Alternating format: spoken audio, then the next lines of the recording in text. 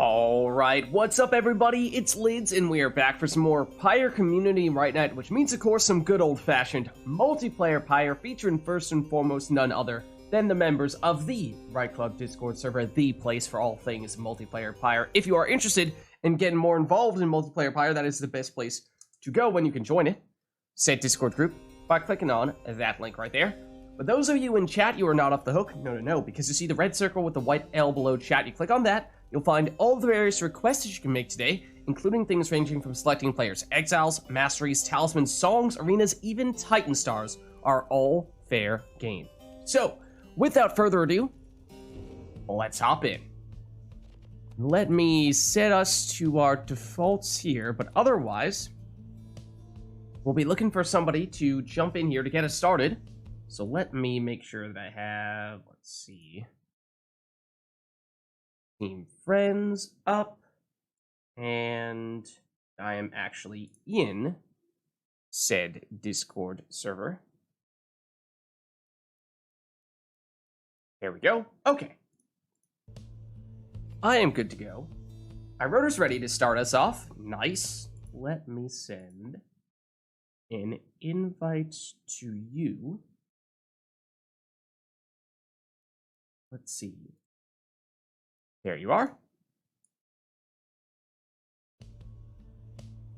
Alright, in that case, we'll have one. Looking for one more person here to start us off against iRotor. Is there anyone from chat who'd like to do so?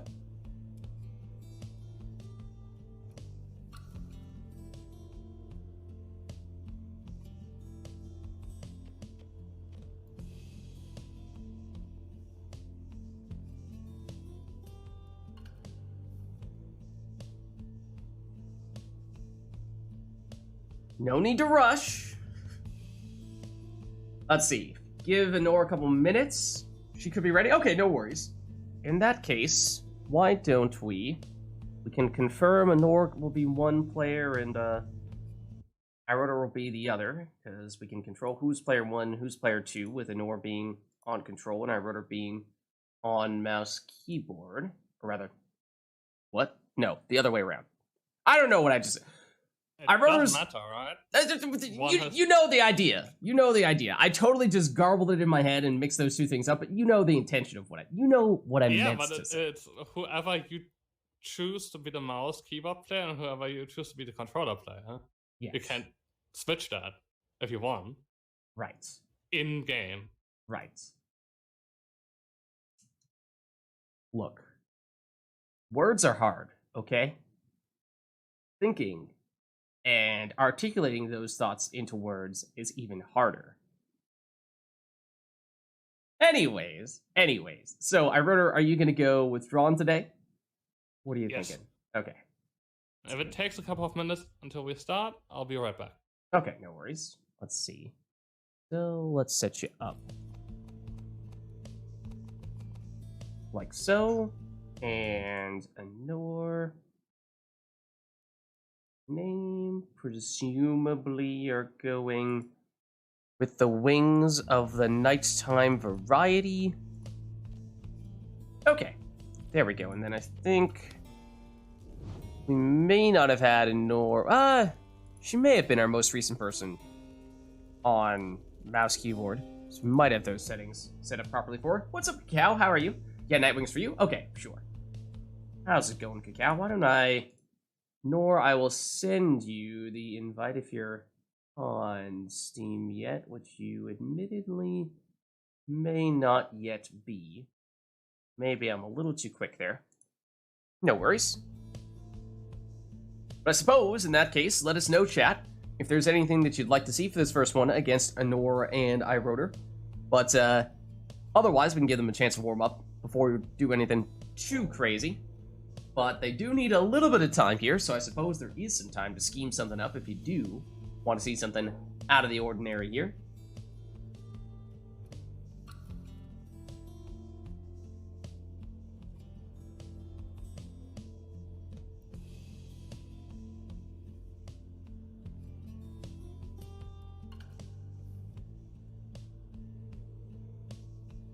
What do we think?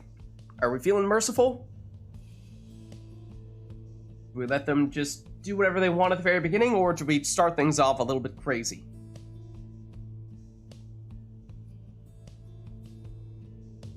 Depends. What kind of White Knight are we looking for? Anor should be ready now. Okay. Good stuff. Let me make sure I don't spill my tea on the ground, and then I will open up Origin. What? No. No. Origin is not how we run Pyre. Let's not go that route. Thankfully, it is not. We have enough mysteries and problems with Steam Remote Play that we do not need to insert Origin into that equation as well. Alright. Should we get an Anor in then? And oh, let me just make sure she has controls, because she does not. Now she does. And Anor, I think this might be your usual. Yeah, okay. Great. Okay, I know Rotor said he was gonna step away for a minute there, and I'm not sure if he has returned yet. But once he has, we can either get this started without any requests and have them take whatever they'd like, or if there are any last-minute thoughts, last-minute requests we'd like to see, then of course, there's still a little bit of time to make that happen.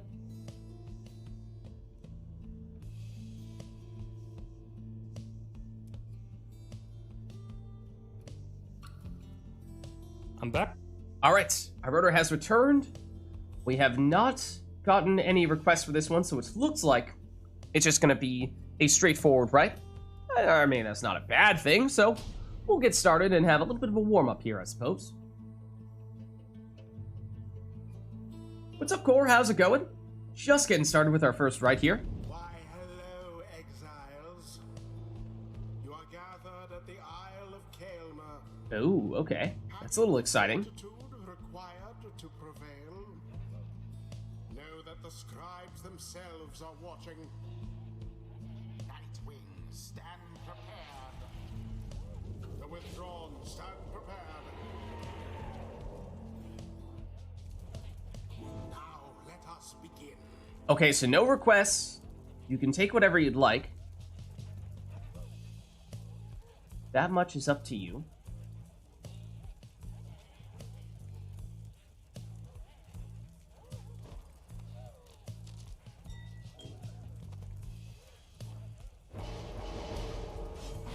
And Anor starts with a quick throwing ninja stowaway here.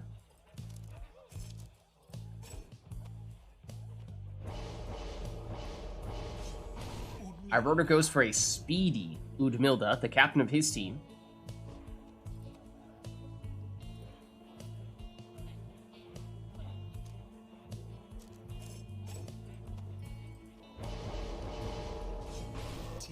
Web Lanthorn T-Zone in the second spot for Anor.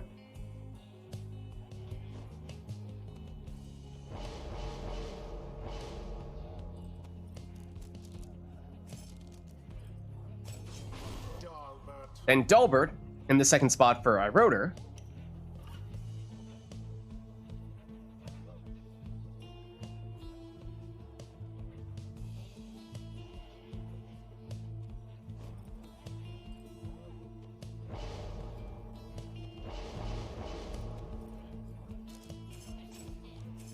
Oh, and Anor embracing the chaos here, going Kalamar's Anklet with that armor. So that means his cast will bounce off of obstacles and in and around and potentially give her some additional banish capabilities, but it's hard to predict that.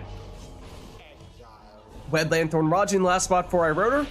And here we go with our first rite of the night. Oh, look at that little black magic jump there from the stowaway, zigging and zagging. Not enough to avoid banishment eventually, though. Rotor. Round one way, but still blocked. Down goes Dalbert. Oh, and Anor does get the stowaway back. For a second there, it looked like she was going to be defenseless. Stowaway's throw is intercepted, though. Rotor. Dalbert tries to speed ahead and loops around and in for a 20 damage plunge. And prayer beads on him, so he is back. Anor going for the wall bouncing or imp bouncing throw.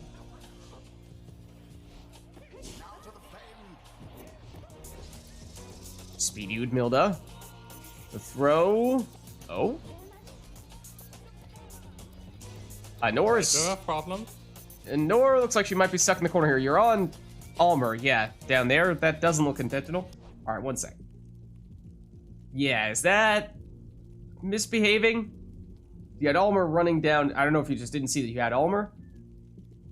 Or if Steam Remote Play has said, no, we're gonna force Almer to run into the wall and nothing else. In which case, that's probably not what you want.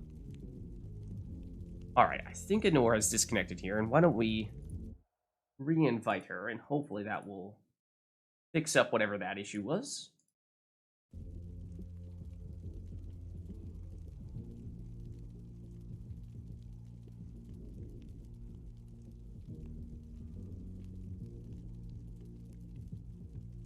Oh. More competition for internet and whatnot. You come back later, I suppose. No problem. No problem. In that case, shall we... I suppose that means we're looking for someone to swap in for Anor here. Now, just started this match, so maybe that means we just set up a new right here and get someone in to take her spot. No worries, Anor. No worries. It happens. It happens. Alright. Let's head back to the main menu then. And is there anyone who would like to swap in for Anor here? Sounds like she'd rather play a little bit later today. Anyone who would like to face off against Iroder in that case?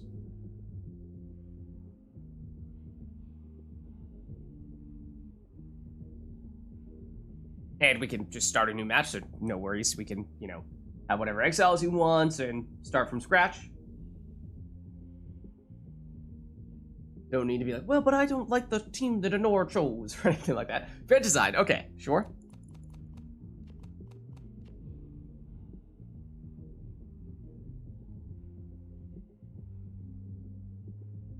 We have a song, but we still need a player, most importantly. That aspect can't really go without. So is there anyone else who would like to hop in here against Iroder? Or if no one, well, I mean, no one else has volunteered yet. So I think by default, that's pretty much means that the answer here is core. Okay. Invite sent to you, core. And you know what? We'll wait to see which player Steam Remote Play says you are.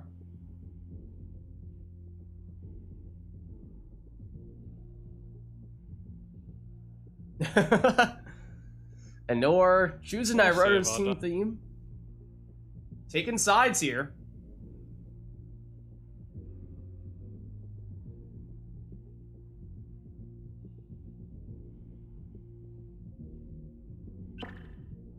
Alright, should be getting Corin. Whoa.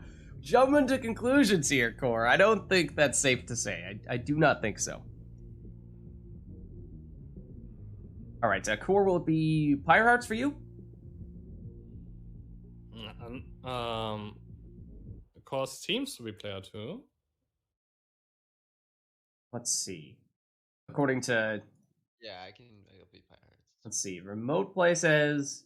Wait, Norris technically... Oh, she's invited. Okay, not anymore. Gotcha. Let's confirm that. Yeah, Remote Play says Core's player 2. Can one of you just use your bumpers on your controller to confirm if Pyre agrees with Remote Play? Yeah, player 1. Okay, cool. Nice. Okay, swap this around real quick. I would still reset versus mode just in case. Yeah, okay, we can do that in a second. And Iroder and that. And Core, you said yes for Pyre Hearts, is that right?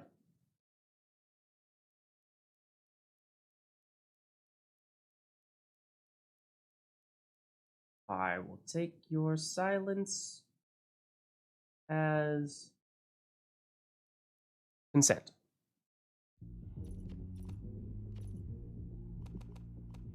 Okay, let's exit versus mode real quick, just to make sure. 3 mini civil wars between these two? I mean, against Anor and Core. Oh, yeah, you're referring to Anor and Core, or you're referring to Core and Iroder? I think it might have been as many as 3, yeah. It's definitely at least 2. It might have been 3. Okay, so I think we are now good here. So, I mean, I suppose if anyone would like to do any further requests for this one, we could do that. But it is in some ways a recreation of what was our previous right there, just swapping out Anor for Core.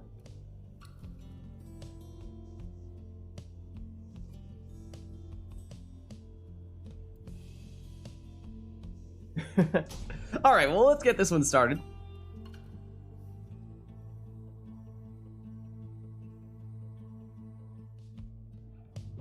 Good evening, exiles. You heed the summons to the spring of Jomir. You shall take part here in a glorious tradition. Try not to let the pressure get to you. The withdrawn stand ready. Fireheart stand ready.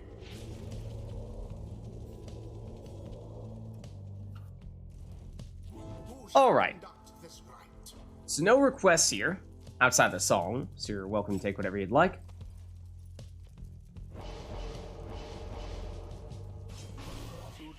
Iroder still leads off with a speedy Udmilda.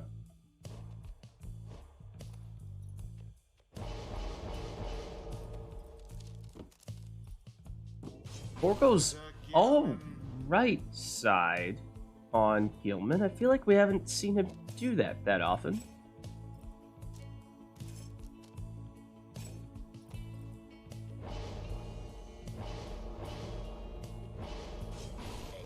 Web Lanthorn Raji for Iroder.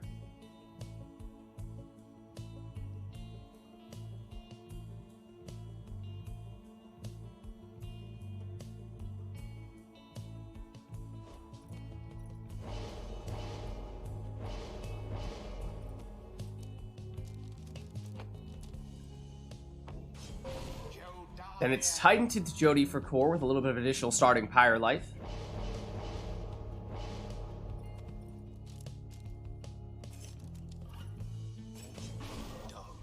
Fair beads on Dalbert. This is looking very similar to the team that we saw Iroder run last time round. And Core also goes with a Web Lanthorn in. So here we go. First matchup of the night, or at least full first matchup of the night.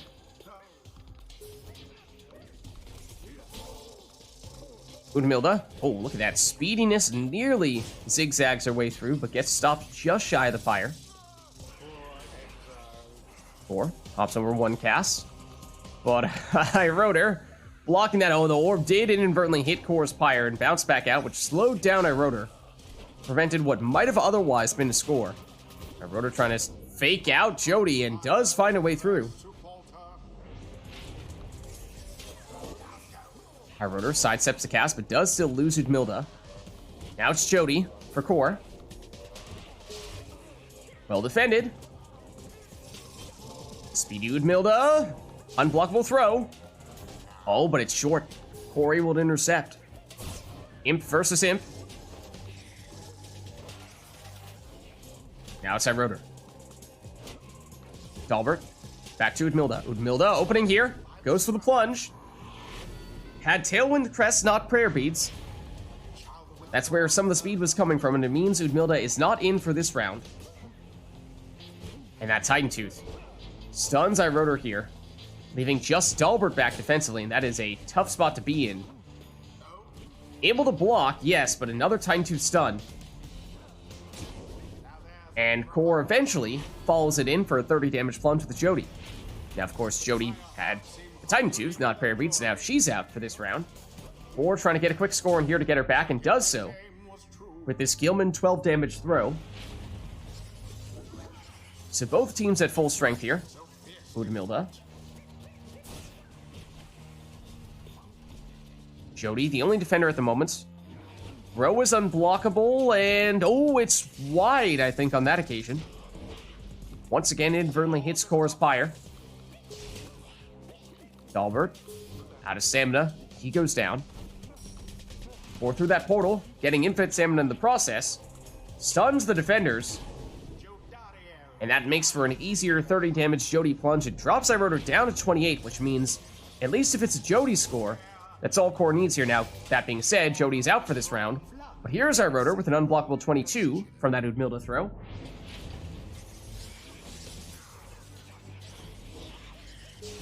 Oh, big plays here from Core's Messenger in.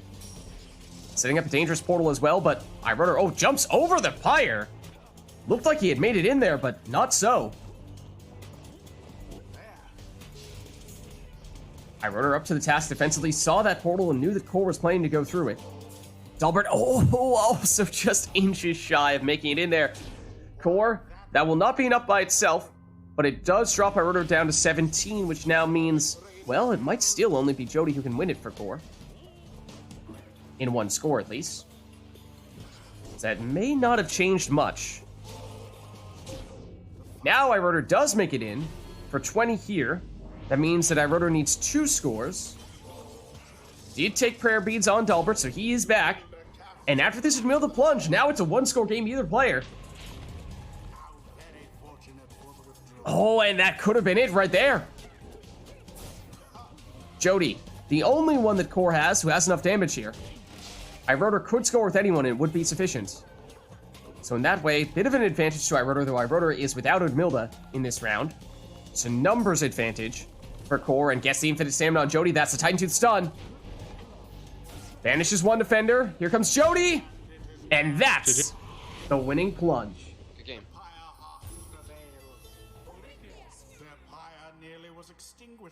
But no.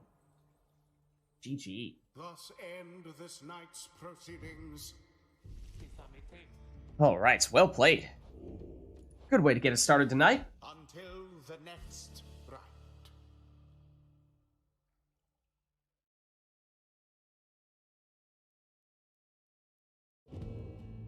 All right then, so let us know, chat, if there's anything that we'd like to see or hear for this next one. Yeah, you love to see those close finishes, right? Those 1-score matches, sudden death.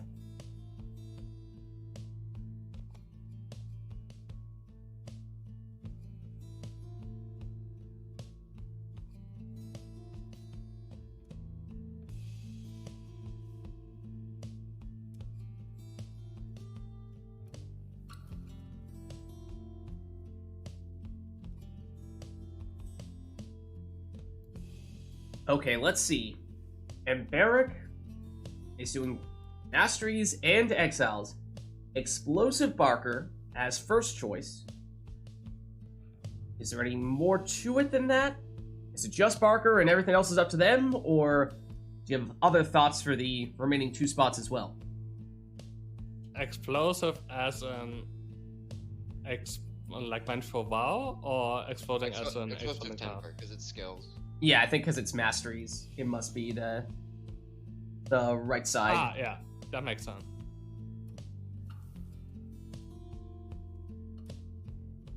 Nothing else? Rest is up to them? Okay, awesome. Let's get this one started then. And we'll see how they choose to put an Explosive Barker to good use here.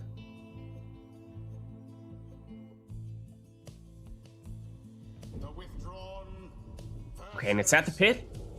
It is iRotor's home arena. Welcome. Who shall conduct the rites? And remember that Barker is in the first spot as well.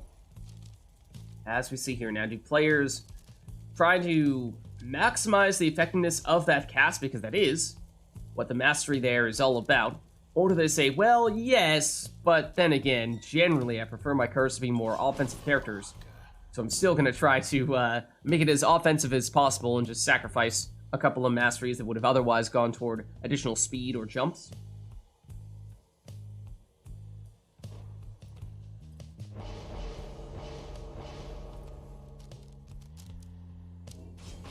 Oh, well, Core goes explosive in more ways than one.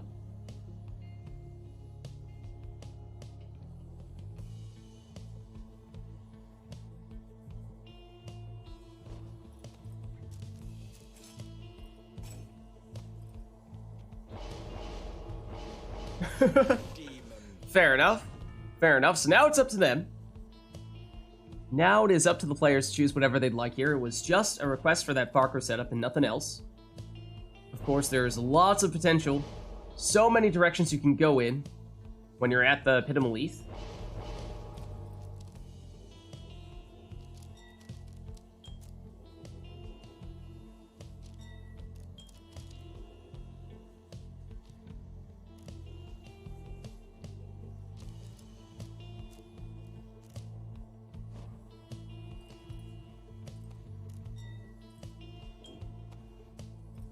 So it does seem like whenever we see Core play here, it's one of his preferred locations for the quick-throwing Manly.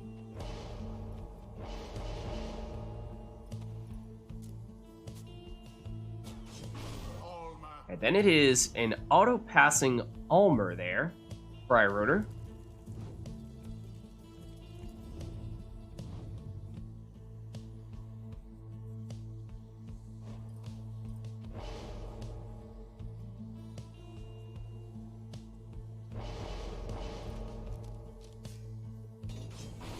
Then lastly, a power casting Snadra for Core. Alright, so here we go. The request here being Explosive Barker, and Core went even for the Vengeful Vow as well. It's not just Explosive Cast in his case, but Explosions when he gets banished as well, and it is Core here, getting us started with the 25 damage throw from that quick throwing Manly. Here is Manly, but iRotor quickly shuts that down. There is Barker, plunging for 20 for Core. Now, as we were saying before, it is a bit more of a defensive Kerr setup than you would tend to see. Oh, everyone out here right now for iRotor. Until Barker returns, and well-timed return at that. But he gets shoulder smashed, so down he goes. What a well-timed return from Vids as well. Hops over the cast, and has an opening here. And seizes upon that opportunity with his 30 damage plunge. Collision in the middle here. It's iRotor who ends up with it. But Exploding Sapling gets rid of his last character now. No Vids in this round. Barker does return and does banish, but not quickly enough to stop that 25 damage throw. The Barkers once again collide, though on this occasion, iRotor gets a double banishment there. Almer, down he goes. It's Vids here. She's blocked. Banishes one. Has it back. But she's blocked and ends up in the aura of the sapling. Barker shoulder smashed. That leaves just Almer back defensively. And Barker fakes him out and finds a way through for 20.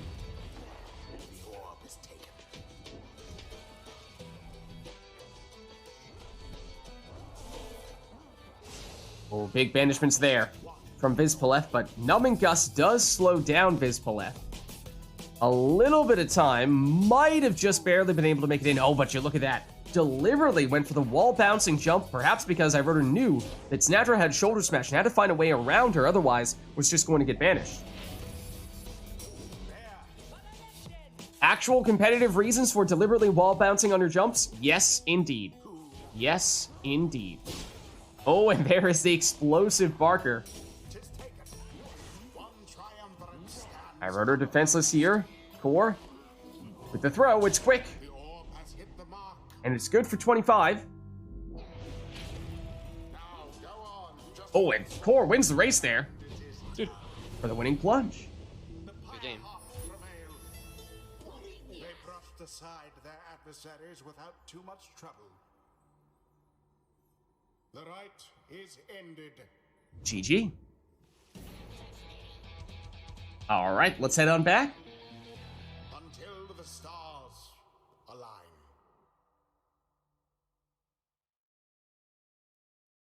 The skills.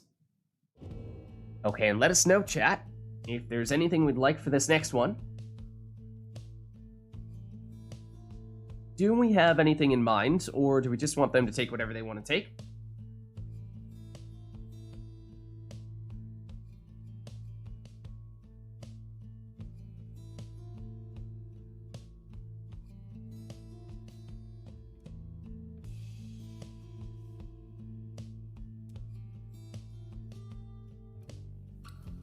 Well, that'll certainly mix things up.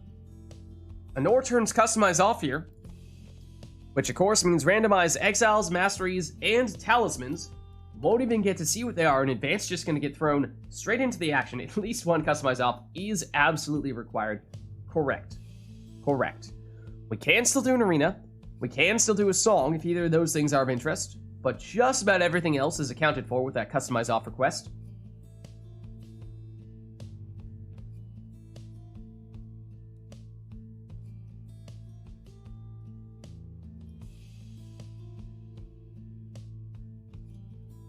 So let's get going.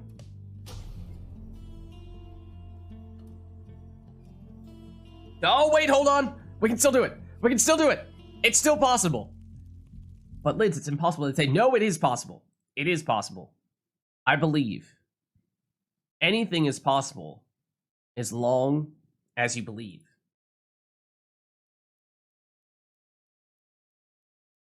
Now, does that mean we're about to get a whole bunch of imps at the Allocalumer? Possibly.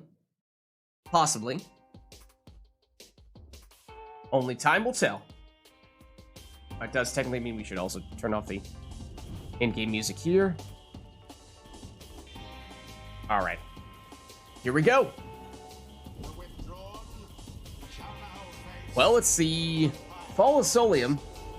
2 Crones and a Sap for Iroder.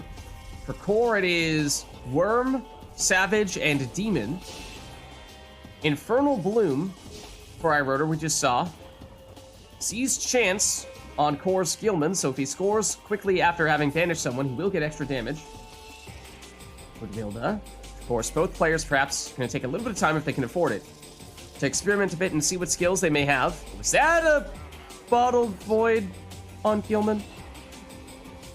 Because I thought I just saw it.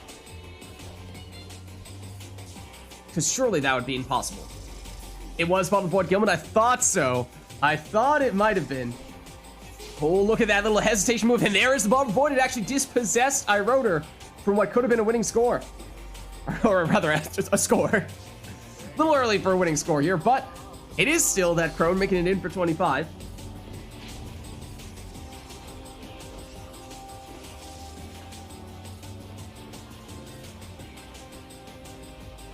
Gilman.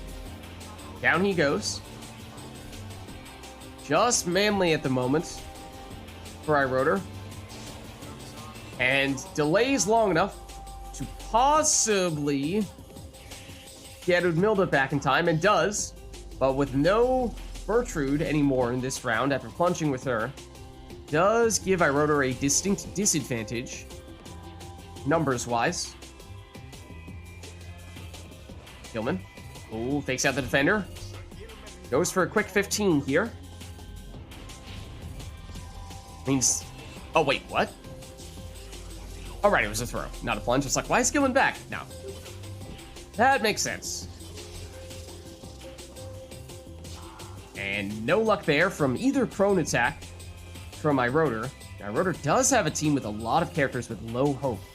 It means when he loses them, it's going to take a while for them to come back and may find himself somewhat frequently defenseless if he's not careful.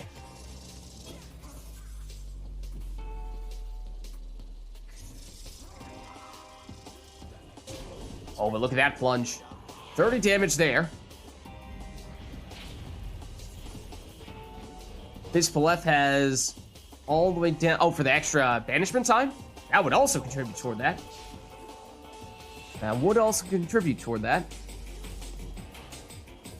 Manly, moving in here, and from close range, his throw can be unblockable. Gets it off. And it lands for 13. Yeah, and Core definitely has Typhoon Bottle. I'm not sure if we established who has it per se, although that's not all that important. One person with it, of course, is all it takes to prevent Iroder from sprinting, jumping, throwing, or using any of their special abilities when it is active, and that is when everyone is gone on Core's side. And there is the Seized Chance. The extra damage on Gilman when Core has banished someone recently, and he did get it there. Oh, there's the Typhoon Bottle, well, momentarily, but then again, Typhoon Bottle usually not great when you have worms, because those worms, as we just saw there, can come back. And there's a well-timed stunning claim, though, making it so that Core had the only exile capable of moving. Then again, Fall of Solium, one of the, if not the biggest arena. And that means that even with that well-timed stunning claim, still was not able to get in for an uncontested score. Oh, look at that nifty maneuver there. Faked one way, went the other with the second crone. Plunges for 30 here. Irotor does. And that means one score, likely all he needs, unless we have an unexpected RITE Light from Core, but we know we've seen 2 of his talismans. So it's unlikely that we would see a RITE Light here. Tends to be, or at least you would expect it the most when you have no idea what any of the talismans on a team are, because then you'd say, well, probably just haven't had the circumstances to trigger one of those talismans, and RITE Light being one of the ones that you just cannot see until the very end of the match. Irotor, of course, just needs to, doesn't even need to plunge. A quick throw would do the trick as well. So Core needs to be careful here. Core now likely needing 2 scores. Technically could be 3 if he scores several times with Gilman, but oh, well, I guess I jinxed it. Because that was a RITE Light, the 20 rekindling, as it turns out.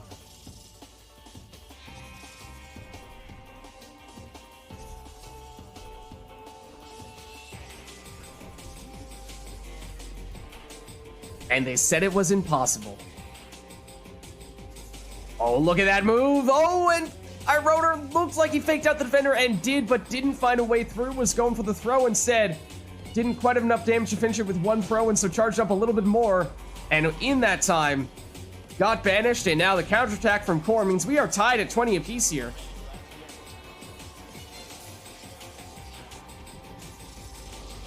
Close, but no cigar for Irotor. Finds himself with the orb, and uncontested score for the winning plunge. Dude, my savage is pretty bad. Yeah, I'm not actually. I don't think any of my two songs had the speed mouse. But I'm from. I think you had Righteous Flame on one because you reached. All right, 1 second. That could be the case. I didn't really look at that. Tariq is rocking too hard. I legitimately can't hear you guys. It's pretty likely that I had 50 return. I did have no. I'm not sure if I had Guardian Sapling. I didn't look at that, but I didn't have any of the other Sapling last, right? Okay, so it's very likely. At least 50-50. Well played. Anor approves of the customized off match. We'll turn customized back on here, unless, of course, that's something we'd like to continue to see, in which case, let us know. Wait for it.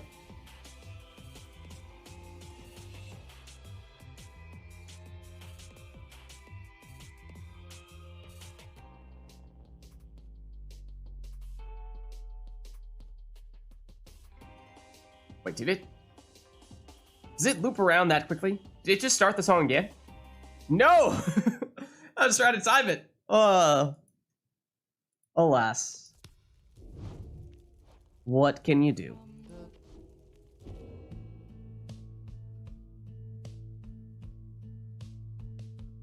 Okay, well, let us know if there's anything we'd like to see or hear for this next one.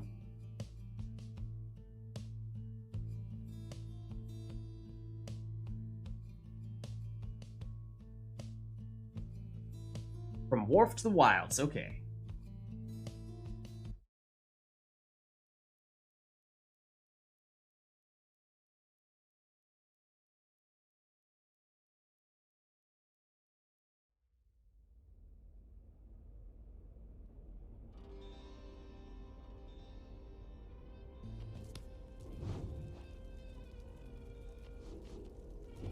Okay, so the song is set. Anything else we'd like in addition to that?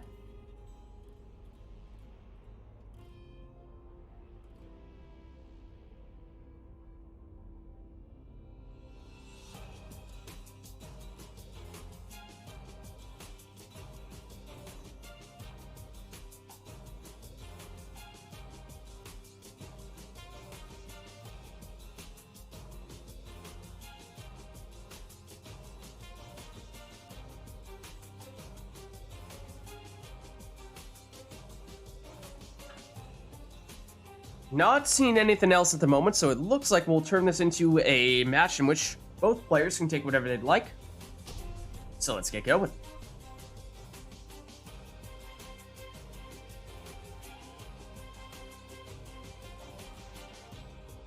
The withdrawn shall Oh. All right. No comments. No comments. Who shall conduct the rites? Did I remember to loop that song? That's the next question. Yes. Well done, past lids.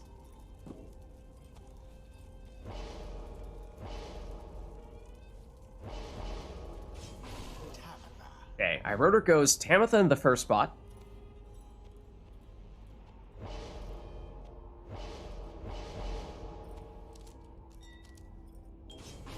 Or goes with a Banishing Throw Barker.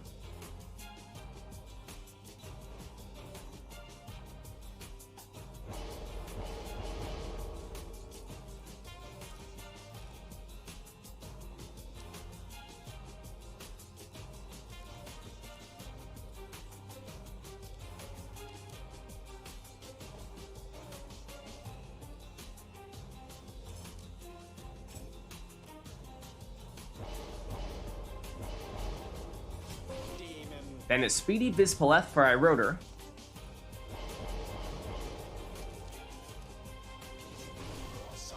And a Power Casting Snadra for Core.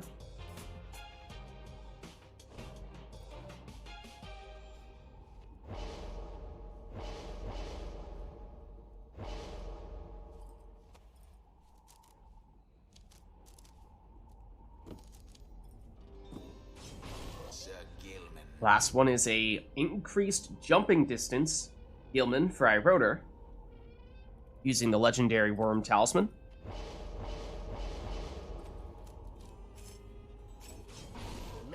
Then Web Lanthorn Messenger in for Core. Alright, for what it's worth, I deliberately did not say what I have said almost every time we've had Core in this arena, and then Core does not do it. But Core plunges in here for 20 with Snadra. No prayer beads for her, so she's gone. Not that that'll matter much, because he's still able to score in this round for 20 with his Cur, Barker. But no prayer beads on him either, so he's gone, and that means Core's defenseless here against this 20 damage throw.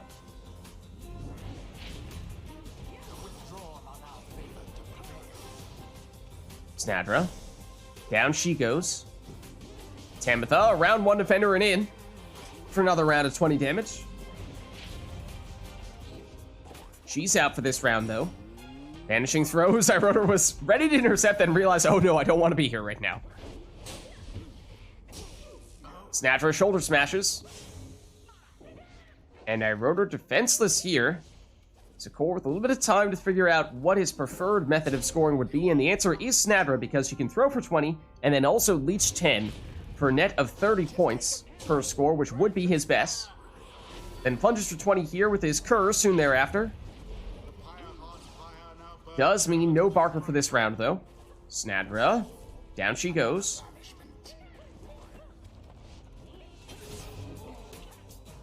Very dangerous portal positioning there for Core, which means Iroder needs to be careful, but look at that harp push.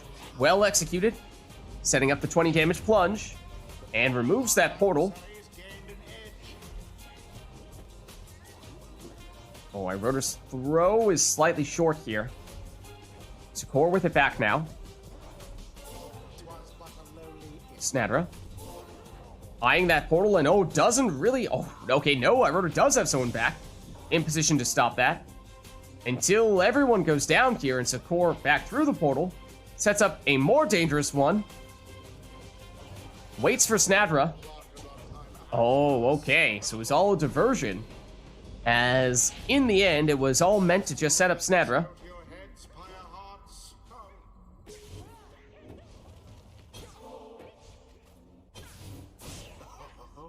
Series of banishments. Core defenseless for the moment.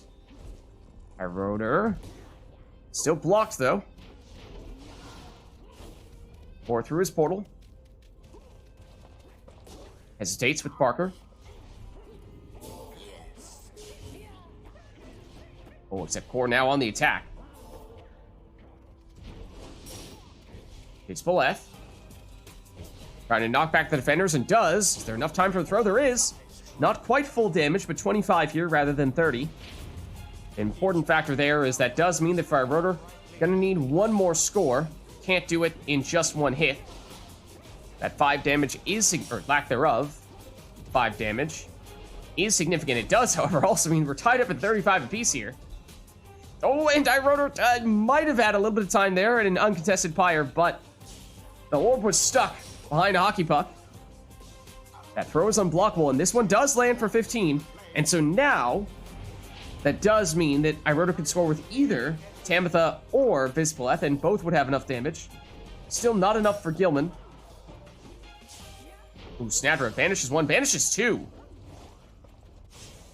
Make that 3. Uncontested Pyre, and that means Snadra not only scores for 20, but leeches 10 as well, and that is crucially important for Core. Means now 1 score from any of his characters would be enough, and now means that only Vids has enough damage here for Rotor. But could that be all he needs? Okay. Yes, it is. Good game. Although their adversaries put up quite an effort. GG. The right is complete.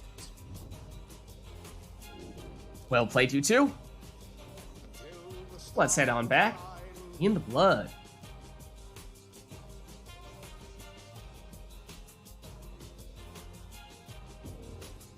Alright, let's see then.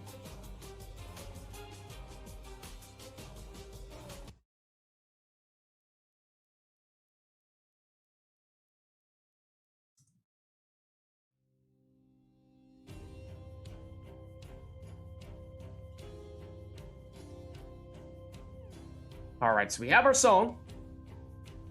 Anything else we want for this one?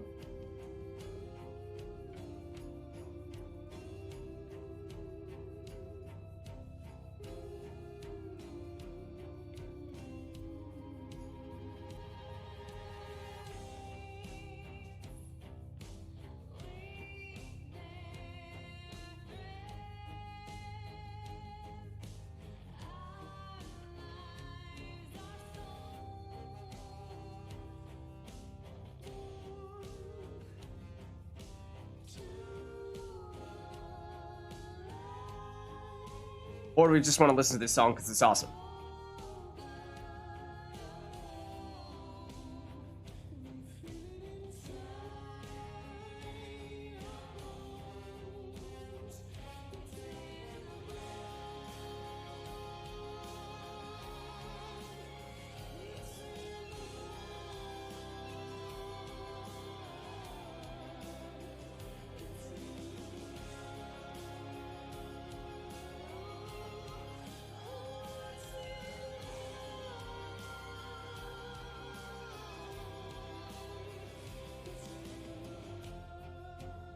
All right, admittedly a little distracted there by the amazingness of this song, but let's get started here, as it seems that's the only thing we're looking for here.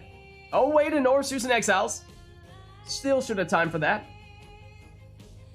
Tam versus Pam. Okay. I suppose with Rotor as player 1, it is up to him to choose which side of that battle he would like to take. Which side of the rivalry?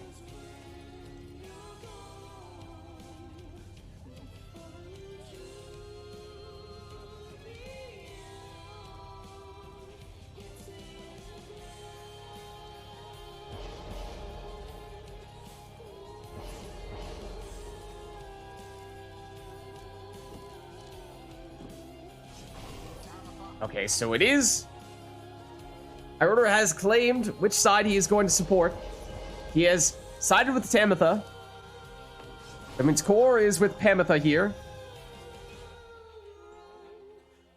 The Battle of the Blood Sisters. I mean, it is in the blood. It is.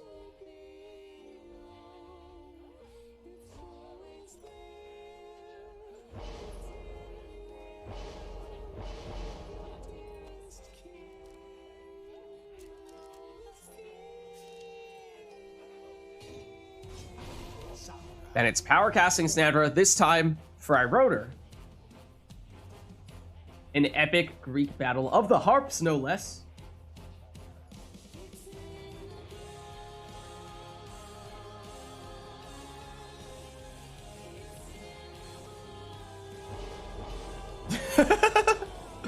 I don't know if I have the quick wit to pull that off. I mean, I assume that was intended. Tam versus Pam, given the In the Blood request. If not, I'll still give you credit for it.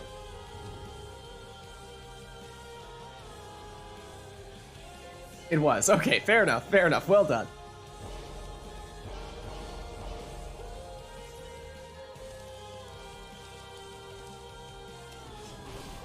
Alright, lastly, it is a Leeching Bertrude. And here we go for this blood battle. Sister versus sister, harp versus harp. Iroder Team Tamitha, Core Team Pamitha. Which sister will emerge victorious? Oh, look at that switch. Trying to get Palmas in for a glorious dive, but not this time. The row from Core is not going to be enough. Snadra, banished. Oh, look. Not very often you see Gilman banish a sap, but alas he did. Time perhaps for this throw. Oh, and from some ranges, that sap throw is unblockable. You wondered if maybe that might have been the case there, but it was not so. Here is Tamitha. Switches in to Palmas, who throws from point blank for 9.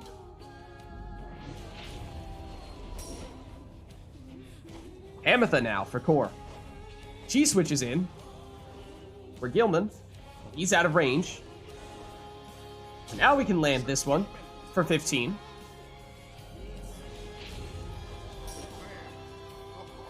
Core tries to go speeding ahead. Iroder puts that to a stop, but Core's back.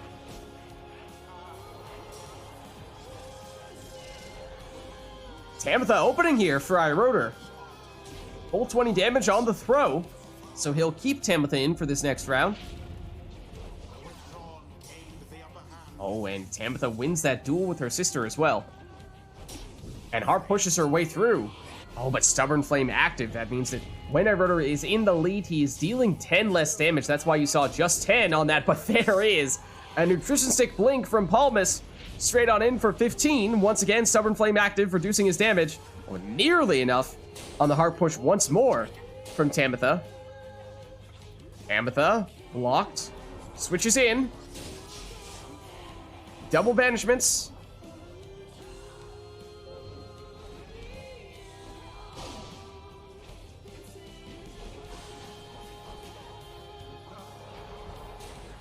Core once again using his switch to get Bertrude in there, but it's Iroder back on the orb, plunging in once again with Tamitha. That Stubborn Flame has become a significant factor here, as at this point, if not for it, Iroder might have already had enough points here to finish the match. Oh, and fakes out the defender. Certainly at this point that would have been the case. Look at that big push from Pamitha. Switches in to Bertrude, who plunges for 30 here. And that is the difference between Stubborn Flame versus no Stubborn Flame. 10 damage plunges versus 30 damage plunges. Almost enough single-handedly to level this back up. Oh, look at that nifty maneuver there, and Core pushes Iroder in, I'm fairly certain. And it does mean now that one score is all Iroder needs. Same cannot be said for Core. Then again, Stubborn Flame is active. Actually, that may not be so. Even with Palmas, technically, Iroder would still be 1 point shy here. So really looking for just at least a little bit more. Because here's 10, and now truly, any score would do the trick for Iroder. Stubborn Flame or not. Oh, big banishments there for Core. And he can get the full 30 here. And the Flame Leech as well. So not only 30 damage, but 15 leech. Now suddenly Core just needs 1 score. And for Rotor, it's no longer as simple as it once was. As only Palmas has enough damage to finish this with 1 score. Anyone else would take 2. Does that mean that Rotor settles for less than the 1 shot? Yes, he does. It's 20, and Core is hanging on with 1 Pyre life. 1 versus 5. Core tries to fake out the defender. Oh, last second save from Snadra. Snadra waiting for some reinforcements here. Currently by herself. Thought about bringing Palmas back, but decided against it as she was going to leave herself defenseless. Oh, look at this. Another last second save there for my Rotor. Palmas now on the move. Core trying to hold a defensive position here. But he knows that 1 point is all that a Rotor needs. And now it's Core on the attack. That throw is unblockable. Except Rotor has rekindling. He holds on here with 10. Core. That brings Gilman back. Fakes the southern route. No, follows through the southern route. Loops back around. That throw looks short. It is, but he banishes the only defenders and plunges for the win. Good game. GG.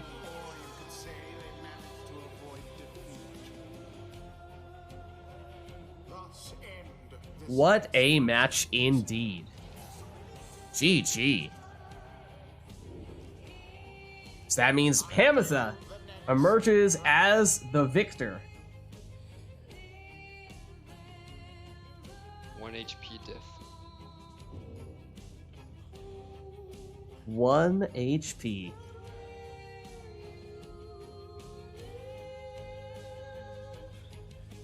Well, let us know, chat. What, if anything, we want to see after that one? That is a hard act to follow.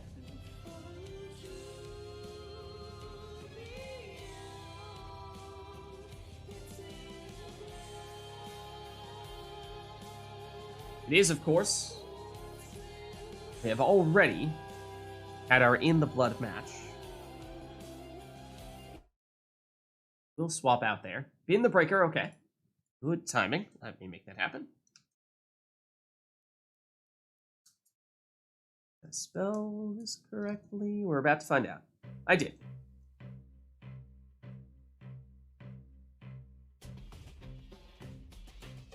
Okay, so song is all set. Anything else on top of said song?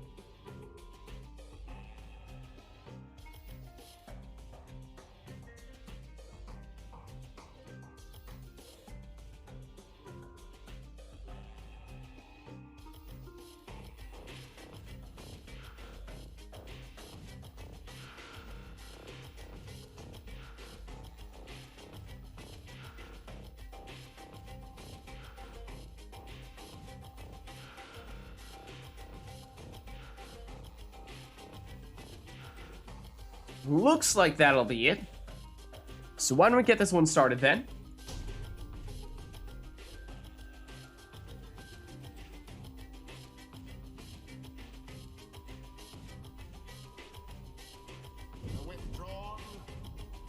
Okay, this time it'll be the spring.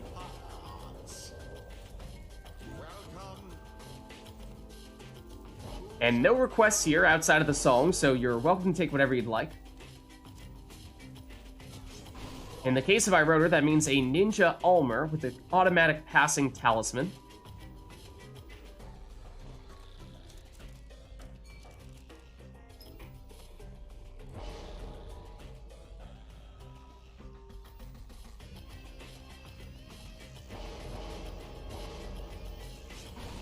Core goes Bottled Void on Messenger Imp there.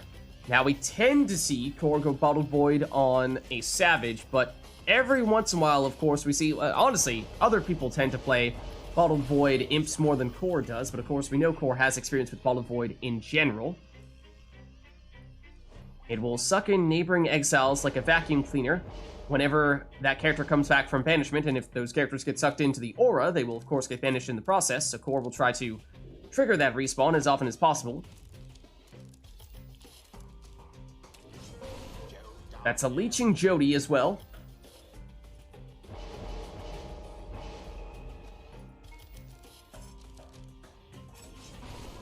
And that's a Prayer Bead Stalbert in the last spot for Iroder.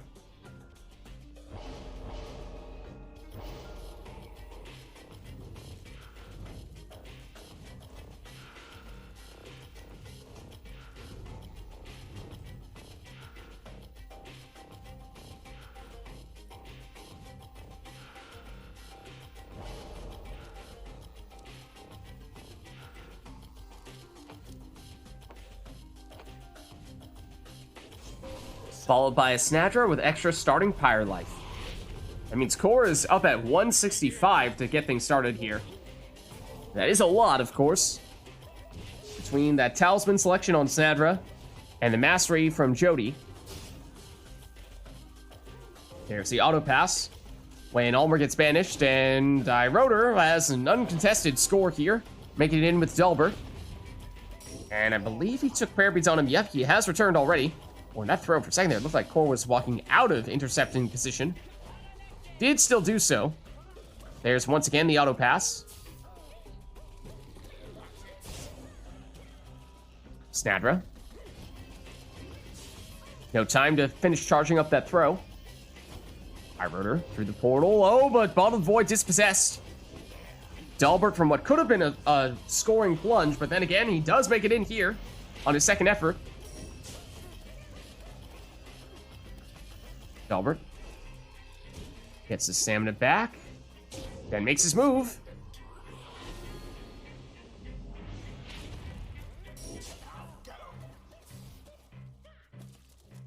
Delbert. Oh, he found a tiny little gap there in between the two defenders and exploited it. Plunge in there for another 20.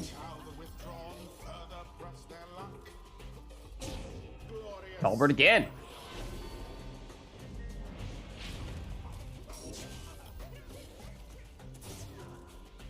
Delbert. This time he's blocked and banished. And it's Core going through here for a 30 damage plunge with 50% leech, means 15 Pyre life back on Core's side for a net of 45 total. So that's big. Of course, use his portal to make that happen more quickly and efficiently. So Core defenseless here. So time for Iroder to plunge, and since he does have prayer beads on Delbert, no worries. He's fine going straight in there, doesn't need to settle for the throw. And it is actually more damage on the plunge with Kurz than it is with the throw. 20 versus 15. Oh, and timed that such that he just barely avoided the potential dispossession coming from the Bottled Void. But look at that! The portal that Core had set up right next to Iroder's Pyre didn't even see that he had done that. But it meant an easy 30 damage and, again, 15 leech, which adds up very quickly. Who will it be here? Oh, well, it'll be Bottled Void. Shutting down Iroder's plans now. Perhaps still time for this, though, as he can throw it in for 20.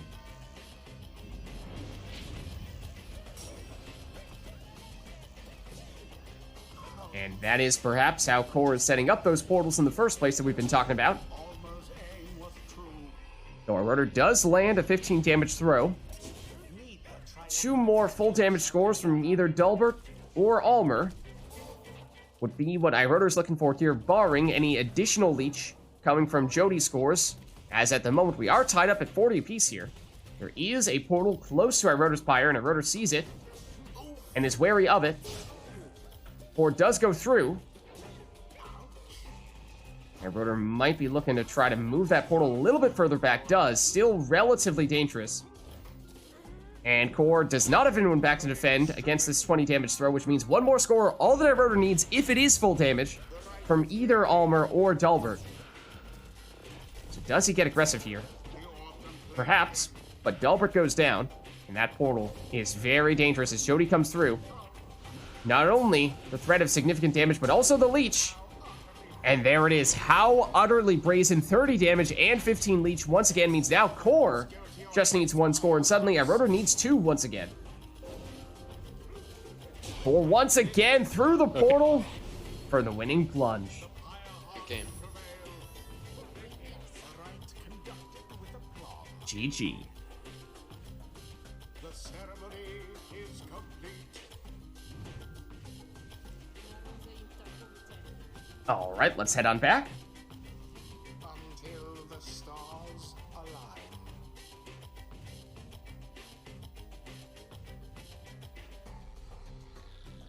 All right, and we have a song request for this one. Let us know if there's anything else we'd like to see for it. Let's see. That means no more Finn.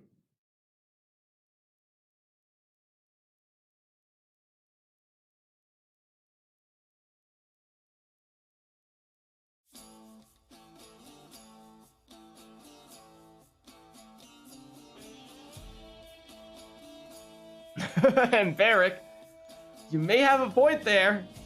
You may have a hand. Good response, Cacao. Good response indeed.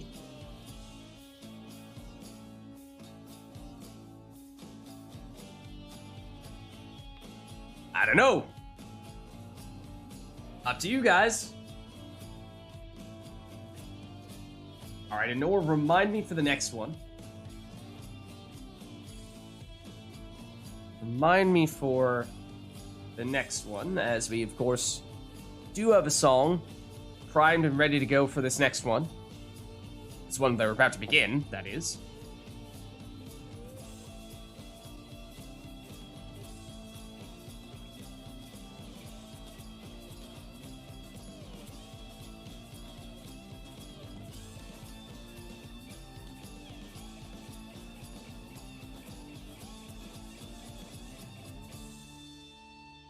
In the queue, not fighting for this one? Yeah, no worries. Okay.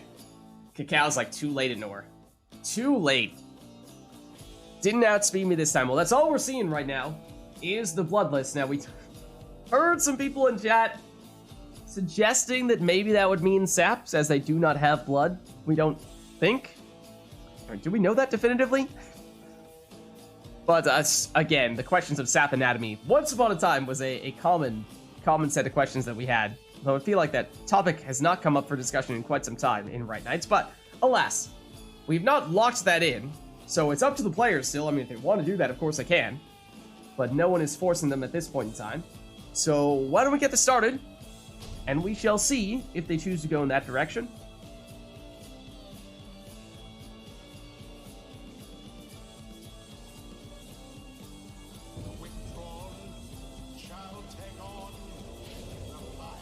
Well, on the other hand,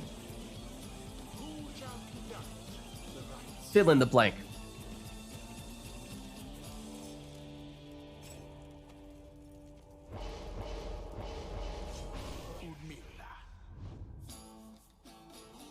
It's Speedy Udmilda first for Iroder.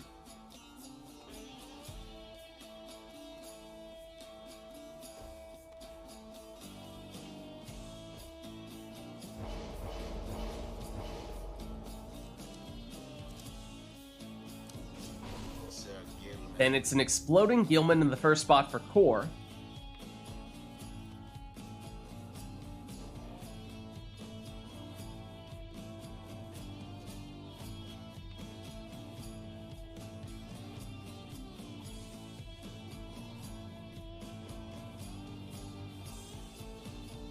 So are they gonna go Bloodless? Because thus far, that has not been the case.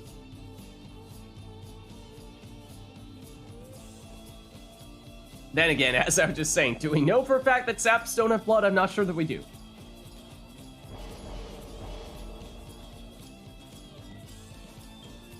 But okay, Iroder will oblige. Goes for a quick throwing Palmas.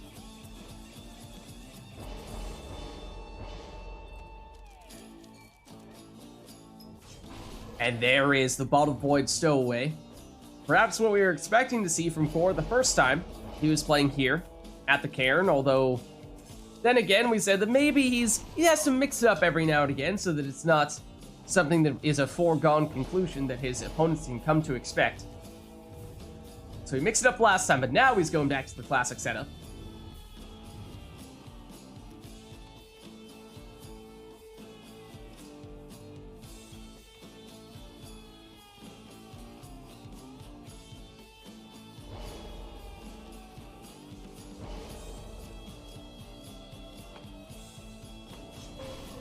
And for him, it's starting Pyre Life on Snadra. So here we go. I mean, technically, is Snadra bloodless because she's basically a ghost? Maybe? Maybe Core kind of sort of also went with that theme, though perhaps not intentionally. Oh, I remember somehow avoided getting banished there and does still get an 11-point throw off. Core explodes, taking out everybody but Palmas. Here he is. Now he goes down. That does give Dalbert time to return and stop the stowaway. Ball of Void, which Dalbert at least is just far enough away to avoid. And he plunges in here for 20. Udmilda won the race, but does go down here. And that was the last of my Rotor's characters. 4. Straight on in. Oh, with Siege Chance active as well. It's 25 damage on that plunge there from Gilman. No prayer beads on him, though, so he's gone for this round and meant a little bit more space, which might have helped Dalbert to plunge for 20 here. Udmilda straight on in. And that's 30 damage on that plunge. Show of strength from Oof.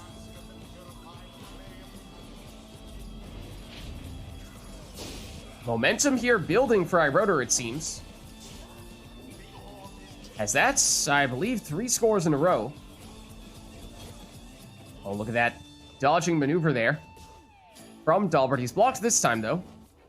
Now, Core on the counterattack. Has several exiles closely opposing Pyre, but iRotor banishes all of them. Oh, and couldn't quite get the Udmilda throw off in time. Core with the Gilman. Now, that throw is unblockable if it hits, and it does. And he has Siege Chance, so that was 25 there. And that is significant. Because at least another Siege Chance Gilman does have enough damage to finish this with one more score, unless iRotor has some rekindling, which of course, with Palmas, he very well may. Stowaway definitely does not have enough, though. That's just 20. But it means next score is all Core needs to at least test that theory. Then again, that is our winning plunge. Good game. GG. More sudden death matches.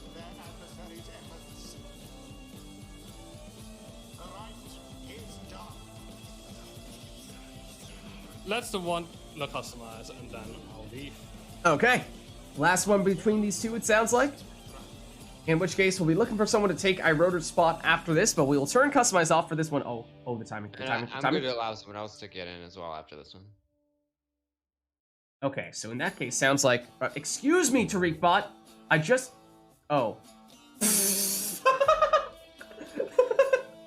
Anor, please leave. Just ignore that, Anor. Just ignore that, Anor. I may not have told Tariq Bot to leave. I may have accidentally told someone else to leave instead. I was like, what? I timed that perfectly. No, it's like, what the heck, Lids? Well. Okay. Let us... Oh, no, we do have a song for this one. It is a Norse song as well. Right, it was Traces Hummed. Okay, let me get that one going. Let's see. Here it is. Let me make sure that I'm telling Tariq Bot to do this.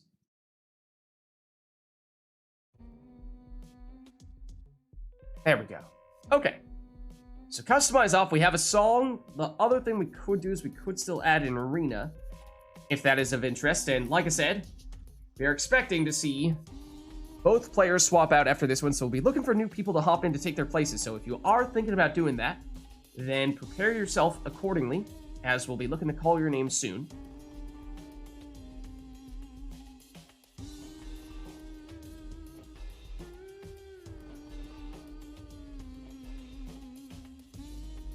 Alright, but it looks like this will be it, so of course we won't know what they'll get here. Randomized Exiles, Masteries, and Talismans. You gotta turn off customize. Oh! Yes. That does need to happen. Alright. Let's get started.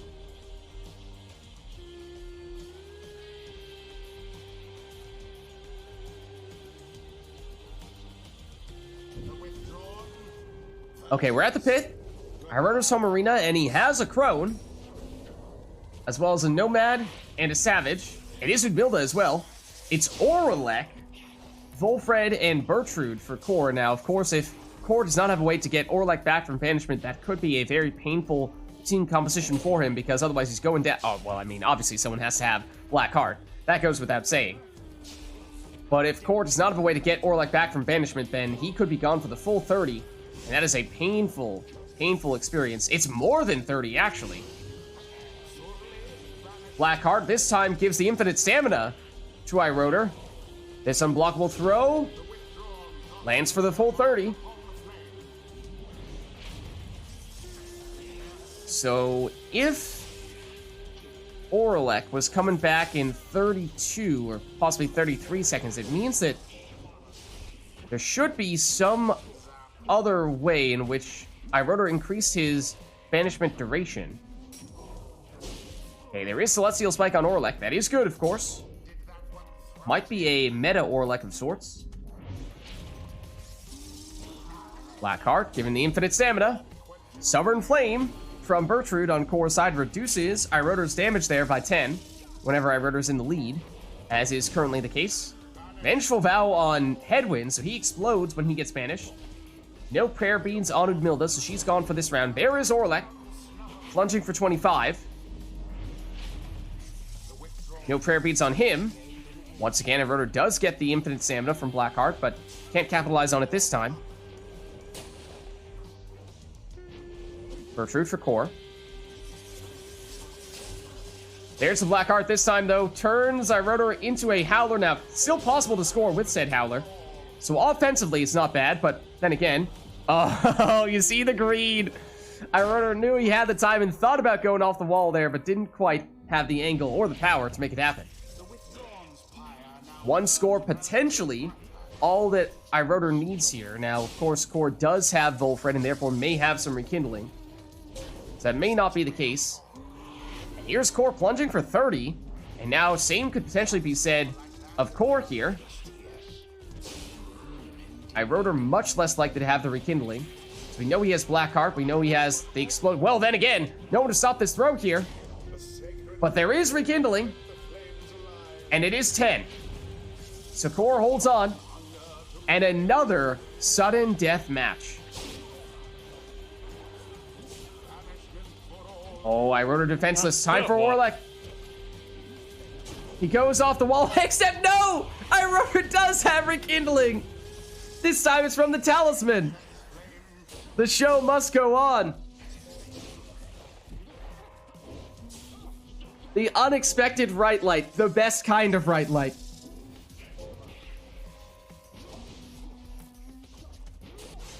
Core trying to hide behind the safety of his sapling. Buy enough time to get some more defenders back, and does get just that. Who's coming back first? It looks like it's going to be Iroder. Potentially by a decent amount here with Gareth. Oh, but he's still blocked in time by Volfred. Volfred. Oh, and it was a Howler form for Udmilda. Not what Iroder wanted to see. Now, of course, Core at best at 2 exiles here. Because Oralek plunged, and will it be a Howler plunge for the win? Yes, it will. GG. Good game. I keep forgetting that Vengeful Vow, no man. Yeah, I didn't realize you had it on your throne, right? Oh, no, no. Not Vengeful. Yeah, we both have Vengeful Vow on my Chrome, but I keep forgetting about your Nomad. Yeah, I realized just at the end that you had it on your crown. That's kind of just... What a match. Okay. That's a good one to finish on. Good games. Good stuff, you two. Lots of close matches. Dramatic finishes for just about all of them. Alright, and that means we are looking for a couple of people to take the spot of both Iroder and Core here. So let us know, chat, who would like to jump in to take their spots. I mean, I do want to get out, but I can stay if people... Okay. For player 2, sure. Let's usher Tariq bot out. Cow has expressed interest. Let's get Cacao in then. That's at least one new person. Let's see. Get you in here. So Core has basically said, I can stay in if no one else wants to hop in, but if we do have a second person looking to get involved, then I can swap out. So up to you guys in chat. We do have enough for the next match. But Core has volunteered. If anyone else would like to join us.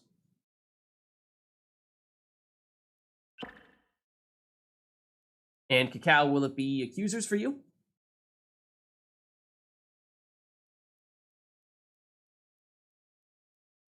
Yes? Okay, let me make sure you have I think I'm gonna be on the left side, Lids. Will you, though, even when we have mouse keyboard? Hold on. What does remote play say? Oh, yeah, I guess it doesn't matter.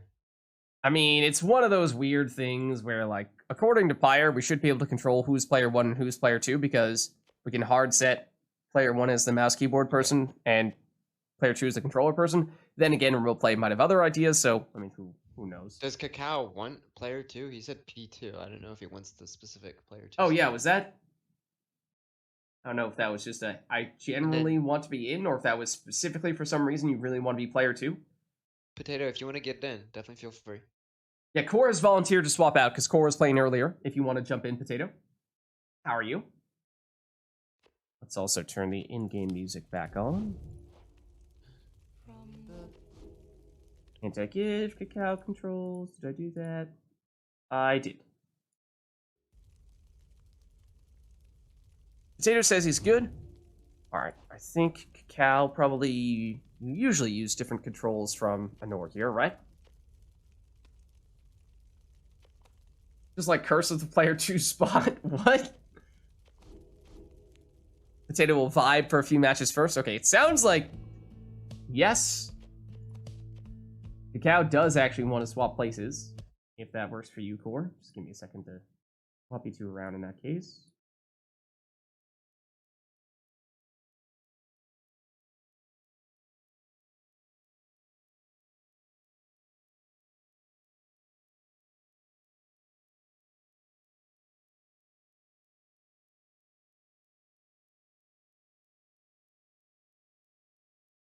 There we are.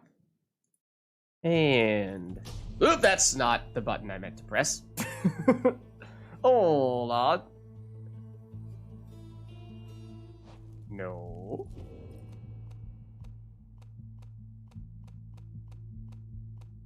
That. And that. There we go. Alright. Well. Yes, let's turn Customize back on. Is there anything we want to see between Core and Cacao? It sounds like we might get Potato in a little bit later, but for the time being, this may be the matchup we're looking at.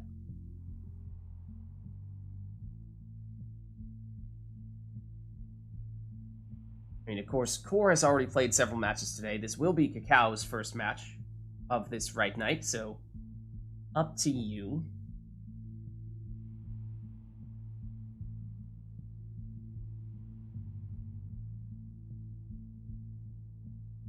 Knights of the Sea, says Anor. That is, of course, Core's team theme.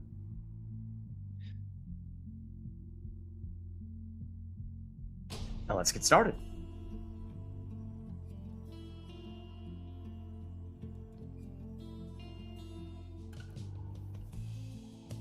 The Pyre hearts shall now face.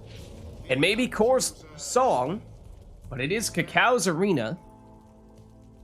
So maybe those two things level out here.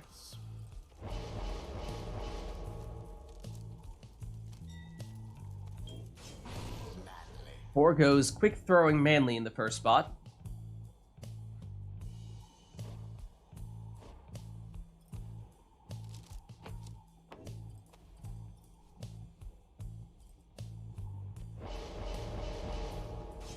Cacao goes Luminous Idols Oxyanos. She will get full stamina when she picks the orb up.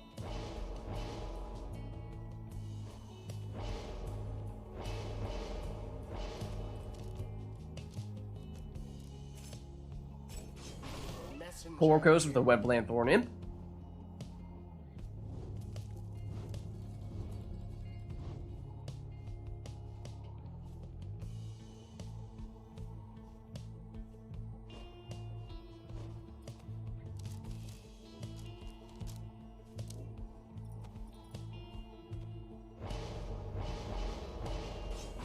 Then an exploding Lady River for Cacao.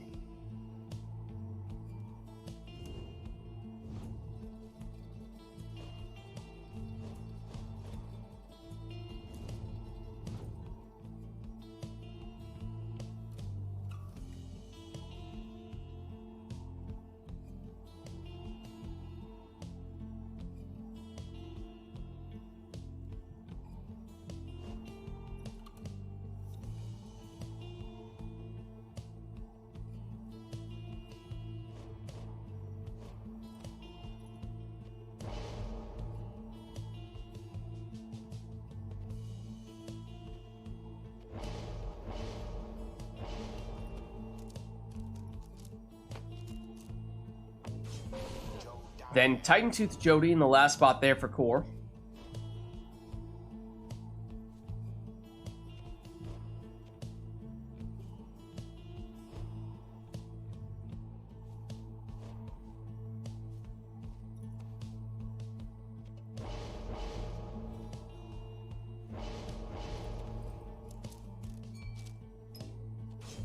And Bottle Void Barker in the last spot for Cacao. A little bit of monkey wrench thrown into that. Or bulldozes ahead with his imp, and you have to wonder. We saw him do it before in some previous matches. Is he looking to set up a dangerously positioned portal? And it looks like he did. Right next to Cacao's Pyre. Not an automatic score per se, but close to it. And, well, it won't matter here. If Cacao is to score, that would reset Core's portal. Cacao pushes a bit and flies in with his harp for 20.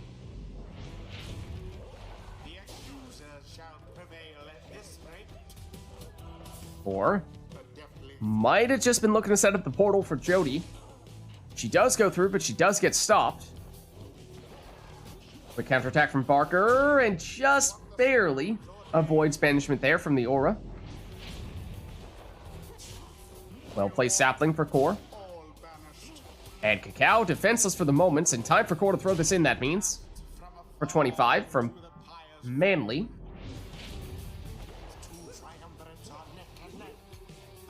Eyes is up at 75. Here's Manly again. Has the safety of that sapling. And moves into throwing range. Oh. Everyone doing okay, or does somebody need to reconnect, or... That was Cacao's pause.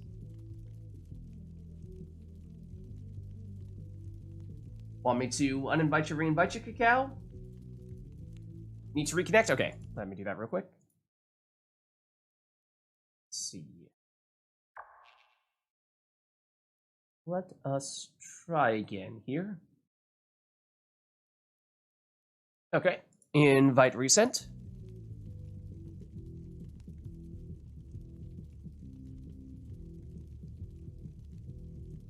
Game just froze. Oh yeah, that's not good. Freezing the game is generally not good.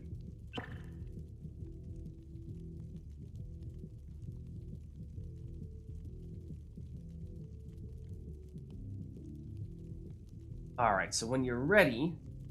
Okay, I'll give you guys a countdown. I'll go 3, 2, 1, go. And on go, I'll hit resume.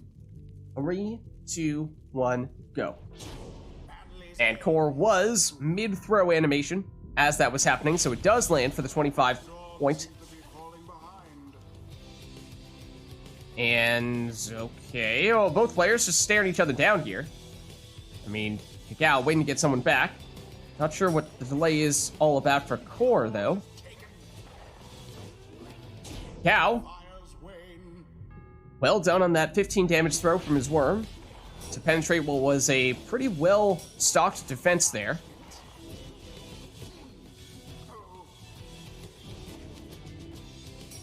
Cacao, oh, looking to retreat and go the other way, but Core wouldn't let him.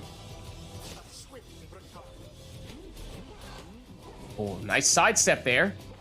But then again, Cacao's still able to stop the throw. Toxiana. Homicidal gets the stamina back. Switches in to Barker, but he's blocked.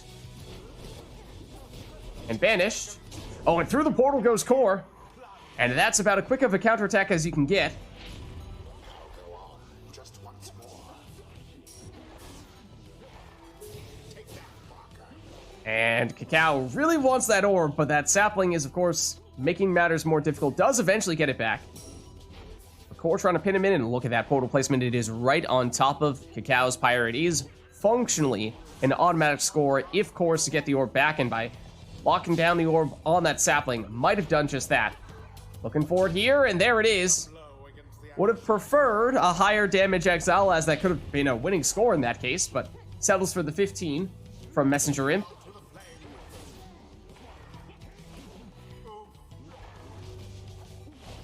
Barker, or Cacao, retreats.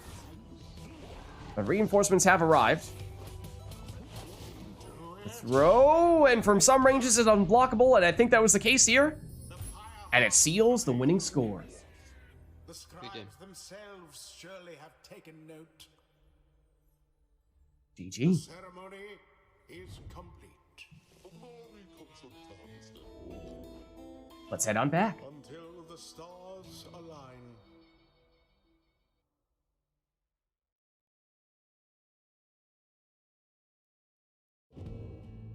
And now let us know, chat, if there's anything you'd like to see for the next one. Let's reset our song, though.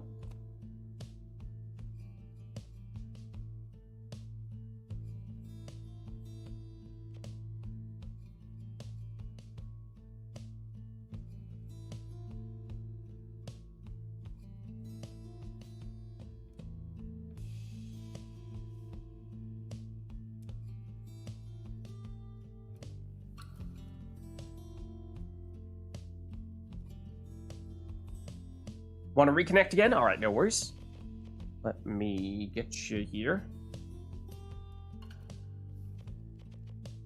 If the game would let me tab out. There we go. What the heck? Like, what? Like, my cursor was nowhere near the commence button. It was on another monitor. Okay, that's really weird.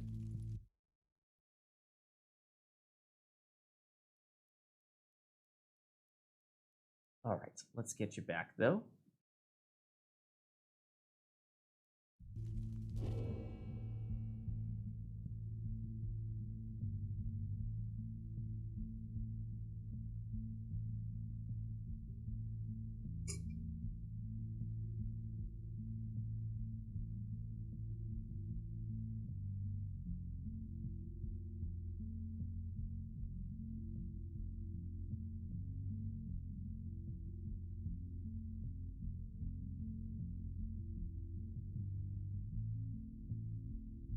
Of course, once we get Cacao back, is there anything we'd like to see between Core and Cacao, or are we looking at just having them take whatever they want to take for this next one?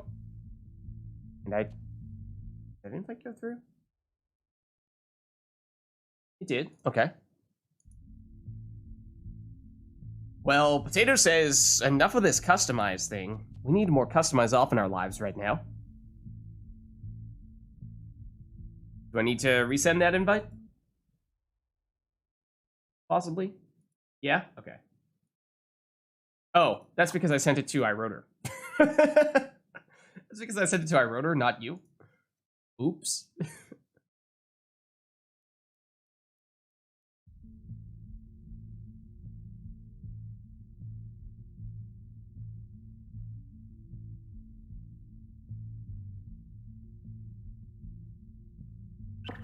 Maybe truth revealed? I don't know, it's possible.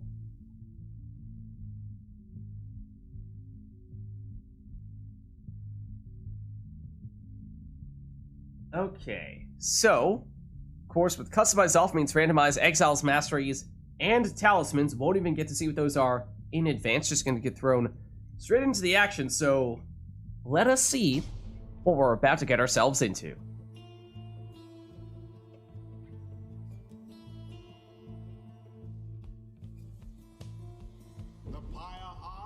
Alright, it's the pit. And it's double demon and a sap for Core, double harp and a crone for Cacao. None of those demons are Orlek. That is, of course, if it was an Orlek demon, that would be significant, as he is quite different from the others, though Core able to banish. Glory first to the Ooh. player hearts. All of Cow's characters must be Stubborn Flame on that prone, because that's why Core would only have 20 damage in that case. He started with more Pyre Life, because he had the starting Pyre Life mastery from one of his demons. So therefore, Stubborn Flame kicked in, meaning that whenever Cacao is behind, Core is dealing 10 less damage. 4. Jody now.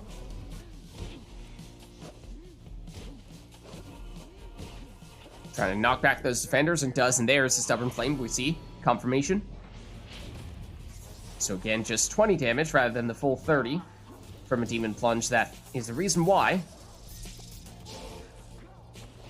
No luck there from Bertrude. His Paleth blocked. The cow does have the Harp's loot on at least one of those harps. But of course, switching one harp with another is not always the most helpful of things to do. But does still manage to plunge in here with Tamitha for 20. His Paleth down. M. Blocked. And no one in between Core and the Pyre right now. Little splash. But he does have to cut that throw slightly short there. Goes for just 15. Bye now, Bertie. Ouch. Bam. Still blocked here. And Core has it back. His Paleth is banished. As is Jody. So now it's Pam and Tam. Oh, and well, okay. There's the confirmation that Cacao may have the Harp's loot on one of his harps, but not on the other. Which is admittedly a little confusing. I think it was, what, Tam who does and Pam who does not? But maybe it's the other way around. I mean, that's part of the reason why it can be hard to keep track.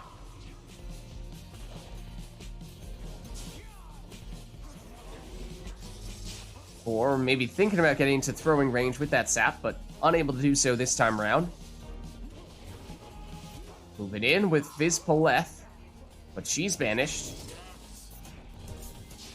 Bertrude, momentum, takes her crashing into one of those opposing auras. Jody. Oh, and sneakily just goes straight on in there.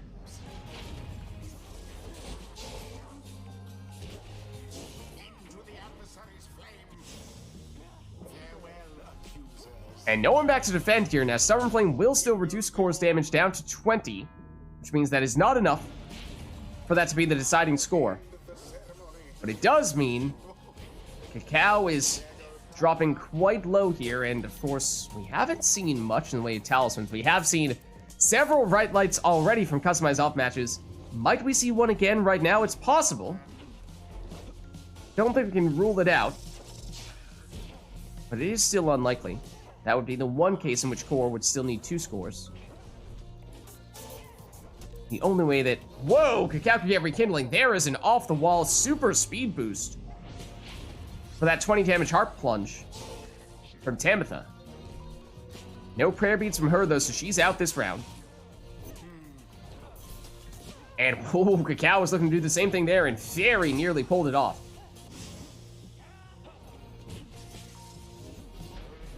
Bertrude versus Jody. Jody back to Viz Paleth. Back to Jody. None left unscathed.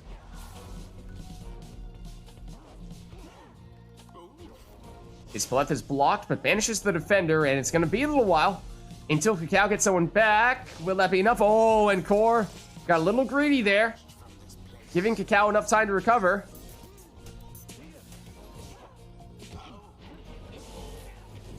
Yeah, and there's the confirmation. Tamitha has a salute. Tamitha does not.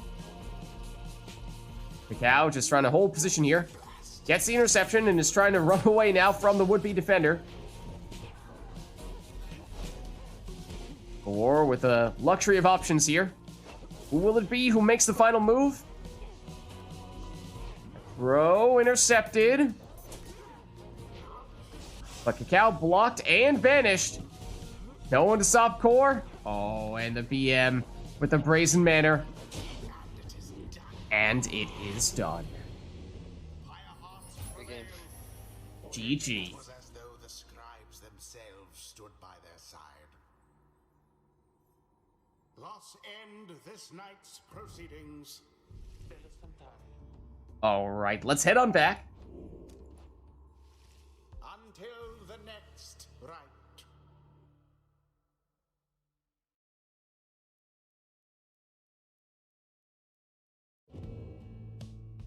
And let us know, chat, if there's anything we'd like to see for the next one. We'll turn Customize back on, unless, of course, that's something that we want to see turned back off. And Potato has said, if Core, if you want to swap out, Potato is now interested and available. And Core agrees. So it looks like we will get Potato in that case. Thanks for stopping by, Core. Good to have you, as always. But let us issue the invitation now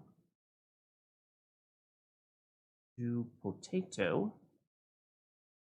If I could find Potato on Steam. Which, at the moment, I do not see such a Potato.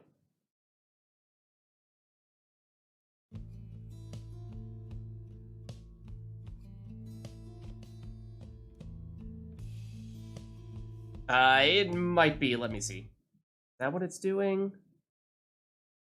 Let's see. Online. Are you magically there now? No.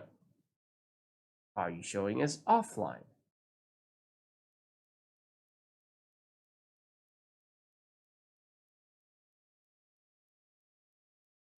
Where are you showing up? Yeah, it says you're offline. Yeah, I can try to send you an invite, but I think usually when it does that, it does not work when it thinks people are offline. Yeah, it might be best if you just try restarting Steam real quick. That's probably the best answer.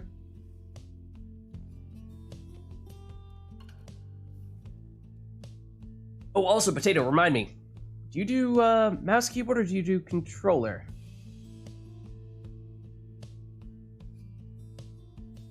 Controller. Okay, good. No problem. We'll be fine then. Potato versus Cacao. Alright, let's see.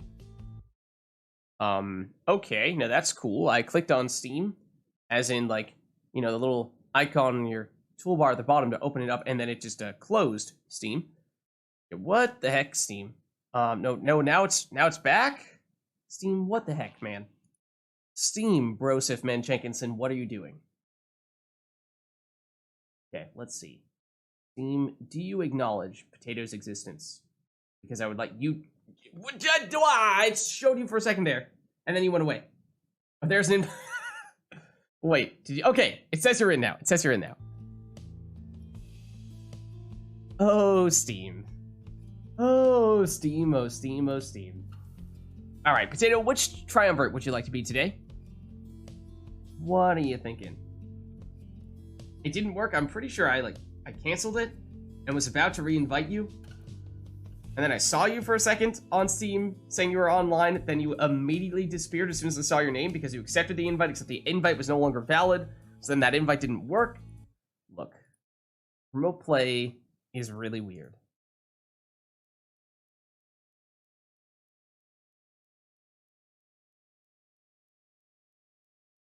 Okay. Invite resent.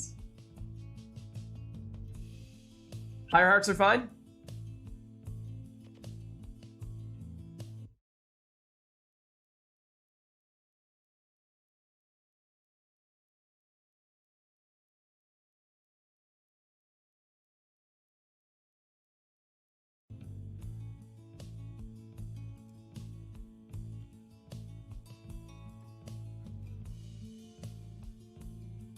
Alright, well, in that case, should be ready here for our first match between Potato and Cacao. Let us know if there's anything you'd like to see between these two. Of course, this will be Potato's first match of the night, so could give Potato a little bit of time to warm up here before we do anything too outlandish, but it is ultimately up to you. What do we think? What are we looking for? Well, if you ask Barrick, the answer is for a customized off match.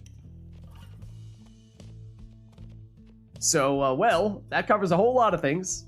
Could still do an arena, could still do a song, but no such warm-up for you, Potato. Brash Pack. Not sure we've heard it yet today, which is a crime. Is it enough of a crime to be banished to the downside? Do I even need to answer that question?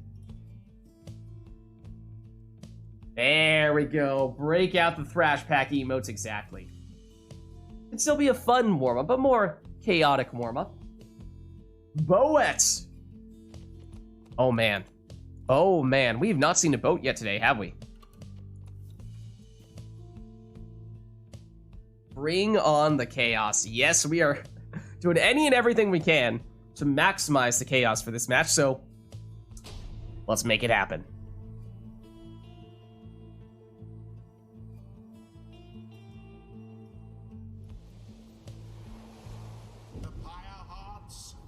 Okay, so what will we get here for Potato?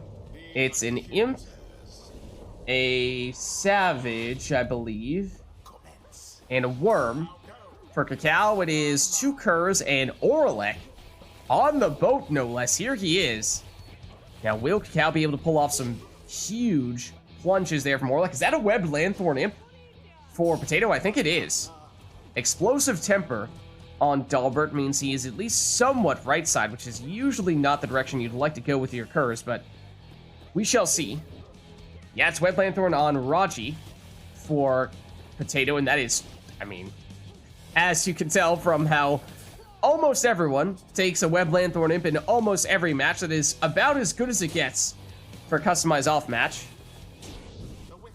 And Potato plunges in here for 20 with the Savage.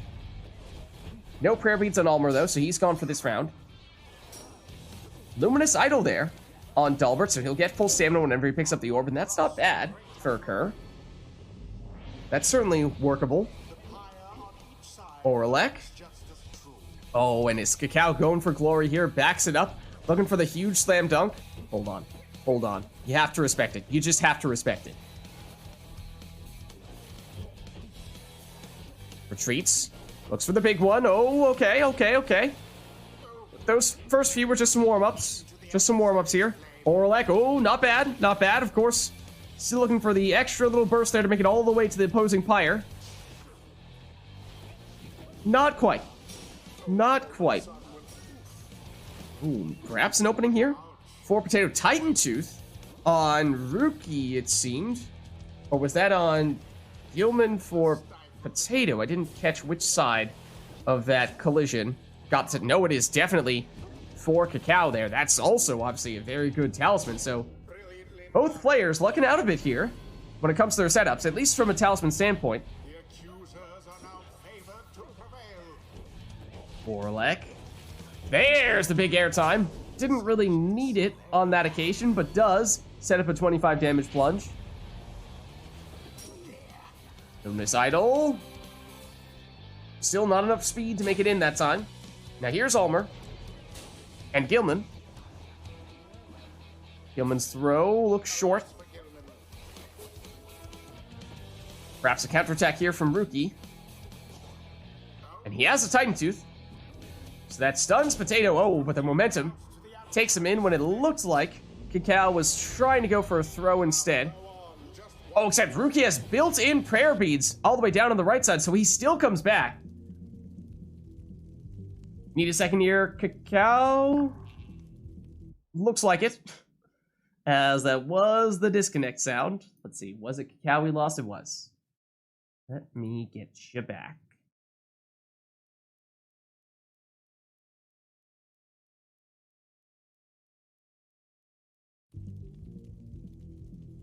It was a fun disconnect at the very least. As disconnects go, it was one of the better ones.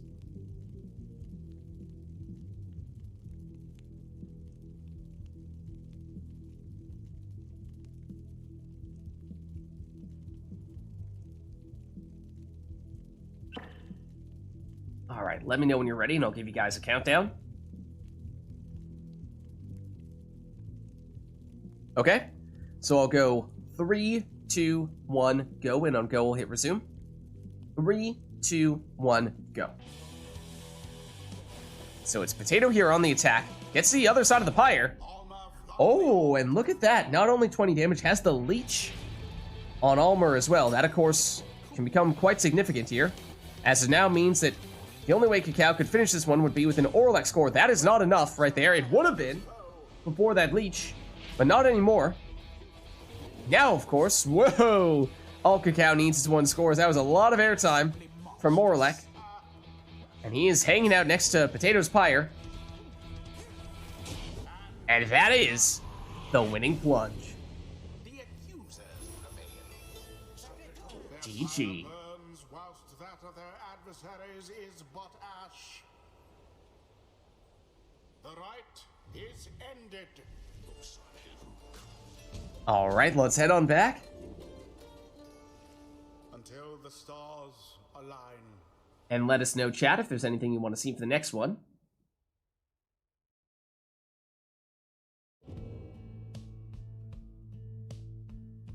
Thor is putting us on the book. I don't think we've seen the book yet today. We've had a fair number of repeats. That was our first boat. We've had a ton at the pit. Probably one or two other places we've seen a lot of. And Forbidden Knowledge. Okay, so very much going all in on that theme. And Cairn, yeah. Did Orlek have prayer beads on that one? I wasn't sure if he did. I didn't notice. Spring, we've seen a few of those, right? Not a lot of books, or this would be our first book. Not sure if we've seen a Nest of Triesta?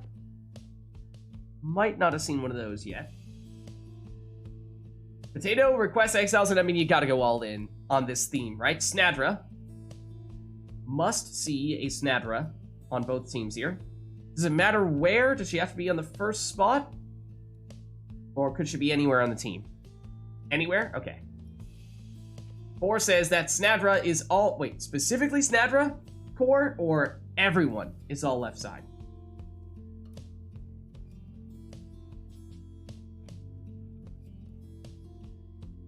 Specifically Snadra, anywhere on your team, but she's all left side with Goals Bracer. So basically, power casting Snadra wherever you'd like her, but she does need to be on your team. Whoa, whoa, whoa, Cacao. I'm gonna need you to take that back right now. I'm gonna need you to walk that back real quick.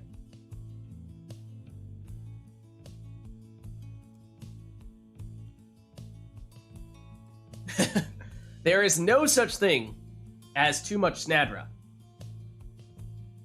In fact, Snadra was the victor of the Second Civil War when it was Snadra versus the world, mind you. Put Potato on Beyonders. Okay. I mean, I suppose we can make that happen.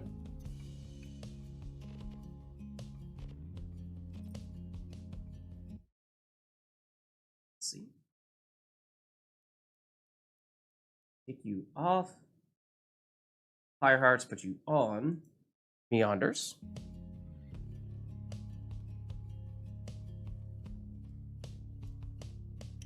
Yeah, even Nightbot didn't stop core. True. True.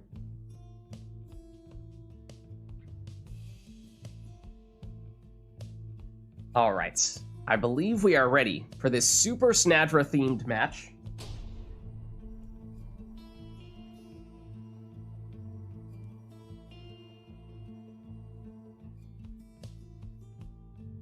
The Beyonders versus the Accusers.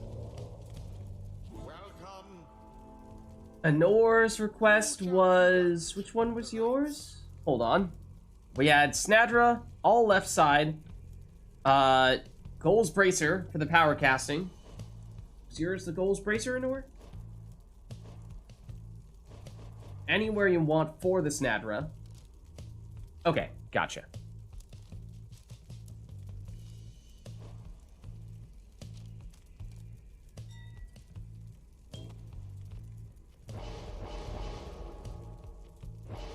Okay, so Potato starts off with the stowaway.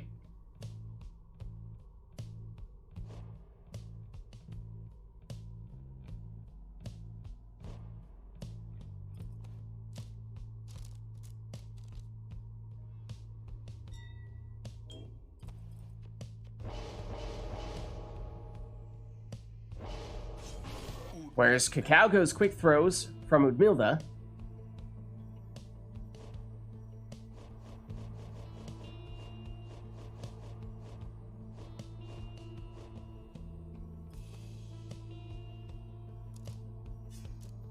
So yes, it's Power Casting Snadra, all left side masteries, and Goals Bracer.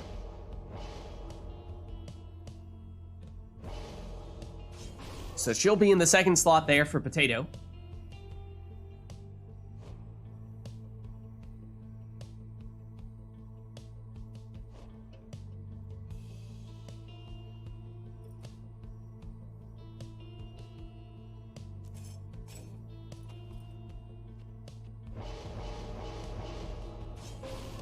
Whereas Cacao will save her for the third spot, as instead went with Vizpaleth with the Webbed Lanthorn in the second spot.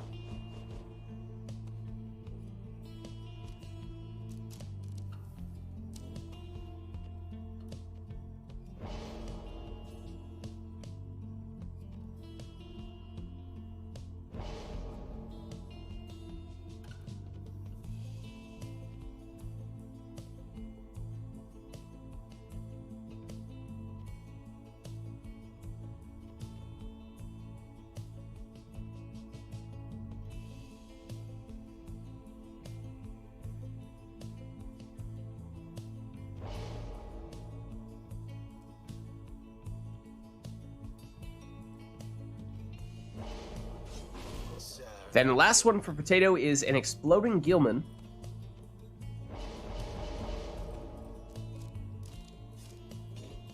And of course, here is the final spot with the Power Casting Snadra for Cacao. So our Super Snadra Showdown begins here. Which Snadra will emerge victorious, only time will tell. Here is Potato Snadra, getting things started with a 20 damage throw. Now, all left side on Snadra also means she has the leech potential as well. Bear that in mind. Not relevant just yet, but could become relevant very soon. Snadra snipes Snadra, and that sets up another 20 damage Snadra throw. Or rather, stowaway on that occasion, I should say. I do believe. It's like, I don't think Snadra throws it that quickly.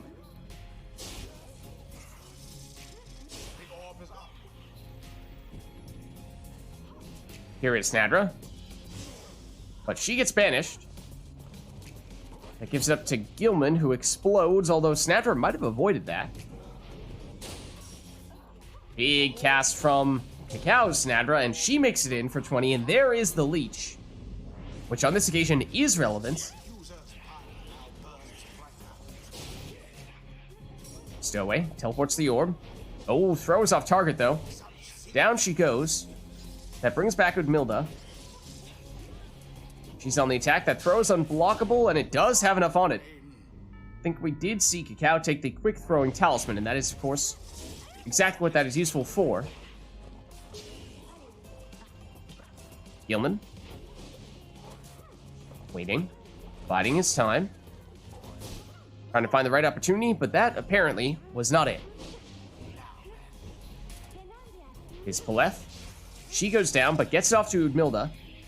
Quick throw here. Once again, it's unblockable, although that time it is off target. Stowaway sniped. And it does seem as though that was Potato's preferred score. Oh, look at that snipe as well. Stowaway returned, but only for a split second before she went down once again. Potato trying to attack here with Gilman, but he's stopped. Sandra didn't see that coming. Udmilda speeds round one way, then the other. Snadra recovers it, though, gives it up to Gilman. He explodes, taking out two of the defenders. And then perhaps trying to clear out some space for the stowaway, but she is still stopped.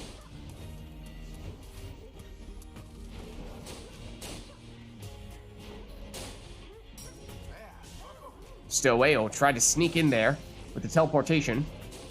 But Cacao was not having it. Good snipe there from Potato Snadra. Gilman. Not this time. More big power casts. Snadra shoulder smashes the defender. Has it back here. Plunges for 20 and leeches 10. And that's why those Snadra plunges, they can certainly add up. Oh, and look at that! Cacao with the Crone Salute, turning all of Potato's Exiles into defenseless Howlers, setting up the winning throw. The accusers prevail. What a crushing victory it was. GG. The rite is ended.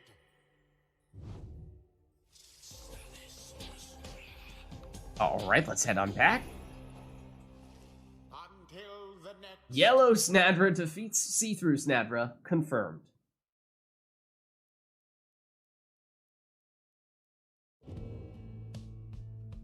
Well, let us know, chat, if there's anything we'd like to see for the next one. That was a Super Snadra themed match.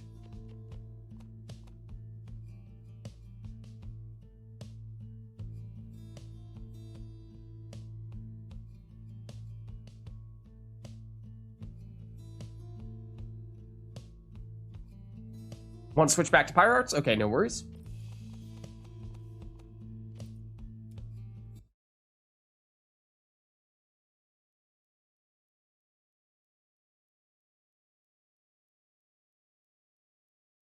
There you are.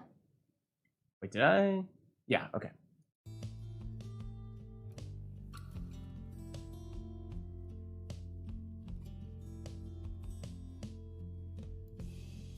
It's raining demons. Oh, okay. It's like, I might know what you mean, but I think I know where this is going. Okay. So, boat.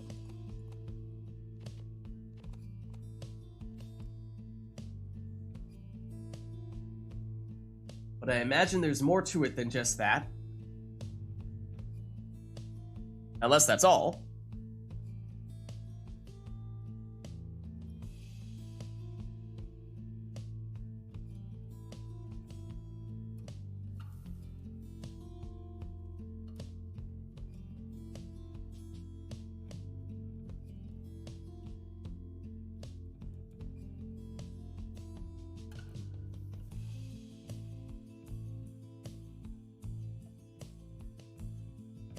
Is that all?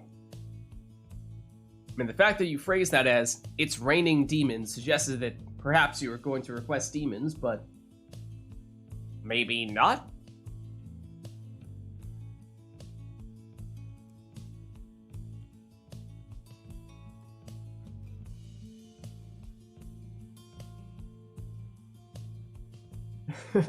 Without the request, well, maybe Core will jump in and make it happen then. Demons banned! Oh my goodness! Oh my goodness! How dare he? How dare he? The absolute nerve. How utterly brazen.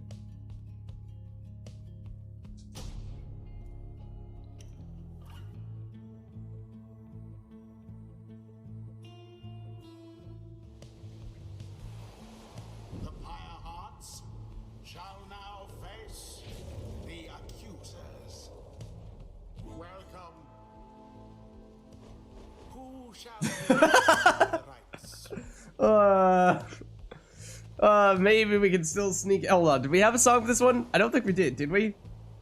Shall we? Hold on. Let's set it up. Let's set it up then. We can still make it happen, I suppose.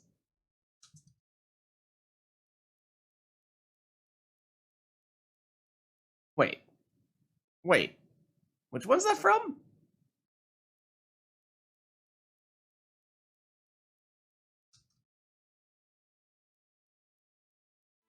There we go. Oh, it's this. Okay.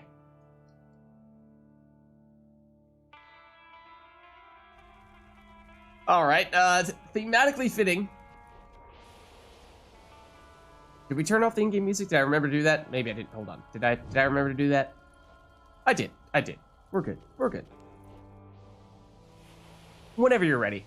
Potato?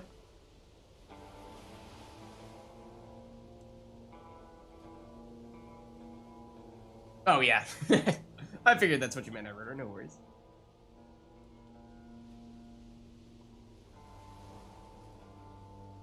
So demons are banned. Anything else is fair game.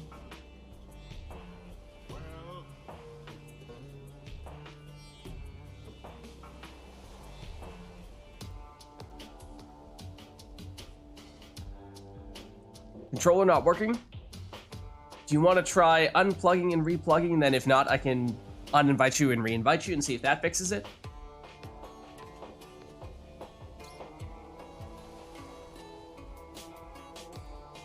Tried unplugging already? Alright, in that case, let me go the invites, or uninvites, reinvite route.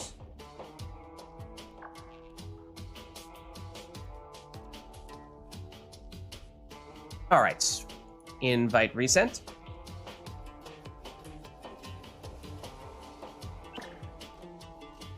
See if this is any better.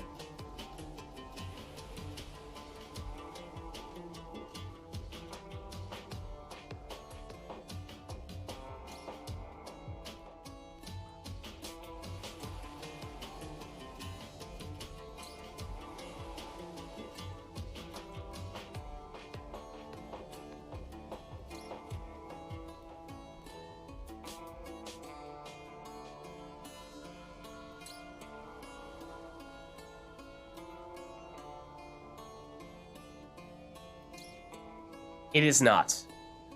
Darn. Are you using a wireless controller? By any chance, has your controller run out of batteries? It is wired? Darn. Okay, well maybe that would have been an easy solution. No, I'm afraid it is not. Let me see if remote play is doing anything funky here. Is remote play suddenly trying to turn you into player 2 or something? It doesn't look like it. I don't think that's what's happening. Remote play says you're still player 1. Odd. Oh, actually, I have an idea. Hit the pause button. Now unpause. See if it's any better. Can you do anything now? Yeah, because we've seen this before where people have been able... Okay. No. Okay, I know what the deal is. Sometimes it's done this in the past where, for some reason on the character selection screen, it doesn't let you use your controller. So what I'm going to do is I'm going to give you mouse keyboard controls, Potato, and you should be able to just select your team with mouse keyboard, and once the match actually starts, you should still be able to go back to your controller. Because, yeah, for whatever reason, sometimes this has happened before where Pyre/remote play decides that you're not allowed to use a controller when setting up your team, even though once the match actually begins, you still can. A mere... Look.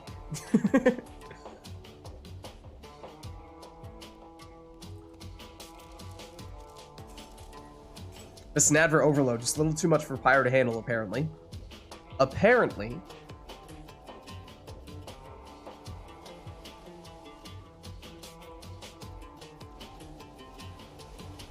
Disconnected?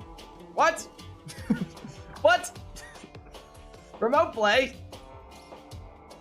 What is this nonsense?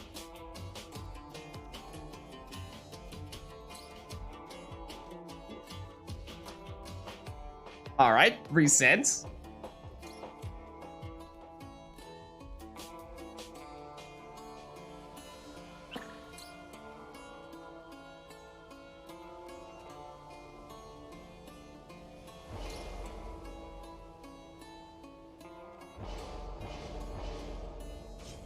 Alright, there we go. So no demons. They have been banned, but everything else is fair game.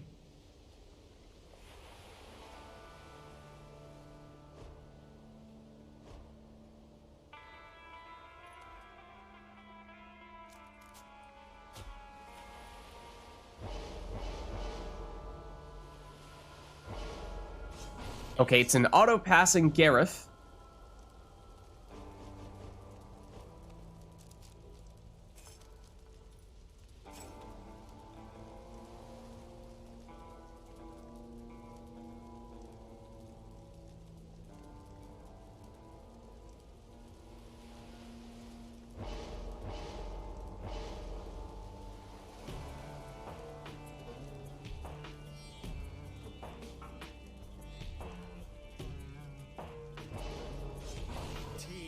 Okay, and so Webland, Thorn, Tiso in the second spot there for Potato.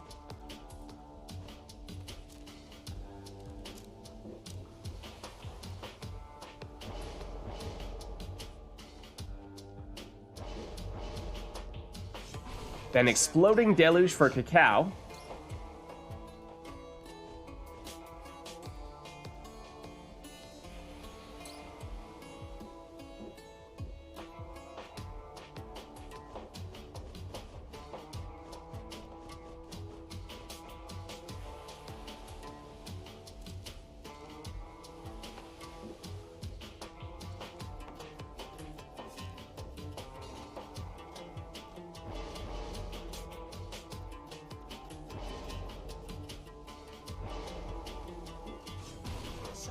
Snadra in the last spot for Potato. Last time it just wasn't enough.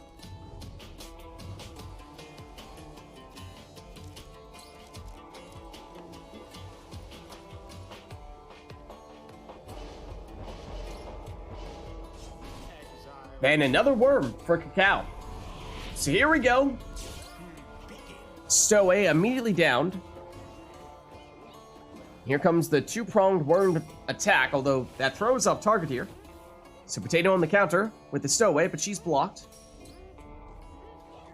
Cacao with Deluge.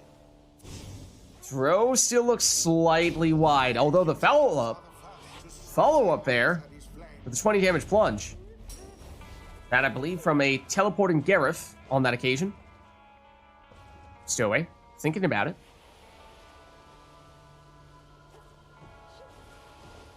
And still, even with that hesitation, finds a way through there. Playing some mind games with Cacao, perhaps. Gareth, back now after plunging the previous round.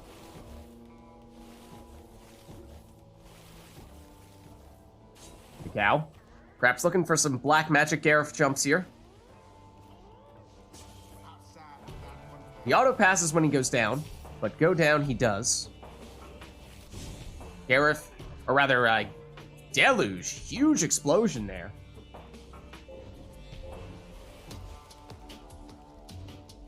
Gareth goes down and auto passes once again. Deluge, he is the exploding worm and he auto passes it to Lady River, but she goes down. Now it's Gareth, he goes down. That brings back Deluge, so a little bit of a pseudo infinite worms here. Seems as though that might have been the intention, and Gareth teleports to the orb and walks it in here for 20 damage plunge.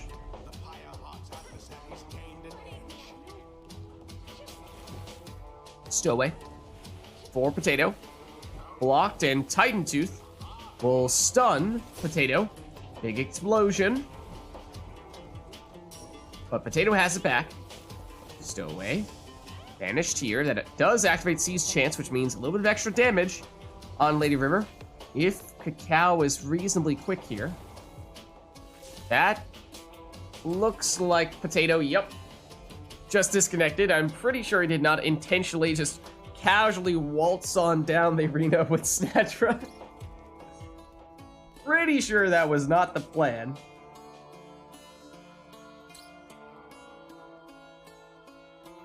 Moonwalking Snadra, a little bit. Okay, back now? Alright, I have resent you an invite.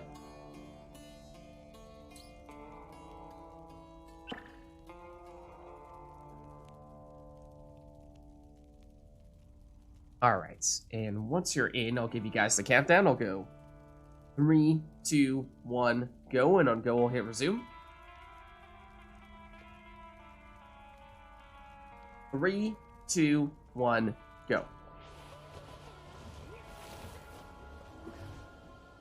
And that throw, yeah, just enough on it. Looked like it might have potentially gone wide, but it was good for 15 here. Is that both characters, both savages, teleporting to the orb simultaneously? I think it might have been. Snapped her back defensively. But stunned from the Titan Tooth. So that means still time for Cacao there to follow up with a 15 damage throw. Once again, both savages teleporting to the orb simultaneously, banishing each other in the process. Tizo. He goes down.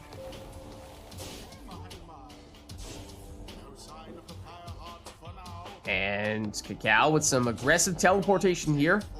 Banishing the last of Potato's exiles, sending up an uncontested 15 damage throw there. One more of those, of course, all that Cacao needs here. Could this be it? The throw is unblockable, but it is wide. But the follow-up from Gareth will seal the deal. GG.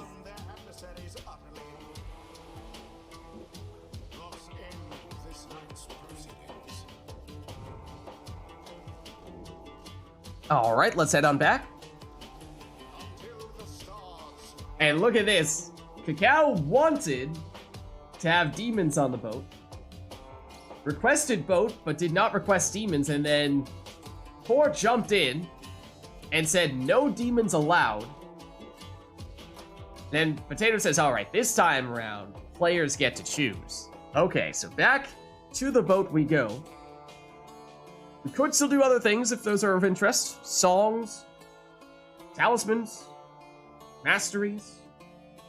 Let us get rid of our current song, though. Wait for it.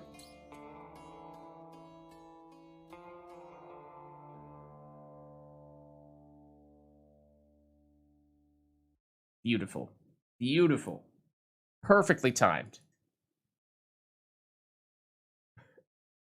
Alright. Anything we'd like for this one, in addition to having players choose their exiles and being back on the boat? Or is that all that we want? Because it may be.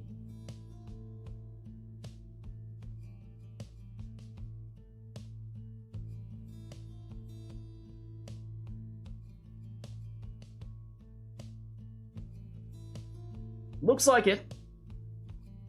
Oh, hold on. Apex speed. Ooh, okay. You don't hear that one very often. You don't get that one requested very often.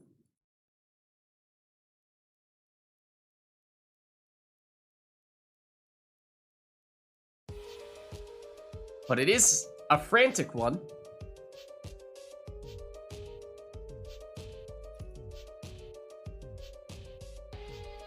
Everybody get up, we gotta jump now. Oh, oh dear. It's time to slam.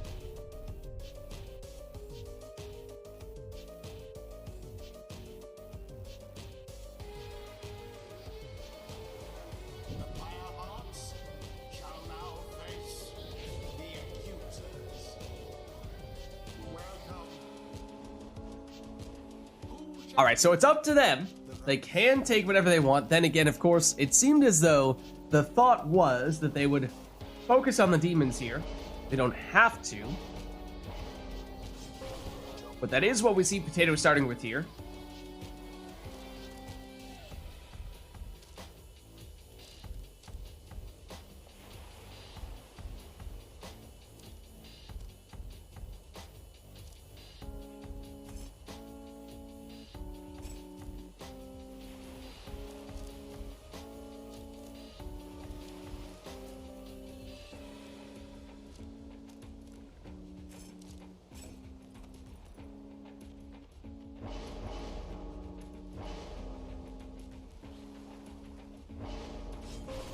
And that's what Cacao does here as well, putting the prayer beads on Vids.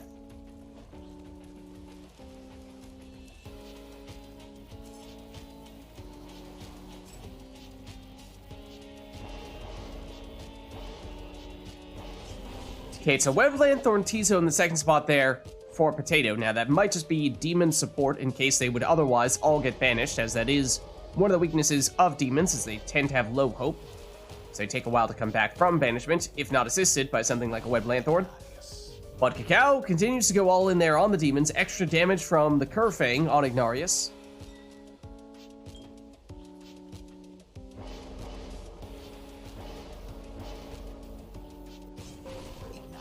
And there is Ignarius for Potato as well. Now, does Cacao go triple demon? Or does Cacao also choose for a little bit more demon support with an imp? No, it's Web Lanthorn on Jody, so a little bit of both. Middle ground, I suppose, and here we are. And we shall see if it truly is raining demons here today. Of course, ideally, we'd see some dramatic demon dunks. And the entire length of the arena, that one is, I mean, that's barely even a slam dunk, let's be honest. That's nothing compared to what we're looking for here. That's nothing.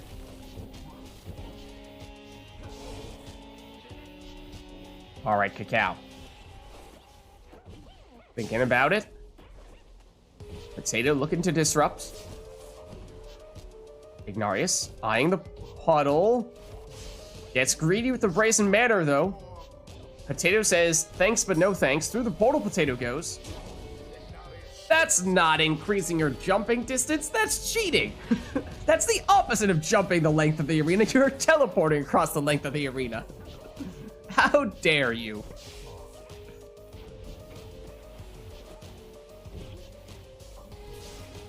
It does give Potato a very dangerously located portal. Yes. Ooh, except what we're looking for here are the big slam dunks, and that might not have been very long range, but it was some pretty big airtime. Some heights, at the very least. For Cacao. Potato trying to do some of that as well, but not this time. Jody, not quite the speed she needed there to do the magical.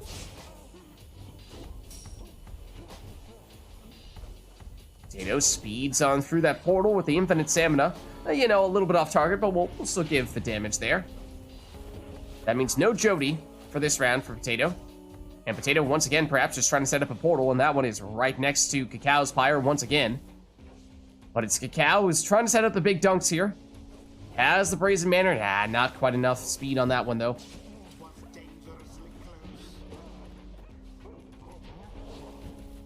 And close. Knocks back the defender, and on that attempt, makes it in for 30 damage on that plunge. Jody for Potato. Blocked. Dispossessed. But banishes Ignarius and has it back. Only to get banished by Vids. Vids goes down as well.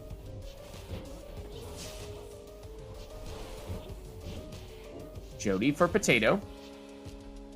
Or will it be Ignarius?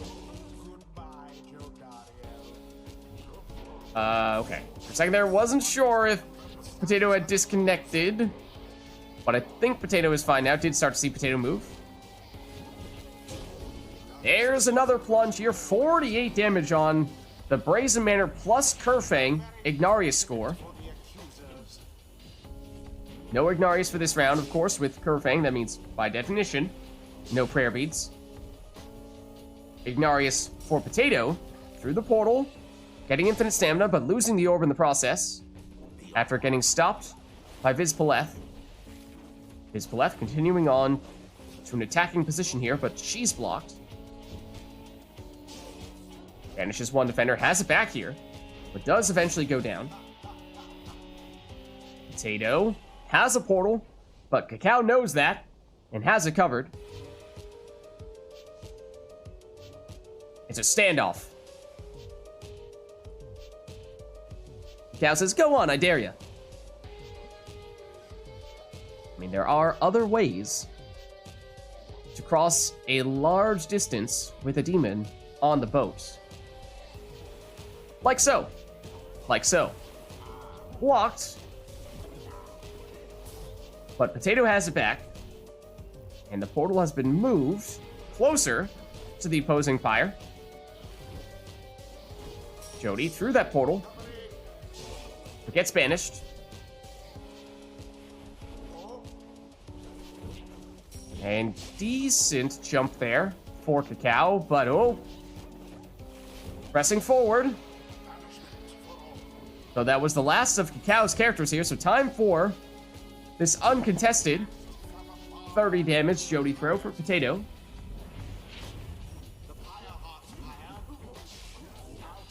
Jody, back on the orb here. Oh, and nearly found a way through. You can see Potato was thinking about, do I go for the banishments or do I try to just set up the best possible portal? Here's Paulette. For Cacao. Now by herself here. And banished. But Jody has returned. Here she is. She's blocked and banished. Iki versus Jody. Iki wins out initially. Presses forward. And has it back. Outmaneuvers one defender. Make it two. And plunges for 38. And that means with Potato down to 24, one more demon plunge is all that Cacao needs here.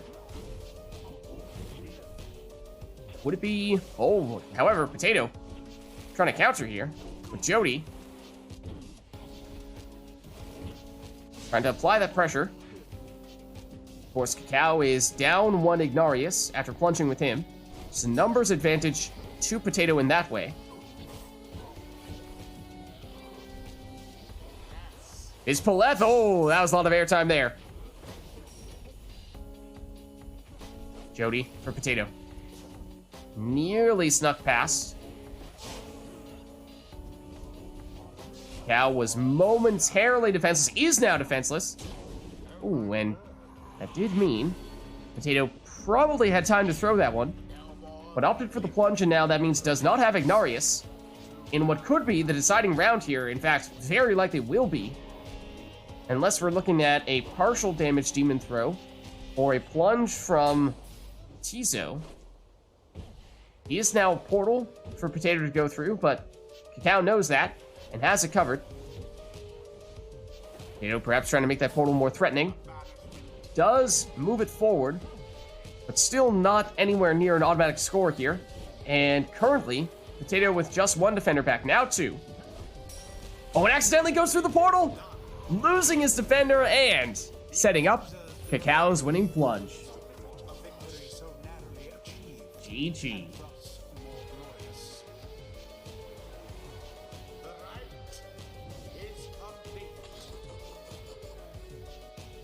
Well played.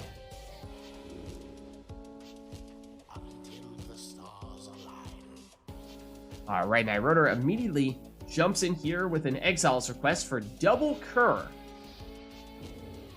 Anything else we'd like to do to build on top of that double Cur? Spring of Jomir, if that makes sense.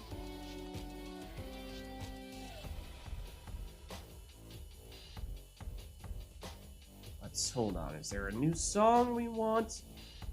Glorious Tradition, that makes sense. That does make sense, but that means no Tariq bot in that case. Gone with the Tariq bot. Okay.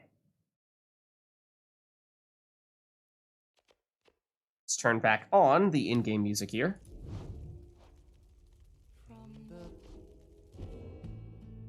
Okay. So let's see. We have double Cur, Spring of Jomir, Temper on... Wait. Oh, that's skill. Wait. Which one is Temper? Which one is that? At first I thought that was an Exile's request for a Temper on both teams, as if that third character was a Temper of your choice. It's the Big Boom? Okay. Glorious Tradition, let's set that up. Then Shooting Star and Vengeful Vow on the Curs. So, okay, more defensive Curs. in that case. And I think that covers just about everything in that case. So let's get started.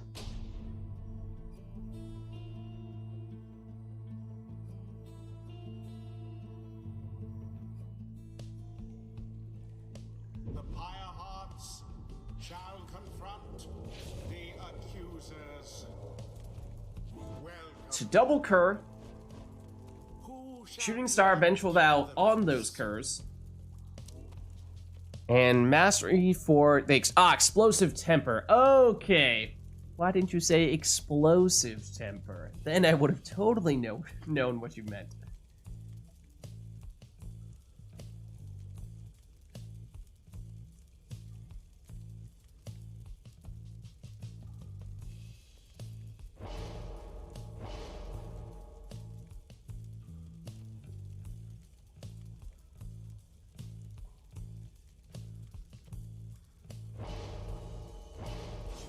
Rookie? Alright, so it's Rookie first for Potato.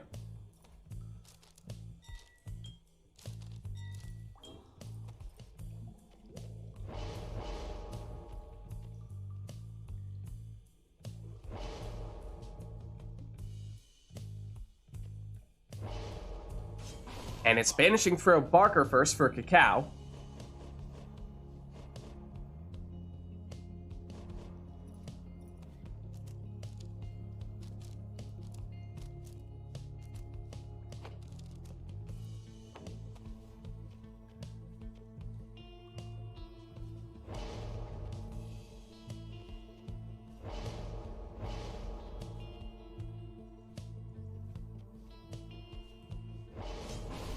Then they both have free reign to choose one exile that is totally up to them, outside of their Curs, and in Potato's case, goes for a Titan Tooth Hamatha.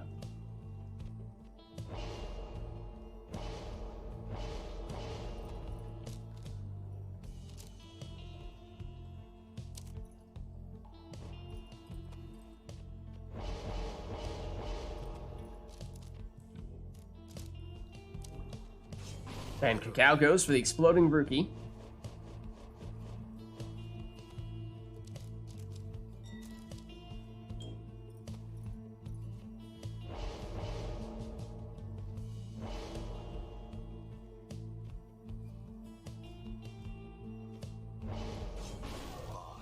Potato finishes with Banishing Throw Barker.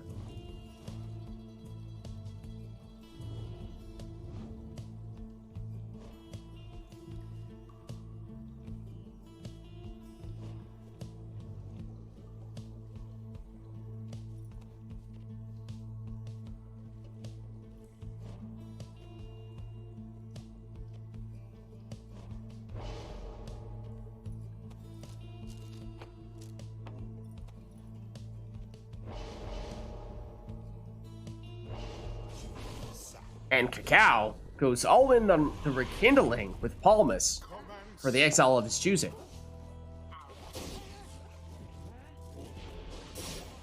And we will see a lot of those Explosive Temperers triggering here, as that was the emphasis of these Curs, more defensive than you would tend to see. The downside is you're not getting as many of the jumps, and you're not getting the same speed boost from Lightning Run. Or, I mean, it's possible you can still get that one. But I think for the most part that is not the direction that we saw people go. Rookie blocks, and the Titan Tooth will stun, although, then again, some of those Curs can explode, so you do need to be careful of them.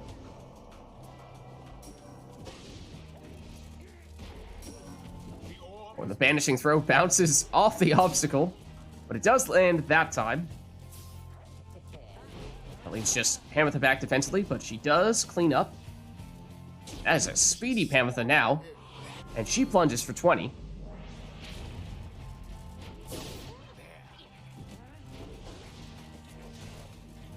Palmas. Taruki. I think, yep, he's the one that explodes, and he was close enough. It's all Potato's exiles, so that meant it set this up for an uncontested 15 damage throw for Cacao. Looking for more of the same here, and banishes with those throws, so it might not have landed for the score. but did clear out some space, yet here is Potato, threatening to banish with the throw, but opts not to go that route.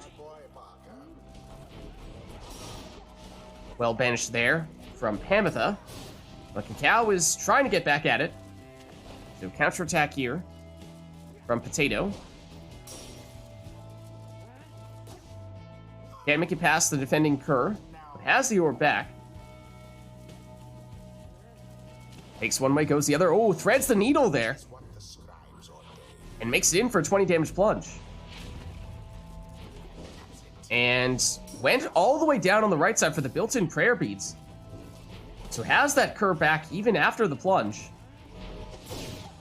That is a strong mastery, but it is all the way down on the right side, and you tend not to see people take it, because by taking it, that means you're locking yourself out of the speed from Lightning Run and the triple jumps all the way down on the left side of the Kerr tree, where we tend to see people go. More exploding Kerrs. Barker banishes Pamitha with that throw, and the second attempt, no. Gets banished before he can get that off. Of course, Kerrs do come back quite quickly from banishments, so it may be unlikely for us to see either player defenseless for long. I think we did see possibly both players take Kerrs with Lucky Break, which gives them the chance of coming back with just a 1 second respawn time. So when that triggers, of course, it is almost impossible to reduce your opponent to having 0 exiles on their side. But it didn't happen this time. No Lucky Break means there's a little bit of time here for Cacao to get in a 25 damage throw from the sap.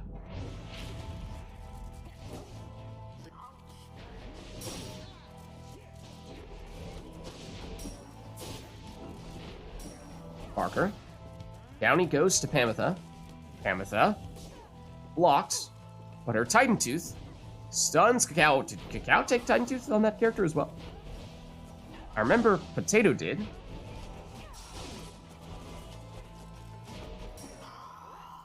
Vanishing Throw takes out one of the defenders, but the remaining one, Barker, able to stop that attack. Oh, good snipe, though. And for the moment, Potato defenseless, but Barker has returned, as has Pamitha. So she goes down. Barker, out of stamina, waits to get it back, goes for the throw, and vanishes and gets banished.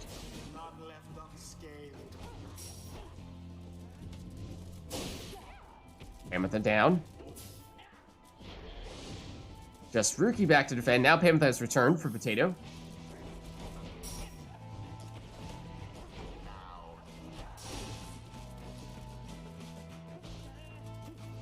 Rookie explodes. Cow, waiting for the right moments. Vanishes one defender. Second attempt. And that makes it in for 10. Barker vanishes with the first throw, but then gets banished. Barker on Potato's side. Waits for Cacao to commit one way, then goes the other. Looks like he got cornered there. Oh, but somehow nearly made that work. Oh, and it looked like Cacao wanted to. Might have been able to take that one all the way in.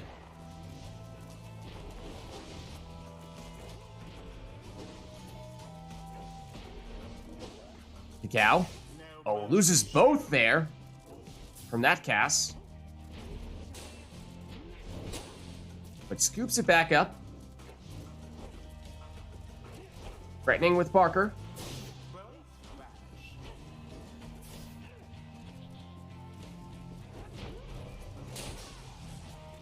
Down goes Palmas.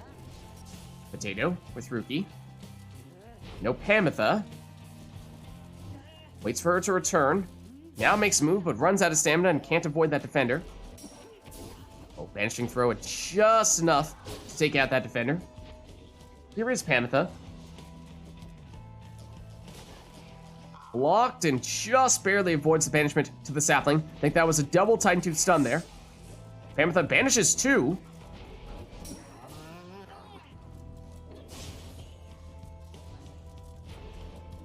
Barker for Potato. Banishes 2 on the throw. But Cacao has it back. Parker. Rookie down. Parker banishes 1, has the rebound, and puts it back in for 20. Best not give in to pride just yet, accusers. Parker. Banishes Palmas. Oh, and look at this. Oh, Potato a little bit greedy there. Saw the opening and thought about maybe trying to sneak in a throw, but did not have time for that. Might have been able to plunge. Big explosion. Gets rid of all of Potato's defenders there. Not quick enough, though, for Cacao to capitalize on that opportunity, as now everyone is back. Ametha pushes her way through, and in for 20. The Pyre hearts are now favored to prevail. Oh, and look at this room here for Cacao. 15 means either a plunge or a throw from those curs is enough. Same cannot be said for Potato, would need 2 scores from any character. So a significant advantage here to Cacao. But Potato, strong defensively here.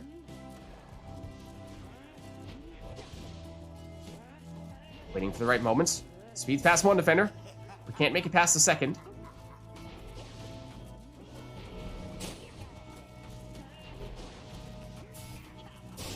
Oh, big explosion! Potato defenseless. Cacao salutes and howls on in for the winning plunge. Perhaps a stroke of fortune ought to be thanked. GG. The rite is done.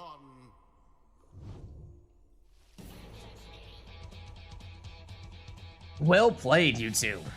Good match. No lightning run is so sad. True. You take it for granted just how fast those curs are, but so much of it comes from lightning run. It is still possible. It still would have been possible to take it, but we saw, for the most part, on one occasion at least, someone go all the way down on the right side for the built-in prayer beads.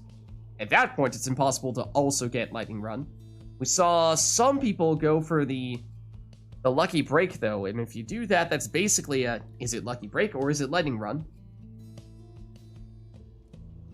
It looked like it did, Cacao.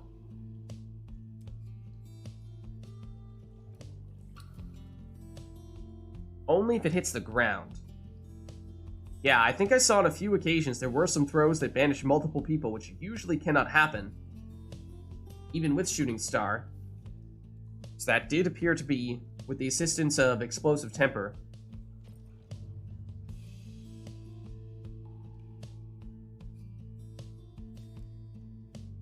Yeah, some throws that banished 2 people.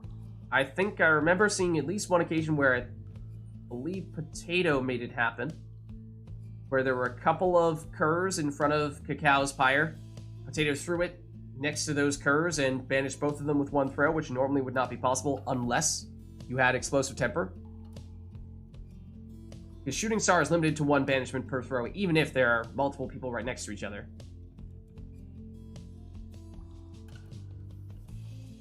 Yeah, Shooting Star can only banish 1, usually. Even with the AoE. Yeah, even if it has AoE. Right? I believe so. I may be wrong about that, but I'm pretty sure that's the case. It's probably also true with Celestial Spike, which might be more common that we see people go that route.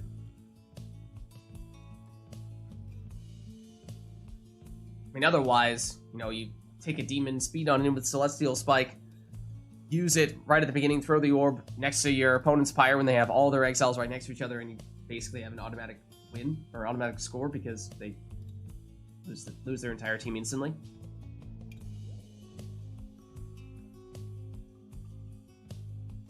Potato turns Customize off, and then chooses exiles?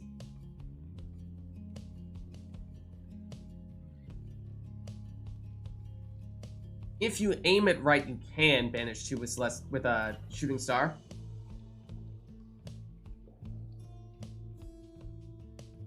Preset masteries plus customize off. Is that right? Is that what you're looking for, Potato? Okay. Oh. Wait, okay. So yeah, random stage, we'll reset that. Reset our song as well. We can still do an arena, we can still do a song if either of those are of interest. If so, let us know. But this, of course, covers Exiles, Masteries, and Talismans.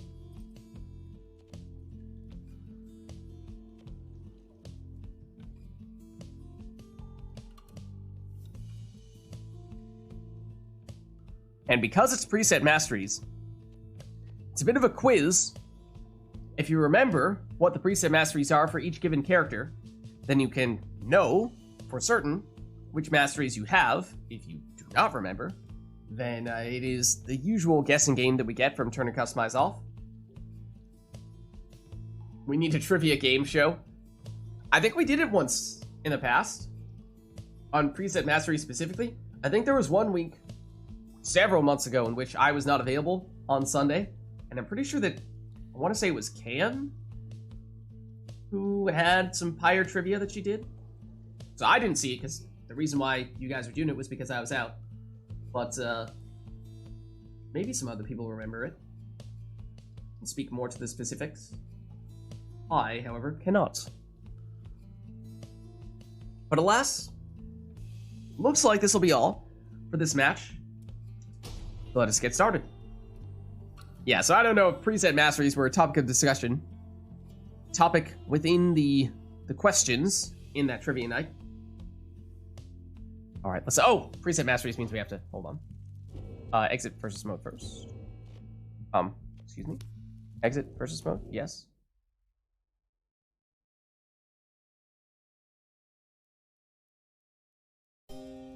Then we do it. And now it works.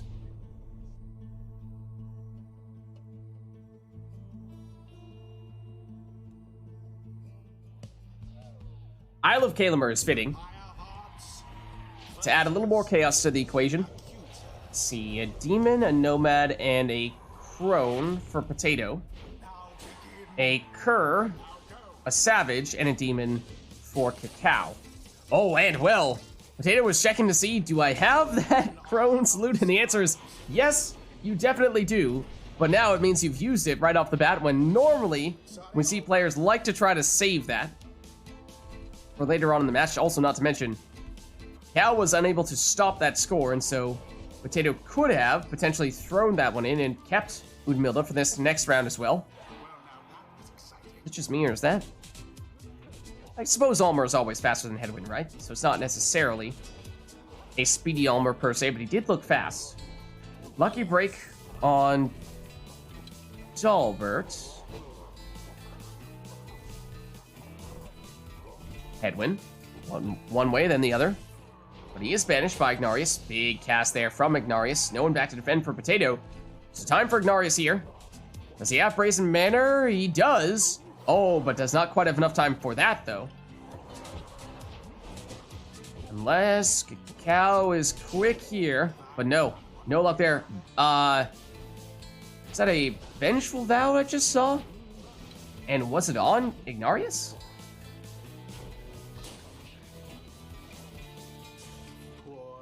Looked like it might have been. Once again, Potato defenseless here. Dalbert is quick, but Headwind quickly returns. Orb inadvertently hits Potato's Pyre, bounces out. But the recovery is not quick enough here to stop this score. Jody almost came back in time to stop it, but it's a 12 damage throw for Cacao. Almer down. Jody on the attack here.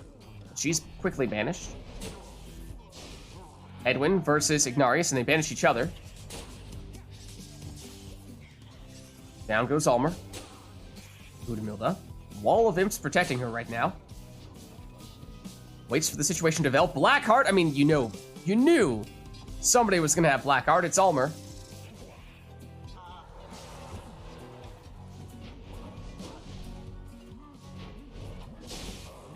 Once again, Ignarius and Headwind take each other out. Almer trying to run circles around the defenders, but he goes down. Headwind. Oh, went to the big cast. There is the Blackheart triggering, and this time, Cacao did not luck out. He has a Howler, and there it is then again. Oh, Headwind is coming back, though. Cacao might have been thinking about trying to make a move with that Howler. It's speedy, yes. It can still score, but it cannot jump, and it cannot sprint. Just the decent base movement speed, and that's about it. No aura, so useless defensively. Brazen Manor up on Ignarius, but he does have Vengeful Vow confirmed. That was him. And that explosion nearly set up a score there for Dalbert. A last-second save from Potato. With Milda. Oh, actually banishes the defender there. And looking for the hop in, and does make it in. For 25 damage. Okay, so it is a 100% right side of Milda, isn't it? So that means she has, what, the speed and the get stamina back when you jump basically on top of somebody mastery, as well as the salute, which we obviously saw before.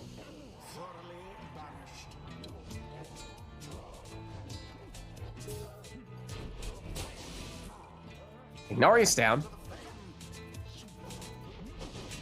Oh, look at that leap there from Almer. Headwind just avoids banishments. Retreats. Waits for the stamina to recover. Now making his move. Uses the imp for cover, and some pinball wizard over here. But that does not equate to a score.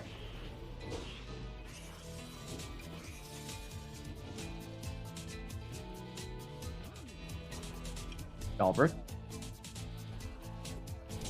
makes it in for 15. So that means all left side on Dalbert. So he definitely has the mobility, and we've seen Lucky Break. Oh wait, but then again, preset masteries can give random mixtures of things. So yeah, no, it doesn't necessarily need to be the usual linear, you have to have the first mastery on the left side in order to get any subsequent masteries on the left side, and so on and so forth. I forgot. Almer down. Udmilda, does she have enough time? She does to make it in here for 25. Blackheart works favorably this time for Cacao, but then again, Almer goes down immediately. And at this point, one score could be all either player needs, depending on who it is who does the scoring. Oh, it's a Howler. It's Almer in Howler form. So for Cacao, it would need to be Ignarius. And for Potato, I think we've established that Udmilda, who obviously is out for this round, still only has at most 25 damage, so it would need to be Jody. Anyone else would take 2 scores. Then again, here is a quick score from Cacao. And at this point, anyone for Cacao would have enough. Still needs to be Jody for Potato, unless Potato is patient and goes for the 2-score approach. Down goes Jody. Udmilda. And this is the kind of situation where in the past we might see players look to break out their Crone salute, but we saw that Potato was looking for it early and realized that he had it. And yes, did capitalize on it, true. But might have preferred to have had it on an occasion such as this. Oh, and Cacao has that Howler and basically needs to sacrifice it, otherwise it is completely useless unless he can hide it on top of the Pyre.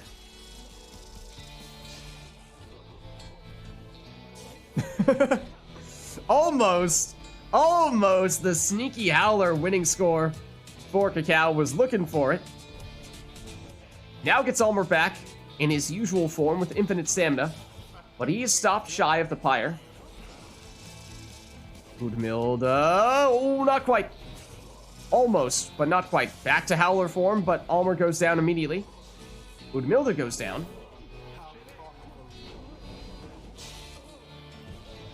Just Headwind back for Potato.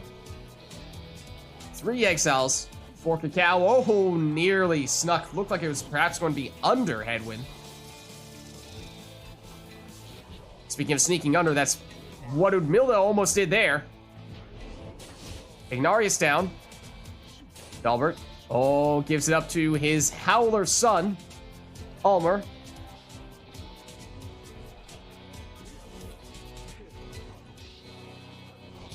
Dalbert, vanished as well. Udmilda, trying to avoid those casts. Sneaks around the other way, under the defender. And it is done. GG. So narrowly achieved, and thus more glorious. Thus end this night's proceedings. So interestingly enough, on the previous round, Udmilda would not have had enough damage to finish it with 1 score, but then Cacao scored for a little bit, took the lead, and suddenly that meant that Udmilda had 5 more damage and did have enough damage to finish it with 1 score.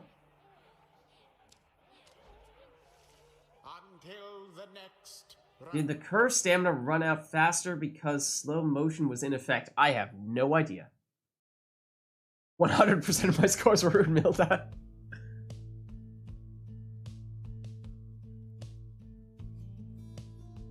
So scared when the Howler was on top of the Pyre.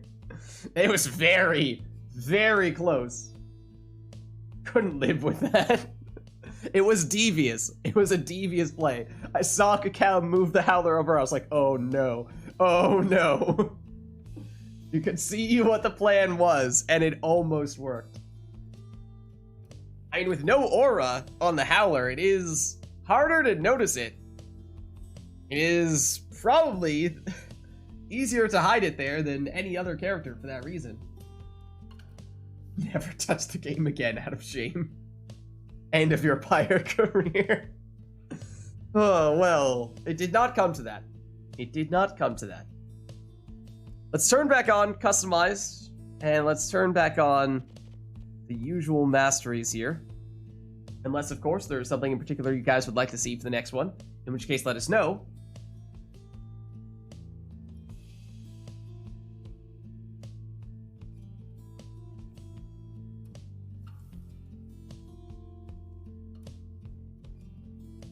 And just to check in on Potato and Cacao, are both of you good to stick around? Either you feeling like you need to switch out soon? Cacao is good.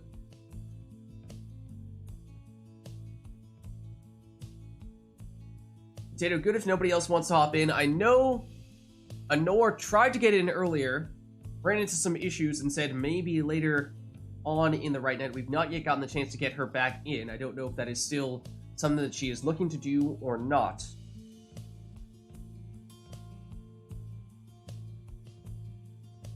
That may or may not still be the case.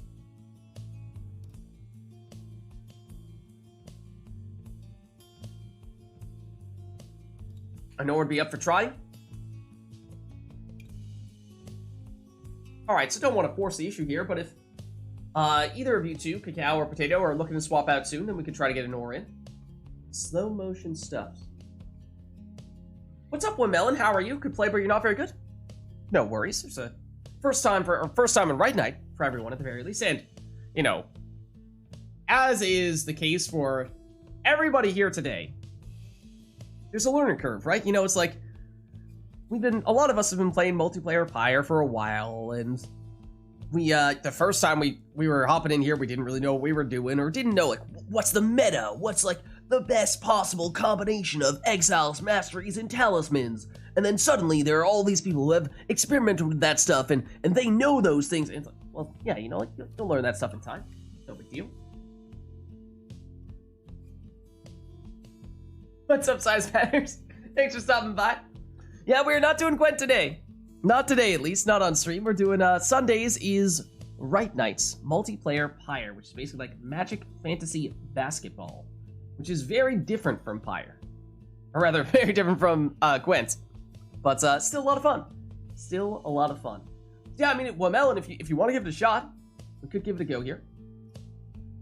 It's Monday. Yeah, I think you're think you are several time zones ahead of me. It is Sunday here for me.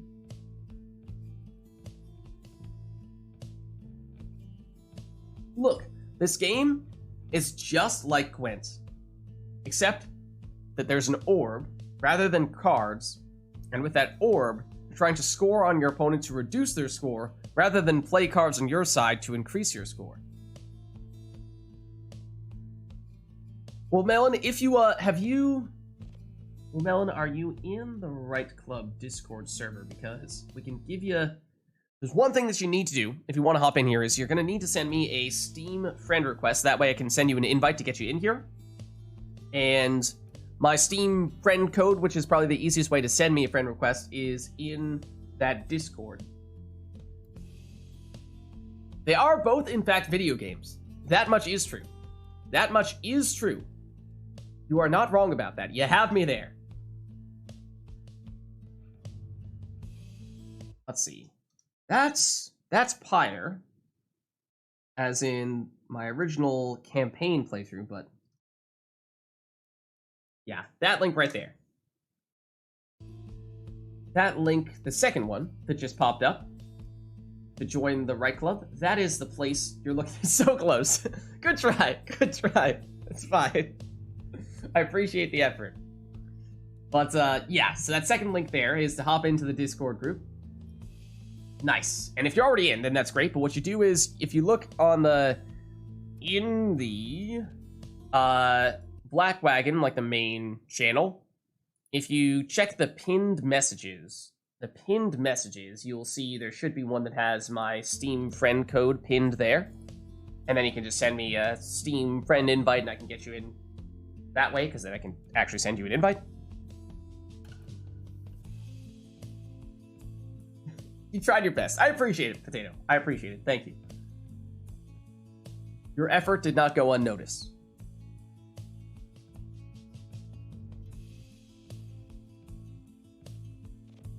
Yeah, let's see. So, like, you may have sent it already.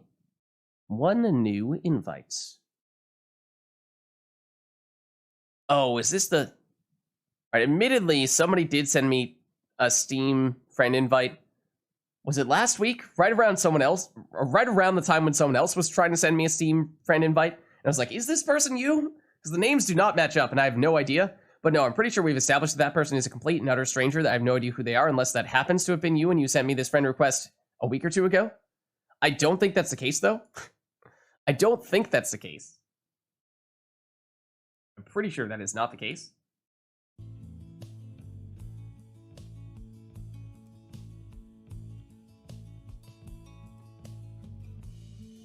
Oh, size matters. You just finished Witcher 1, now it's starting Witcher 2. Witcher 2 is a lot of fun. Witcher 1 it's clearly pretty dated. But, yeah, that one's not you. Okay, I figured it was not, so thank you for clarifying.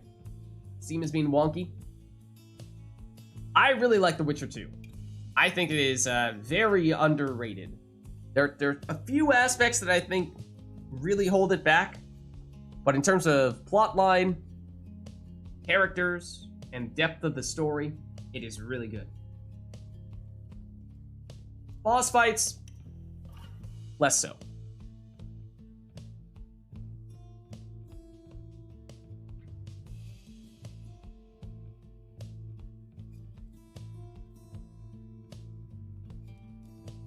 Okay. Is Steam perhaps, maybe, possibly starting to behave a little more? Let's see. Maybe. Now that's still the total stranger dude. And only the total stranger dude. Maybe I just ignore that one. So that way, when I see that I have a friend request on Steam, I actually know that it's you and not this random stranger dude.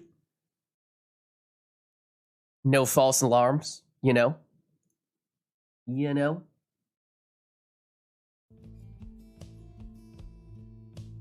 Letho has kidnapped Triss in the process of hunting him down. Yeah. Letho's a really cool character. And I think it's hard to tell exactly where you are, but it sounds like, based on how you said you just started up, that you're probably still pretty early on. And there are definitely some very cool characters that you're going to meet soon, which is a lot of fun. I feel like maybe better enemy variety than in The Witcher 1, or at least the enemies I think are kind of cooler than they are in The Witcher 1, in my personal opinion.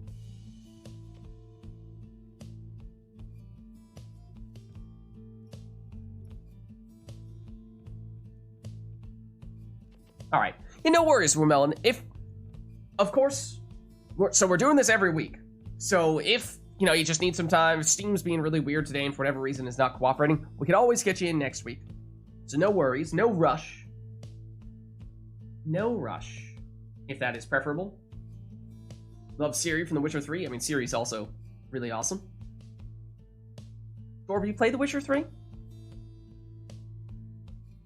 And there are a bunch of great characters from The Witcher 3, some of whom you initially meet in The Witcher 2. No problem? Okay, maybe that's the best course of action then, Womelon. We'll look to get you in next week. That way, there's no pressure at that point. Yeah, Witcher 1 controls are much more straightforward. Though it's kind of odd how The Witcher 1 is, strangely enough, in some ways, more of a rhythm game than it is a combat RPG-like game. I guess RPG still, but more a rhythm game than an action game in some ways. Exactly. I feel like so many people just skip straight to The Witcher 3 and miss out on Witcher 1 and 2. And, there are still some good games there. There's some highlights that they miss out on because they never played them. Maybe they know the cards from Gwent, or, have seen the characters briefly in their cameo appearances in Witcher 3, or brief references or allusions to them, but they never actually see them in full because they never played Witcher 1 and Witcher 2, and I think they're missing out. But anyways, that's an aside. It sounds like we will wait to get Womelon in on a future occasion, perhaps next week. But we were talking about maybe getting Anor in, because Anor was hoping to jump in earlier, ran into some issues, and was hoping maybe later today that might become possible, and now might be the time to make that happen. So Anor, if that does still work for you, then perhaps we give it a shot.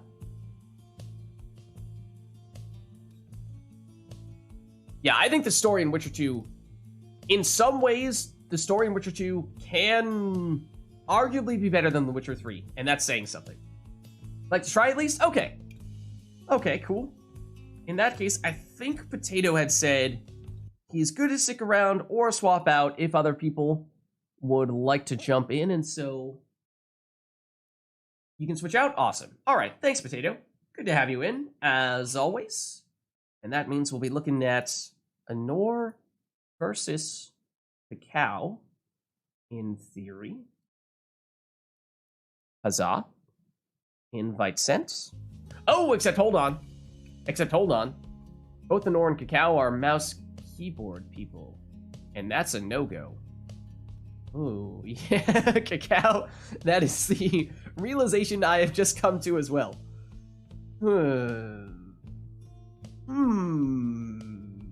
Well, if you both prefer mouse keyboard, and we can't have you both use mouse keyboard, we could handicap both of you in the same way by giving you both the burden of playing on controller. No worries, size matters. Anor, does that work for you? Alright. At least that means we've leveled the playing field. I know it's not preferable for either of you, but hey, if neither of you are... If it's the same downside for both of you, then it balances out, right? Let the pain begin. Okay, let's see. So let me just verify which player it says Anor is. It doesn't really specify. Lovely. Can we determine who's player one here? Who is this who's moving the cursor around? Or can you both move the cursor around when we have both people on mouse keyboard? We usually don't have two people on mouse keyboard anyway, so I'm not even sure if that can dictate or tell us who player one and player two are.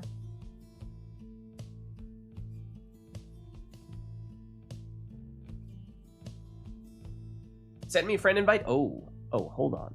Might we be able to make this happen?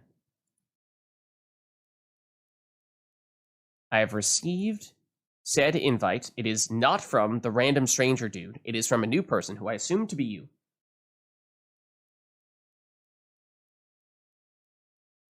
I believe this is probably you. The fact that it shows Pyre on your page suggests that it is probably you. I have accepted said friend request. Okay. So Wamelon, in that case, do you want to try to make it in today? Is it still preferable to go next week? What do you prefer? What do you prefer?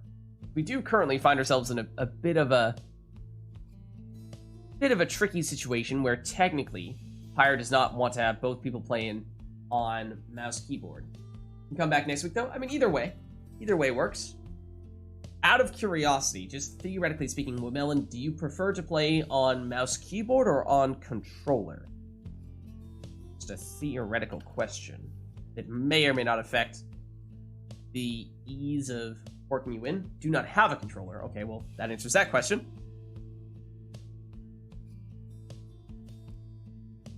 So we could get Wamelon in here, and then if one of you two, Anor or Cacao, is willing to go controller, how does that sound? Could that work? Because I know you guys don't prefer it, but I think you both have controllers, right? Yeah? Cacao at least has one. I think Anor does as well. Anor does as well. All right. Very bad at controller. What do we say about this? Anor has not yet gotten the chance to actually play today, and we can get Wamelon in for the first time. So what if we go Wamelon versus Anor and have Anor on controller, and that way we get a new person in, and we get someone in who otherwise would not have the time to play tonight? That might be the best way to balance it out, is what I'm thinking. I'm thinking that might be the way forward here. If that works for you guys. Why don't we give that a shot? Why don't we give that a shot then? Okay. If no one objects here. Yeah, thanks for stopping by, Cacao. Good to have you as always. Have a good night. Let's see. I believe this individual that I'm currently sending the invite to is Wamelon, if I'm not mistaken. Hopefully it is. Otherwise, I did just send a Pyre friend invite to someone who is not the person in question.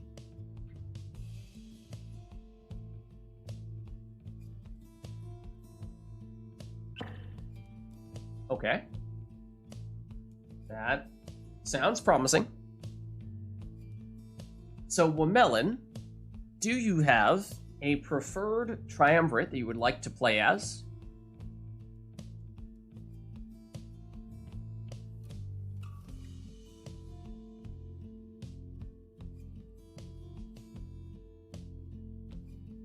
Wants you to have a controller? We can swap that around, I think. If Anor plugs in hers.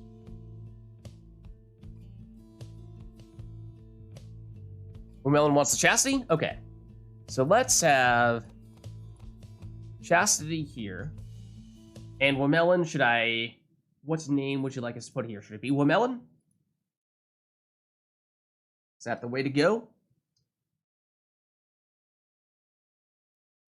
Like so, and then make player one Anor? Yes? Okay, perfect. Anor. And for pronouns, any preferences there? Let's see. That. Let me switch your sigils as well. No more accusers. No more Fire hearts. Me him? Okay. Oh, we had what are the Beyonders doing there? Hiding behind the other sigils. Custody. Anor, I assume Pyre hearts for you? Yeah, I can remove your keyboard mouse controls. Give me just a second. Anor, do you want to go Nightwings?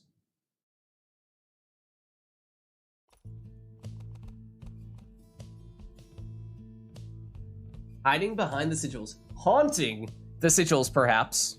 Maybe. Okay, let me just make sure that Anor is there. Wamelon, like so. Okay. I think we should be good here. With Anor, player 1, Nightwings. Wamelon, player 2, Chastity. Okay. And Anor did a song request for whatever the team theme of Wamelon's Triumvirate was, and that would mean that we're going Grand Ceremony here for the Chastity. Alright. Anything else we'd like for this one? This will, of course, be Wamelon's first match as a member of the RITE Club. So maybe we leave it at this.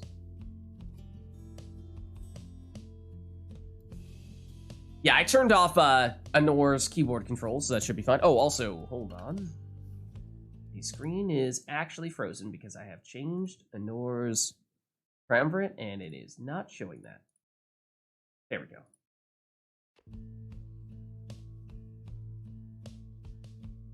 Yeah, so when you're on player 2, I don't think it'll let you click until we get this one started up. So it usually just gives controls on the menus to player 1 and me. So I think you're still fine here. So let's get this one started. No requests outside of the song, so you guys are free to take whatever you'd like here. Did we get a random fall of Solium? We did get a random fall of Solium.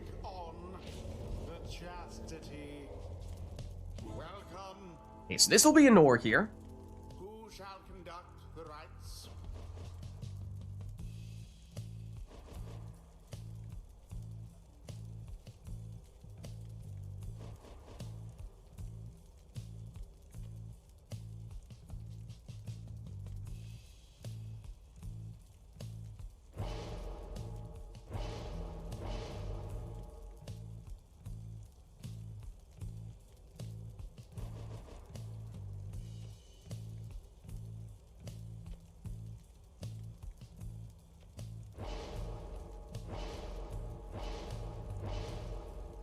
Cacao also played first match on this arena. Fitting. Anor goes to Nutrition Stick on Volfred. Okay, so now you should be able to control, yeah. So heads up, we have all the usual exiles here on the left side, but then we also have, if you look in the bottom right corner here, we have all of these modded exiles in. So we have Vizbleth, a demon, Gareth, a savage, Raji, an imp, Lady River, a worm, Zaxiana, a harp, who's technically hiding behind this sigil here, Forfeit, a crone, and Palmus, an additional sap. The reason why we have these characters modded in is that way it technically allows you to go for, if you wanted triple harps, for example, you do have an additional harp that you can put in, so that's a possibility. Same with savages and demons and what have you, whereas none of that stuff would have been possible otherwise. So up to you.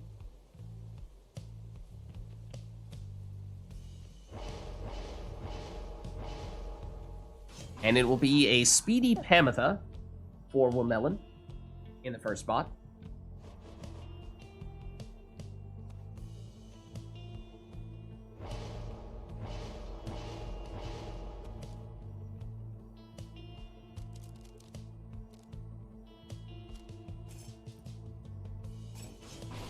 Then Anor goes for Rekindling on Tizo there. Saw several RITE lights from customized off matches earlier today.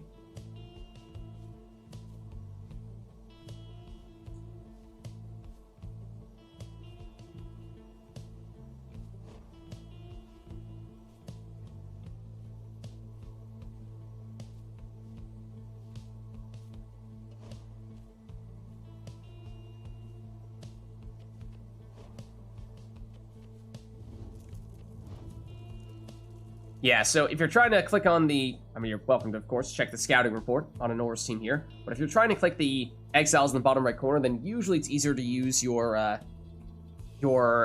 arrow keys. Like, select one of them and then just arrow keys to get to the ones that are kind of hiding behind the opposing sigil.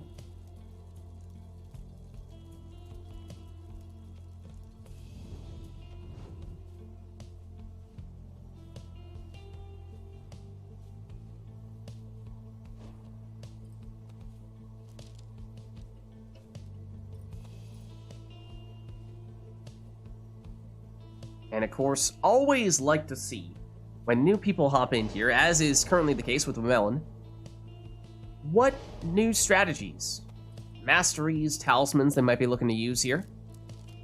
Because oftentimes that can be the type of thing that sparks some new ideas.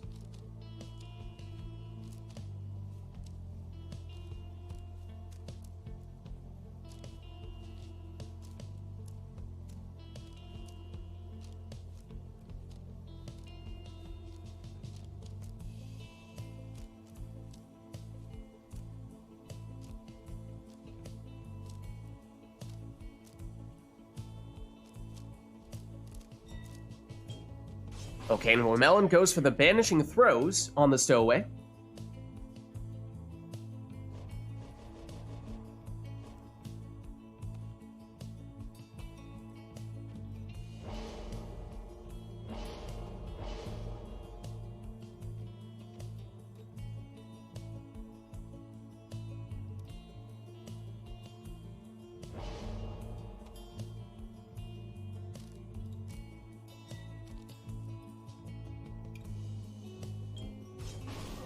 Then a quick throwing Bertrude in the last spot for Anor.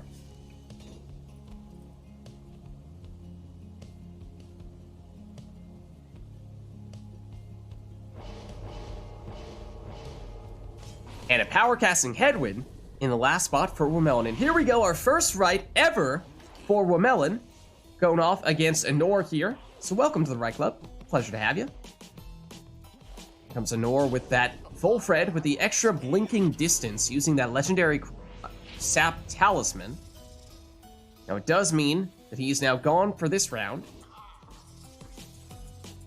Here's Bertrude for Anor. And she's banished. Womelon on it here with Pamitha. Oh, and that deliberately Anor triggered Numbing Gust, it seemed there, to slow down Womelon, preventing Womelon from sprinting, jumping, throwing, or using any other special abilities. Quite the close call there,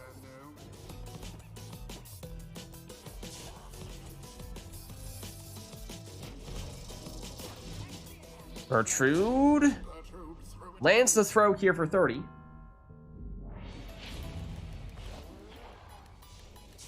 Anor sets up the sapling, gets the orb. Looking for the throw, but does not have enough time to finish it.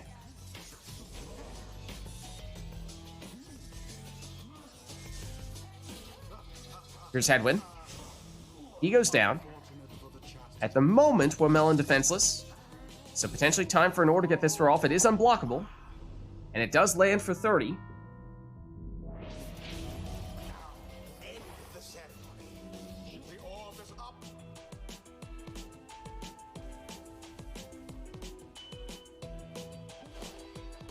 Anor. Wolfred goes down.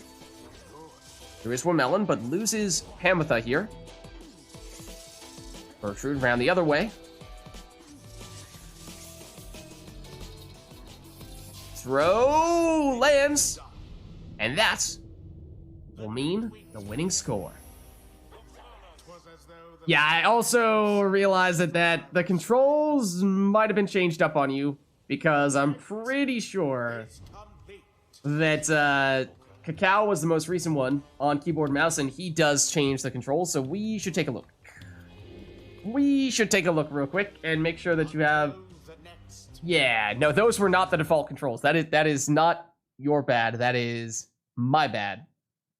Because last person in using mouse, keyboard and mouse was not using default controls. So yes, you are welcome to go whatever. you prefer here. Mouse presets, WASD, or whatnot. So yeah, whatever your go-tos are.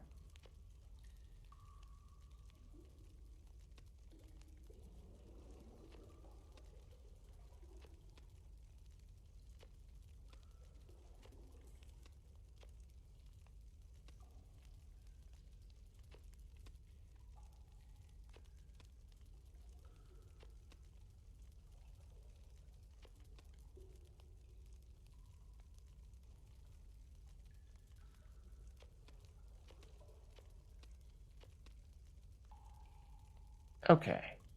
Does that look right? Oh, I think you're, Did you assign everything there? Hold on. Do you have move to cursor? Is that the one? And or lock on that it wanted you to do? It looks like you're trying to create WASD. And so if you want to do WASD presets, and it might just be this. Shall we see if that does what you want it to do?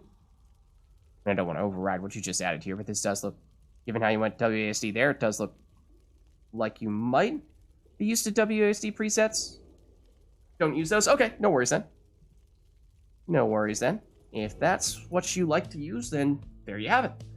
Alright, so let us know, chat, if there is anything else you'd like for this next one. Will of the Scribes. Will of the Scribes. There we go. Alright, so the song is all locked in.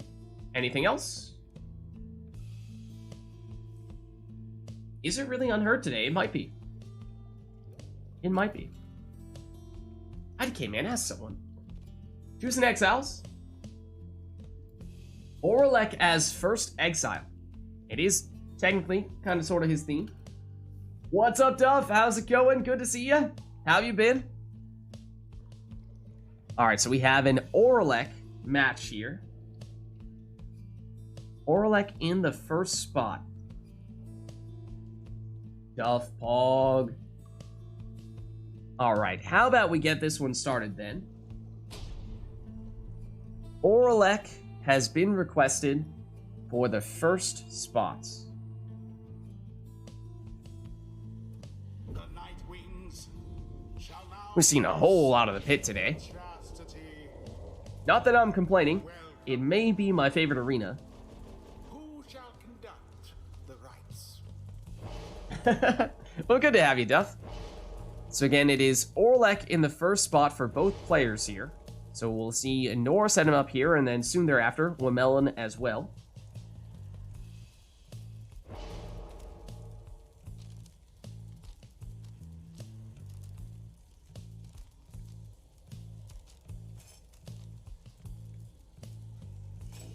Nora goes prayer beads on him, so he'll come back from banishment, even after plunging.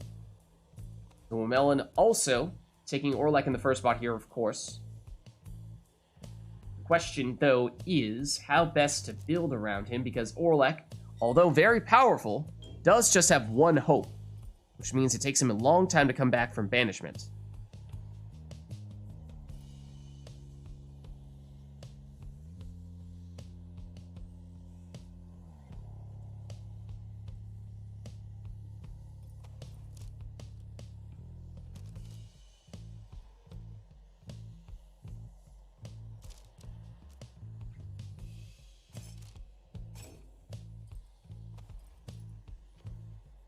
Yeah, it definitely seems good matches today. We had, what, Ironer and Core had a bunch that were sudden death matches. Could have gone either way with the last score.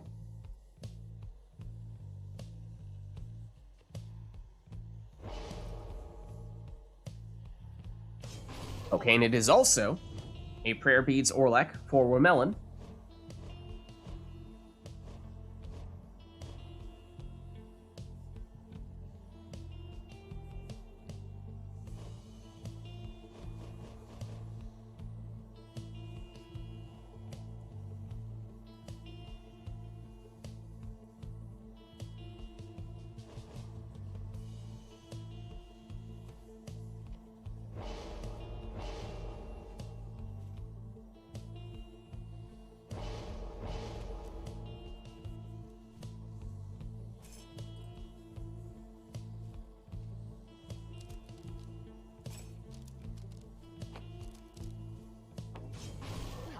Anor goes for Titan Tooth on Pamitha, which means when she flies into someone, she will stun whoever she flies into.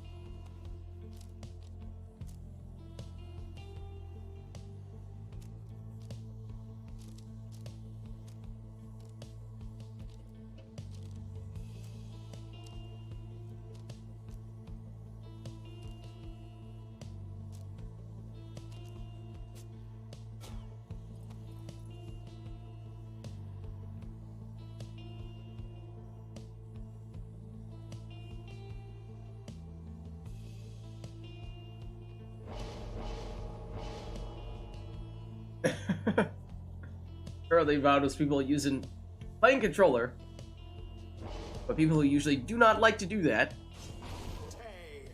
It's an auto-passing stowaway. Oh, no worries.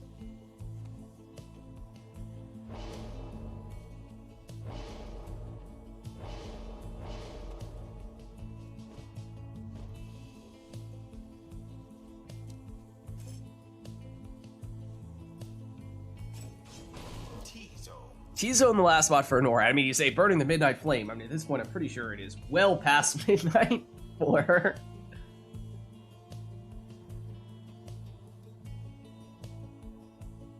But that there is some dedication to the rites.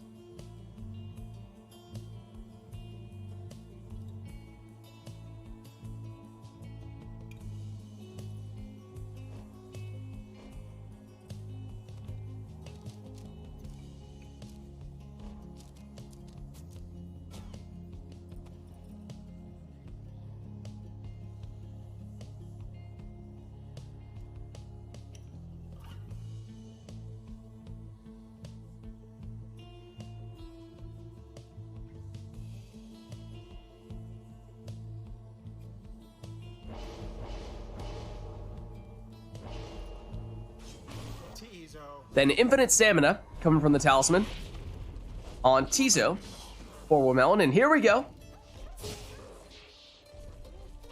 Orlek in the first spot for both players. Here comes Orlek for Anor, and he makes it in here for 25 damage. I believe we saw both players take prayer beads on him, which means when he scores like that via plunge, he does still come back. Here he is again. Gets banished though. Oh, big explosion there for Anor, taking out some of the defenders, and through the portal she goes as well. But Orlek still goes down. Womelon now, trying to start a counterattack. Goes for the throw and makes it in here for 20. Anor did take some additional starting Pyre life there. So even after that score, Anor still on 115. Orlek now down for Anor. Same can be said with Tizo. That leaves just Pamitha here, but she goes straight on in for 20 damage on that plunge. No prayer beads on Pamitha though, so she's now gone. Big explosion, gets rid of all the remaining defenders and sets up a dangerous portal as well. So an uncontested plunge here for 25 for Orlek. Womelon's Orlek down. Stowaway though on the attack once again. She auto passes when she goes down, so that's why we see Tizo with the orb now, and he has infinite stamina. But he's blocked and stunned with Titan Tooth. Stowaway has returned, but here comes Orlek. And he hops in for 25. Tizo versus Orlek. They take each other out. And that is our winning plunge. GG. And what a crushing victory it was. Thus end this night's proceedings. All right. Well played. And let's head on back. Until the stars align, Now, Orlek in the first spot, Orlek in general, is a very tough character to use because, although he's very quick for a demon, that one hope is really difficult to work around. And so usually what happens is that when you have Orlek on your team, you want to try to build the rest of your team around Orlek to make up for that one hope, because if you don't, when he gets banished, he's gone for 30 seconds, which is a really long time to wait for him. And if he doesn't come back, then that means you're playing basically the entire round with one less exile than your opponent, and that stinks. So that's why usually when you have Orlek on your team, you have two other exiles who are capable of bringing him back from banishment to make up for that weakness. That's sort of the meta on Orlek, if you will.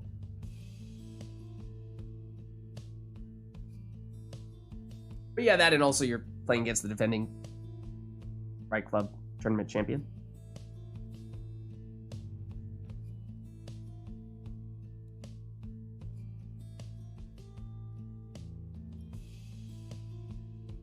But let us know, chat, if there's anything you'd like to see for the next one.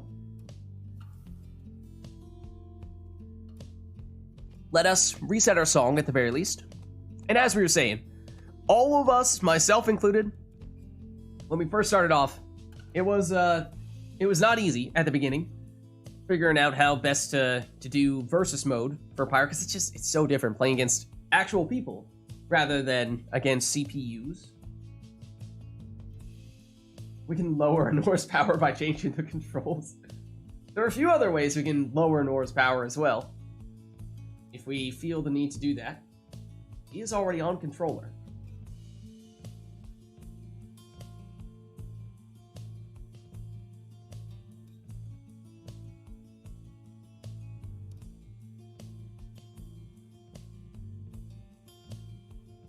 But perhaps... Oh, hold on! Core is activating Titan Stars, and Core is going to give Wamelon an extra brain cell here, using the Titan that shall not be named. So a cursed match this shall be, in that case. Extra brain cell time, indeed. Anything else, or will that be all?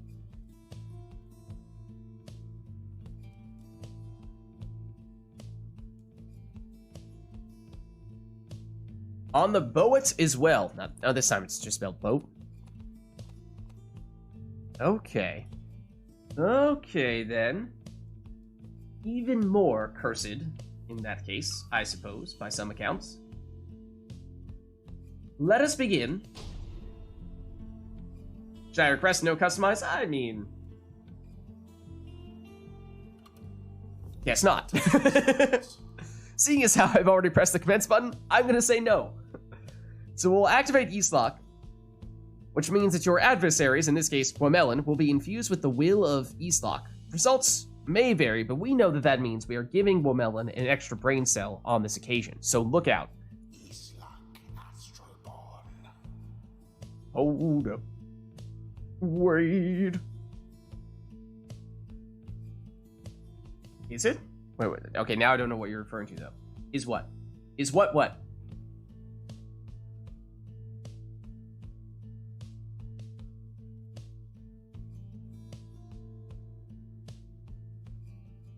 Who is getting the extra cell? It's Wamelon. Yeah. Wamelon is. Sorry, Anor. Maybe next time, Anor. I don't know, maybe Arumi will magically be summoned. Maybe we will have an Arumi appearance shortly. Yeah, because these are changes that make it more difficult for you, Anor. And so, by activating Yeastlock, we are making it more difficult for you by empowering Wamelon. So yeah, Wamelon is becoming stronger from the Titan Stars being activated.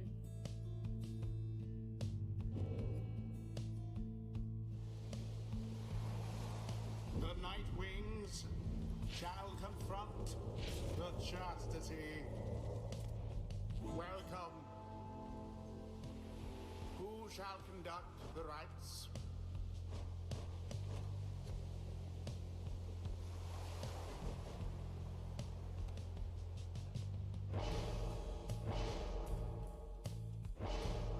It just works, okay? Just don't question it, right? It just works no matter what. Alright, Honora goes Speedy Jody.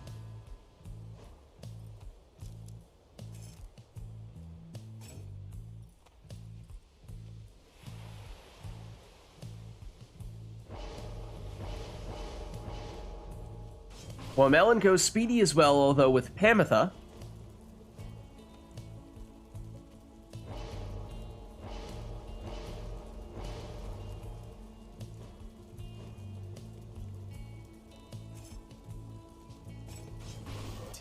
Webland Thorn Tizo in the second spot for Honor.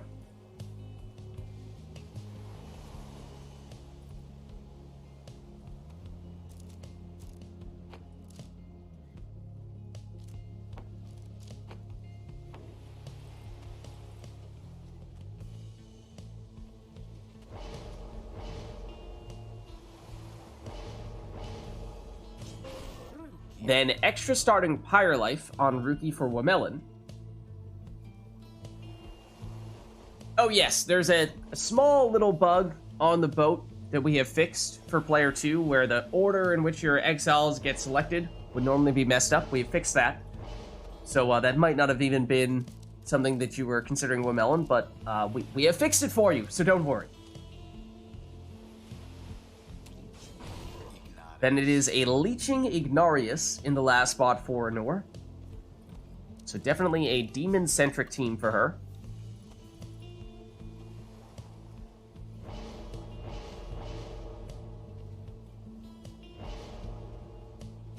And a Power Casting Headwind in the last spot for Wamelon. Here we go.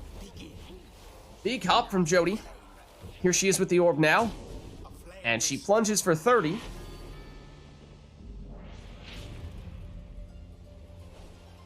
No Jody now in this round, as she did not have prayer beads. Here comes Ignarius, though. He sidesteps the cast. Knocks back the defender. And makes it in for 30 on this plunge. Pamitha gets rid of Jody. Ignarius gone for good in this round. Pamitha blocked and banished. Tizo. Back to Jody. Jody. Perhaps looking for the big jump. Backs up behind the puddle. And you have to wonder if that's what she's looking for here. As she makes it in for 30 now.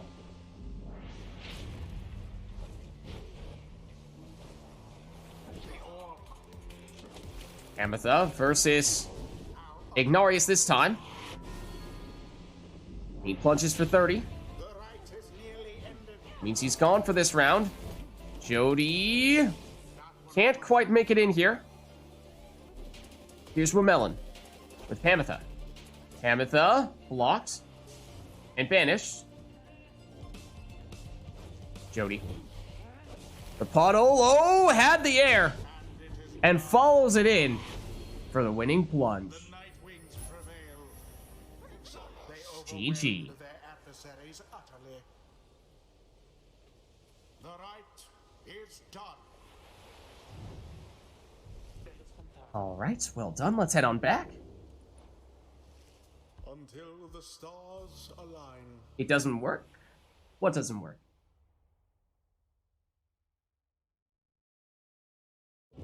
East lock? I mean, it works in mysterious ways, I can tell you that much.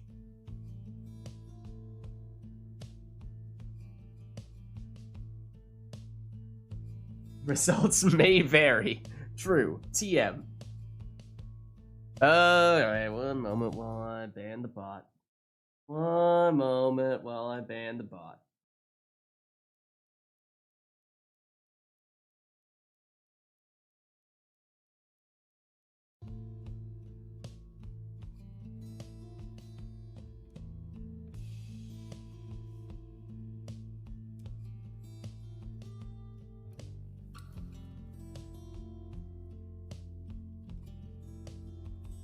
anything else that we'd like for this next one?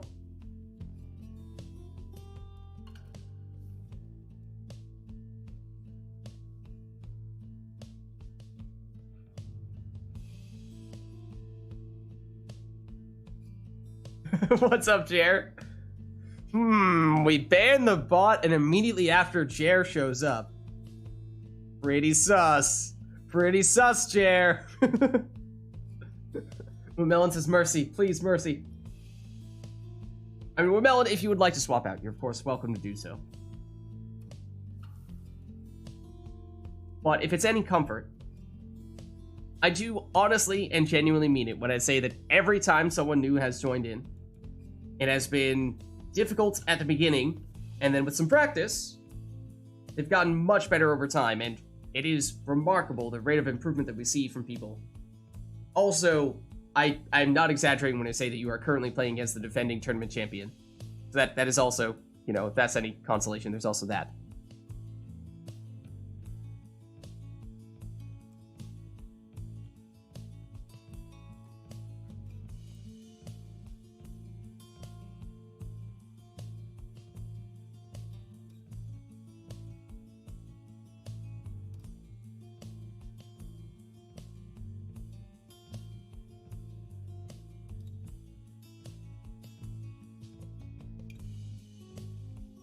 All right, but so yeah, well, Womelon, if you would like to swap out, you're welcome to do so, but we, of course, are happy to keep you in here as well.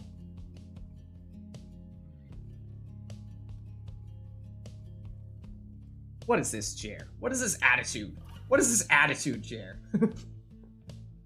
It was kind of sus. It was like, literally, the second I banned the bot, immediately after, hey, what's up, guys? Materializes from the ether.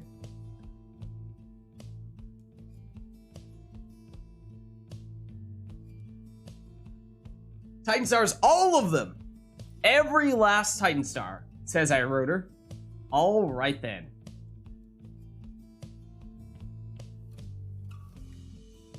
Open to it? Up to you. Up to you.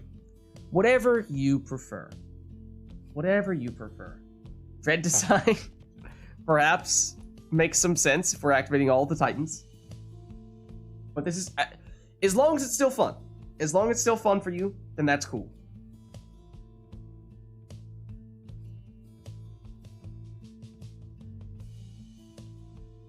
Okay, then, in that case...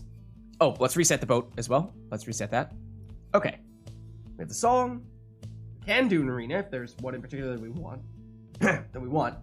We could. Yeah, so boat back to random, unless there... Or arena back to random, unless we want something in particular. Exactly. Exactly. It's just... It really just comes down to practice. Especially because it just feels so different. Playing the computer versus playing another person.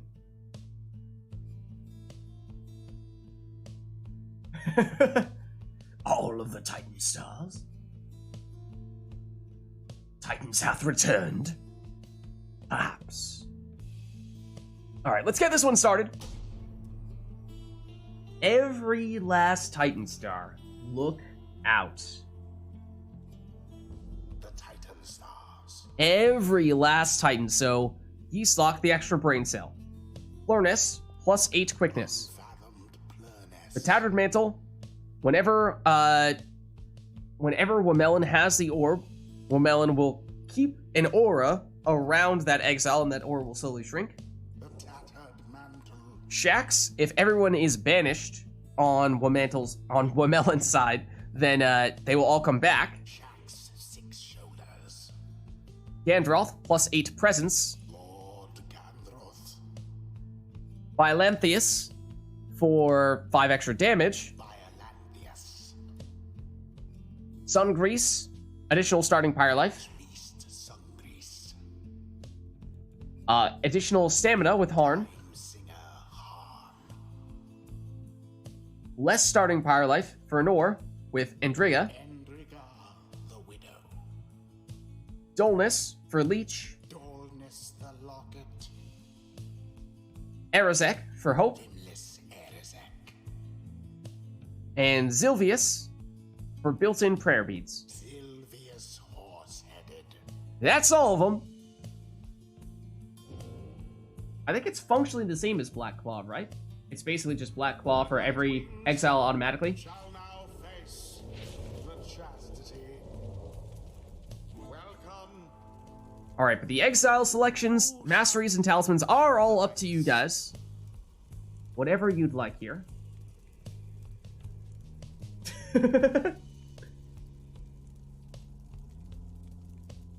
True. Black Baba can cast. Good point, good point. Any book enjoyers in here? I happen to know that someone in the match right now is not a fan of the book.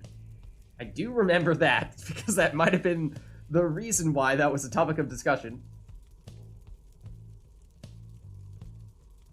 Apparently is not high on many people's lists of their preferred locations.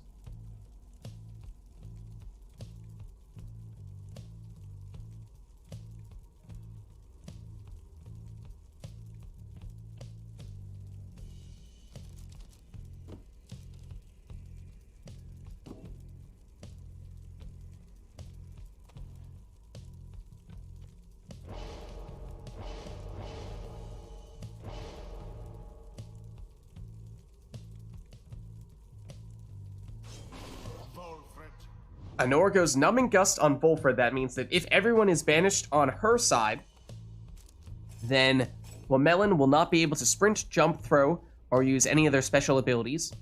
Now you see all the stats start out higher on Wamelin's side. That is the effect of some of those Titan Stars we were talking about, and that is going to be a lightning fast Pamitha right there.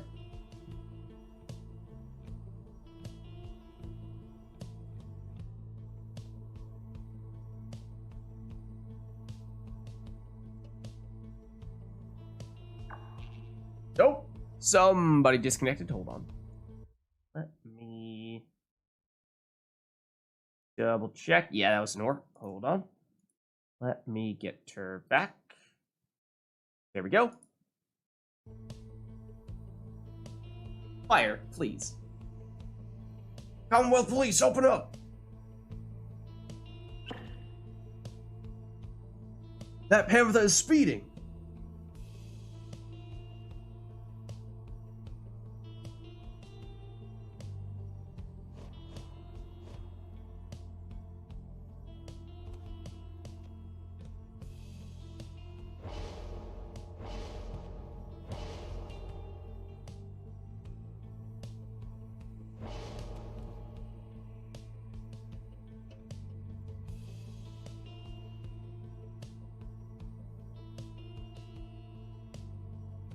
Oh, I don't know, Cacao.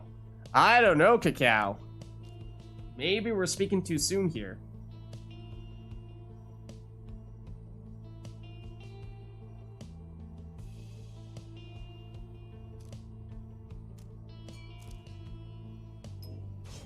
But that is a second sap. That is a second sap.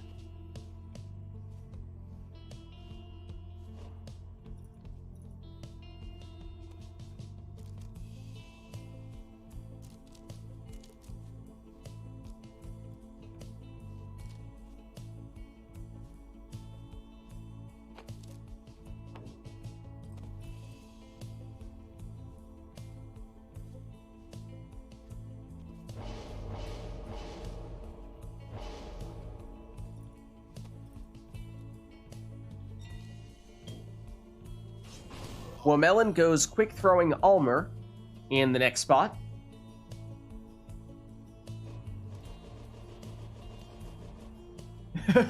Anor says, I'm fine with the 12 Titan Stars, but not a huge fan on the book. Oh, and look at this. This time, she's going maximum rekindling here on Manly. With the brick throwing talisman as well. The cow called it.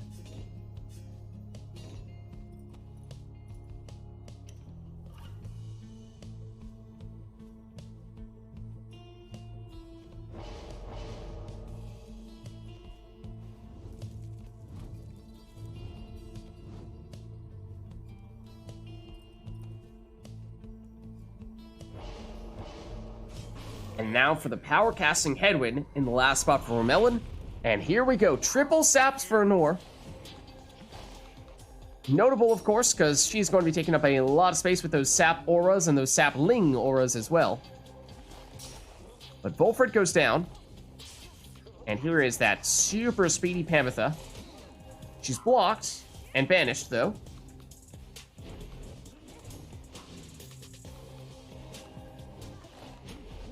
Manly. He's banished. Oh, big power cast there from Headwind.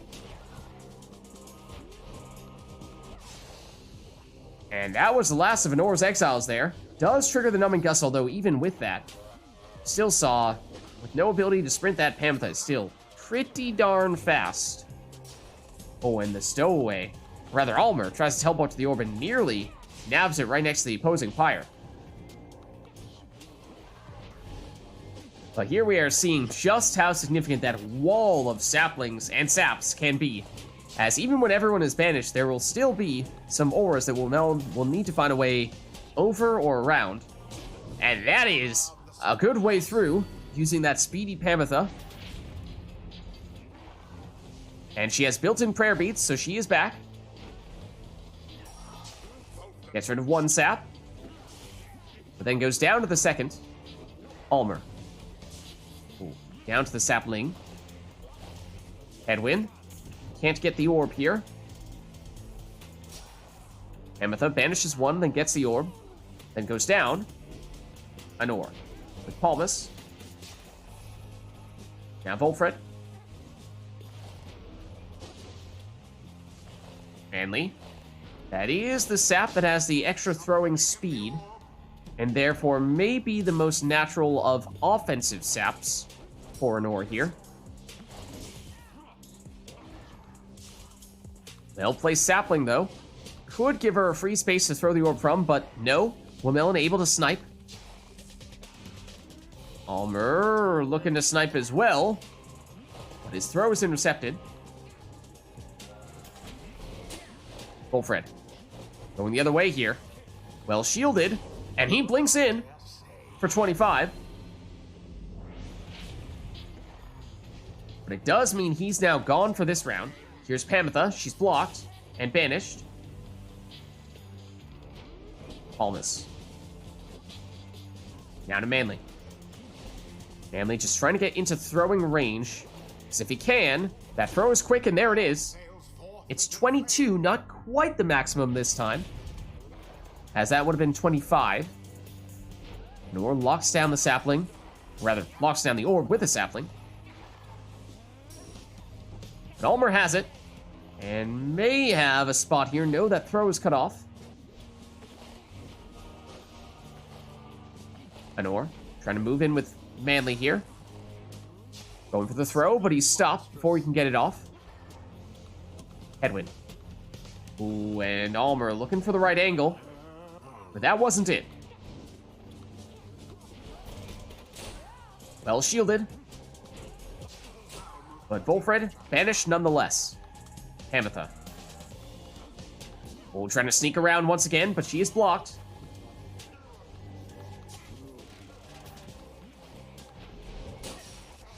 Look at that cast! Headwind banishes everyone. Now, Numbing Gust is active, slowing down Womelin, but is Pamitha still quick enough? Oh, almost! But not quite. The saps come back just in time for Anor. Well shielded. Oh, and not enough time to get the throw off. Well defended by Womelin. Pamitha. Over, around, and nearly in, but the block comes just in time. Volfred using that wall of saplings to help him advance more safely.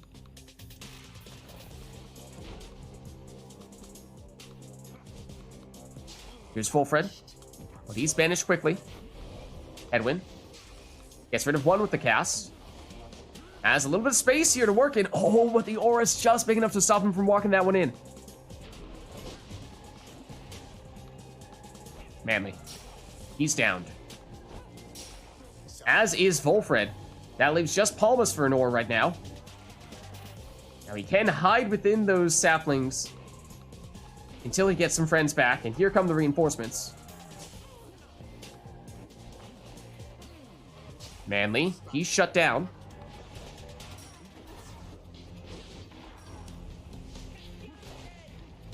Almer, from the other way. And thinking about the jump, thinking about the throw, which one will it be? Looking for a different angle now. Round the other way. Hammer on one side. But she's blocked and banished. Here come the saps again. Nor moving into a threatening distance. But down go two of the saps. That leaves just Palmas back defensively once again. Now can Womelon find a way through here? With Almer. Thinking throw, and that does land for 25. And that drops Anor down to 20 now. Remember, we did see Anor take some rekindling here. So there will be a second life bar. But next score may be all that Womelon needs to trigger that second life bar. Ooh, that throw blocked. And Anor now on the counterattack here. Womelon does have someone in a scoring position if Womelon is to get the orb back here. But it's Nor in control at the moment. Unable to score on that possession. And Womelon loses one, but oh, Bamatha does still find her way in. And there is the rekindling. It's 60 life on that second life bar we were just talking about.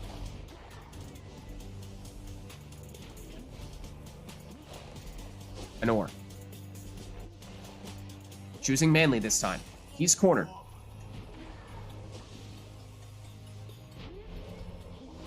Ametha gets the orb back here. But Anor tries to shut that down and does. Down goes Volfred. Down goes Almer. Ametha. Well shielded. Almas. Now Volfred. He's banished. Ametha thinking about trying to cause some trouble here. Once again, it's Anor. That's a quick throwing Manly, but the throw is slightly wide here. Oh, look at that opening. Ametha found a way through.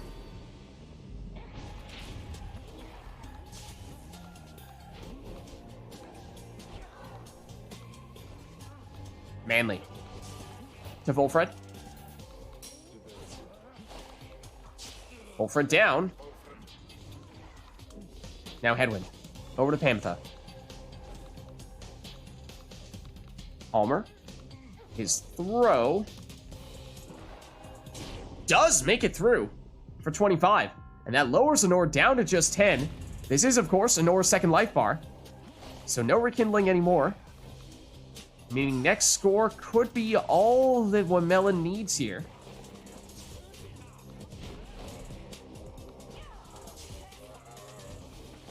Manly. Looking to throw, but can't get it off in time.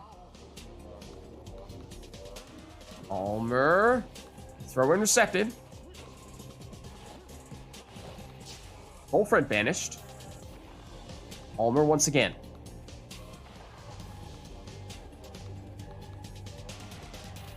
Ametha instead. She's trying to fly in, but she's blocked and banished. Almer back on the orb. The throw intercepted.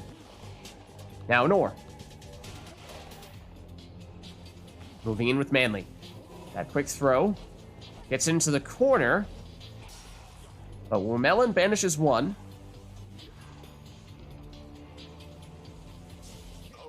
Anor gets rid of Almer. This is Headwind.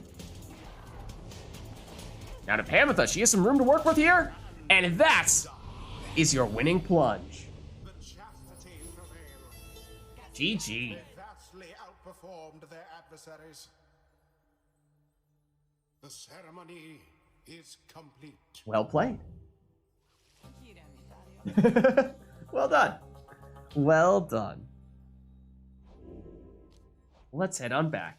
Until the next Nor. I hate the book. I hate controller.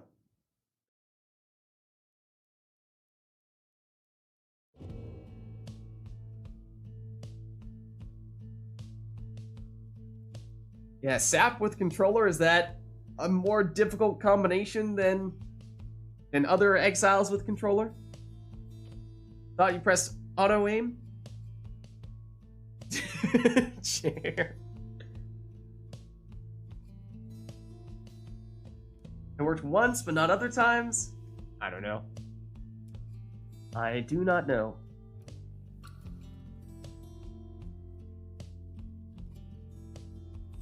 No, I wrote her! Don't say that. Don't say that. Harp push? That's fine. None of this blasphemous flappy harp nonsense.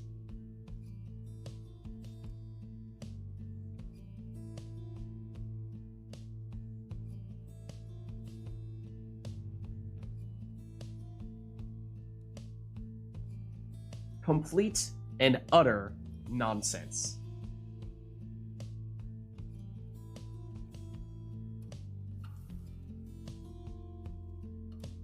Black magic jumps from the savages. I'll take that. I'll take the harp pushes, but none of that flappy harp nonsense.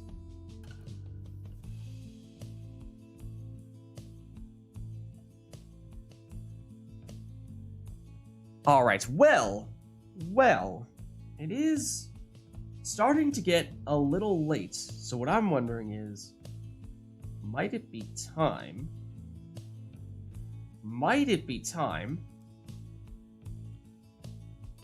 to start talking liberation right here?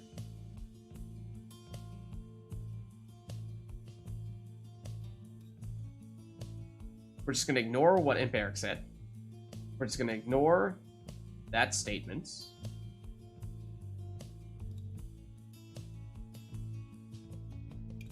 And instead, talk about the liberation rite! Yay!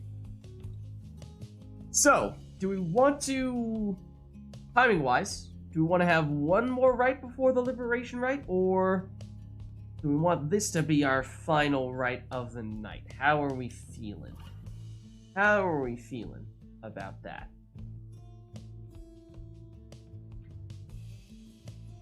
Or says liberation rite, or at least I assume that's what he's implying. I'm pretty sure that's what he means.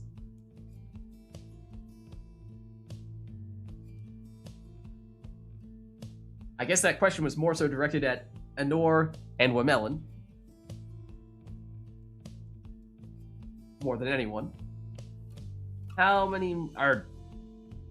Do we feel like we just have time for one more? Can we squeeze in a couple more? How are we feeling? Anor doesn't mind.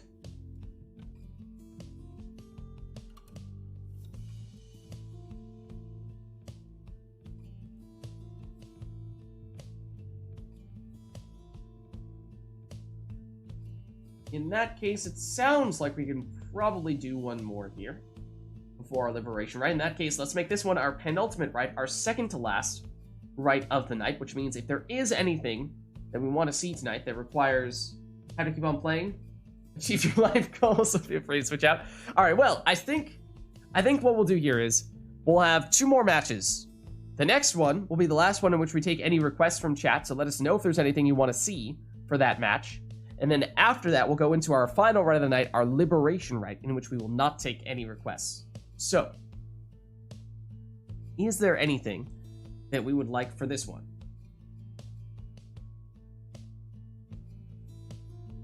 Definitely, yeah. Is that what we're calling ourselves now? We're calling ourselves old ones? Are we now all officially old and decrepit? Back in my day, we didn't play Pyre on our computers. We played it using sticks and stones. That's why they called it the Stone Age. Flutterfly. Wait, hold on. Oh, that is one of the ones we modded in. That's over here. Alimer. No worries, Anor. No worries, I'm giving you a hard time. Fair enough.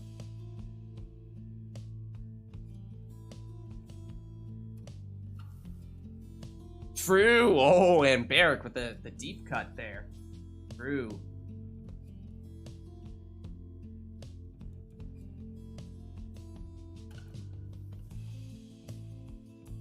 All right, we have talismans, or rather, we have an arena and we have our song set here. Guys, I'm not that old, I swear. I swear, I don't predate the history of the world. I'm not like some titan or something like that. I'm not some constellation.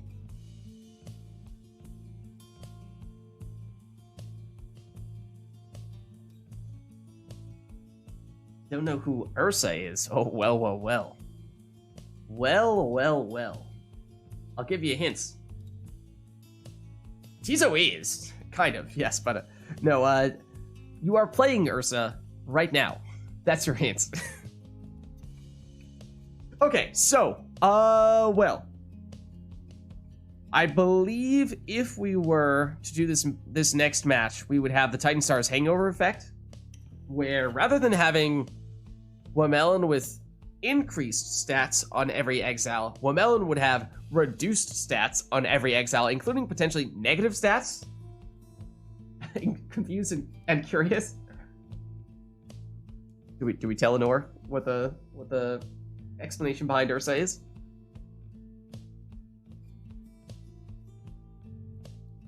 It's like, what is happening here? First of all, Ursa is the name of a constellation. Well, Ursa Major and Ursa Minor. It also, what means bear in some language. What, like Greek or Latin or something? Probably, maybe, I don't know. What does it have to do with what we're talking about right now, though? Pyre used to be called Ursa, or at least was going to be called Ursa until they renamed it to Pyre. It's so much so that, in fact, there are file names in Pyre that are still labeled as Ursa. Like Ursa weapons is what? Is that masteries? Is Ursa weapons? Am I getting that right, or is that talismans? I forget. It's been a while since I've delved into the code. Well, now you know. No worries. Now you know.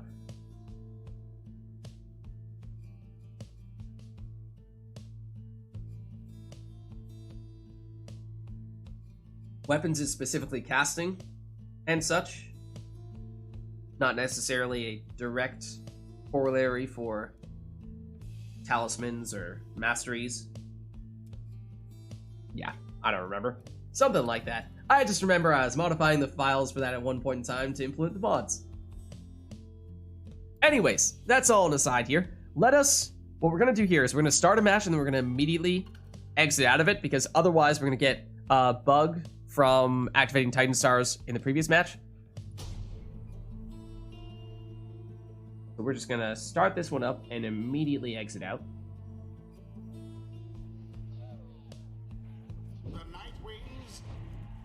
Like so. Okay. Is there anything else we want in addition to the Isle of Kalimur and Flutterfly? Or will that be it?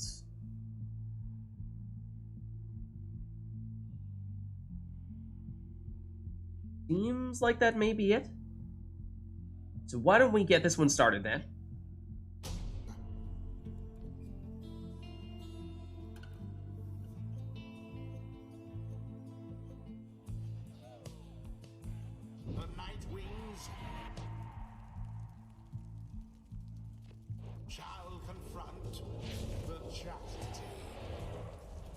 Did it start a new match, or did I just proceed to not actually start a new match? I might have proceeded to not actually start a new match.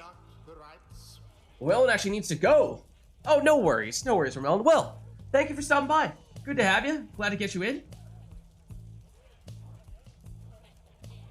And like I said, I mean, we're doing multiplayer Pyre every Sunday, same time. So, glad to have you in today, and hope to see you again in the future. Thanks for stopping by. Adios! It does mean we'll be looking for someone else to hop in here. However, Honor is standing here staring at her exile. And Honor's like, hold on, this is my chance to switch over to keyboard and mouse. Unless we get Cacao in here, and we have both of you going on controller. Which was something that we had said previously might end up happening. I mean, let me start by saying, is there anyone who has not yet played today who would like to play, in which case we can get you in, because Cacao was playing earlier. So I want to start by issuing that invitation to anyone who has not yet played. If so, we can definitely get you in. Otherwise, it sounds like Cacao is still interested and available, and we can make that happen. 4 can play as well. IDK Man asked someone is available if Honor keeps the controller. We've not seen IDK Man ask someone today, so that might be the preference here. That way we're getting someone new in. 4 does play on controller, this is true. But I think we prioritize getting new people in over that. If Honor is willing to oblige. And for what it's worth, yes, IDK Man asked someone was also playing against Cacao, both of them on controller last week, even though both of them prefer to be doing mouse keyboard. Do you have a choice? Well. What do we say, chat? What do we say, chat? I say we let the people decide. I say we let the people decide.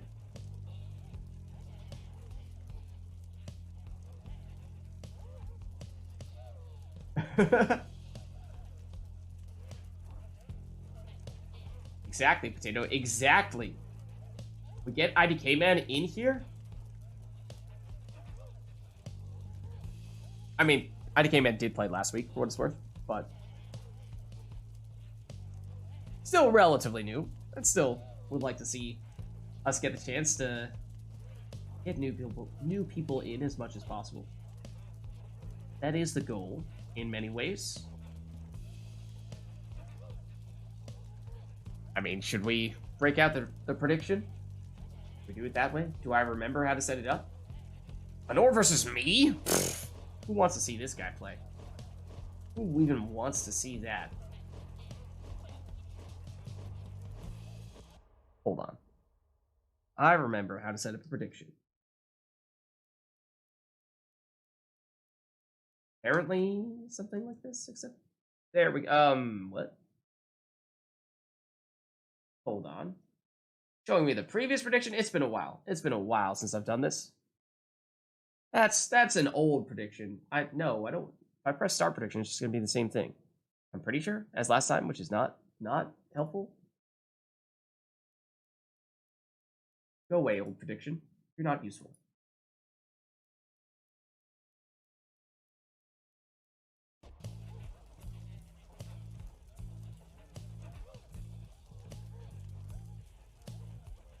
IDK Man says we could do Honor versus Lids. I mean, I can play on controller, yes, but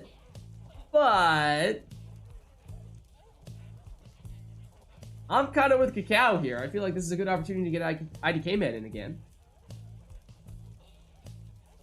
Or Honor versus CPU. I think we go IDK Man. I think we make it happen. I think we make it happen. Let's do it. Let's see. Do I remember your Steam name? I think I do. I'm like 75 to 80% sure that this is you.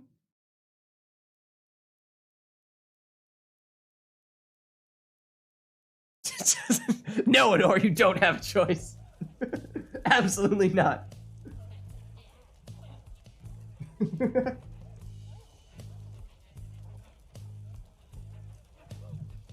Look, the people have spoken, okay? Honor's fine, okay? Honor's fine. Hold on. Let's head back to, technically, I guess we don't really need to set up a new right, because we haven't really done anything yet, but, oh, then again, Yeah, IDK man, is there a specific triumvirate you'd like to be? Pyre Hearts? This is fine. Everything is fine. Everything is fine.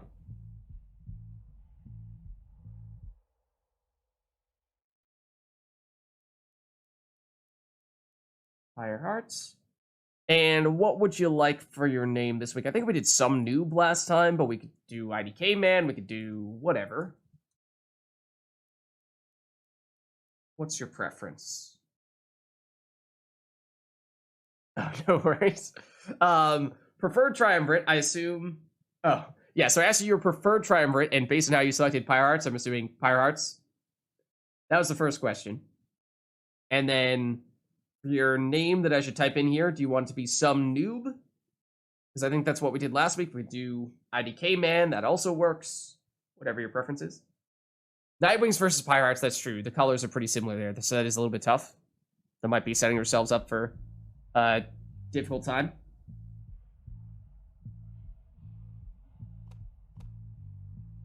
Dissidents instead? Fate? Whatever you prefer. Go Fate?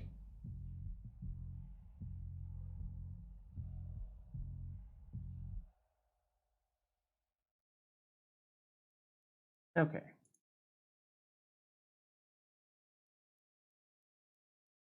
And then, whoa, hold on. The heck? Oh. Yeah, Fate, okay. And then what do we want? Some noob, IDK man, something else?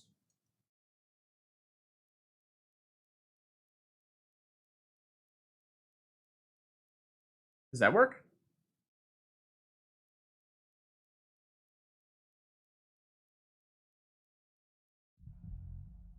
Some noob? Okay.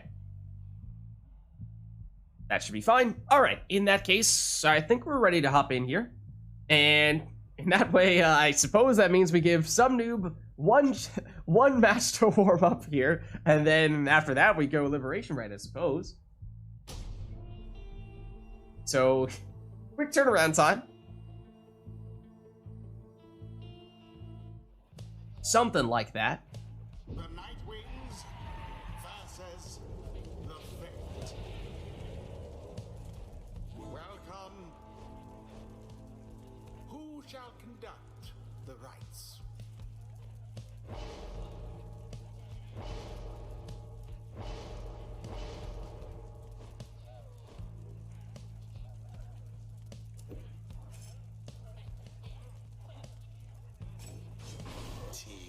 And it is the Isle of Kalamer. Now, is that why Anor led off with an imp? That remains to be seen.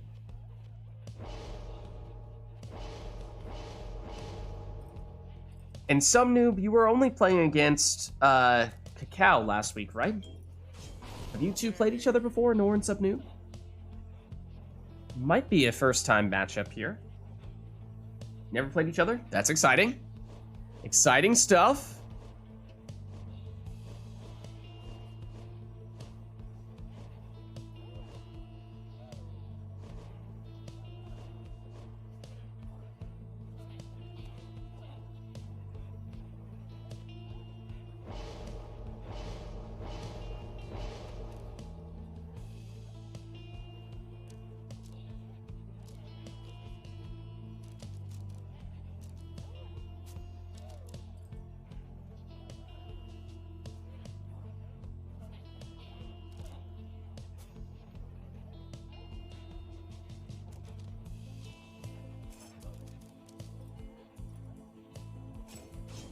Okay, Nanora's going double imp here with a speedy messenger in.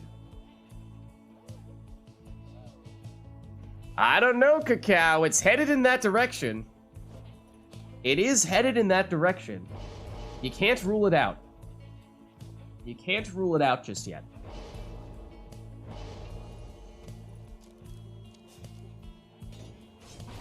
Power casting Snadra for some noob in the second spot. Third and final selection for Anor. We hypothesized, we theorized that it might happen. And it might happen. And it did. Triple imp for Anor. At the Isle of Kalamer, no less.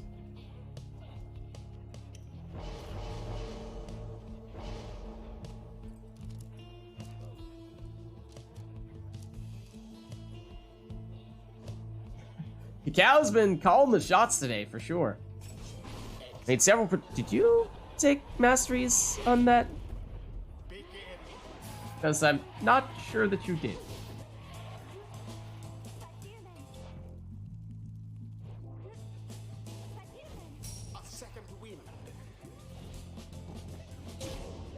Well, Anor gets us started here with 25 damage plunge. Extra damage on that imp there.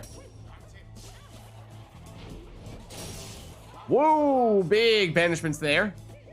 And that clears out a lot of space here for Anor to throw this one in for 25.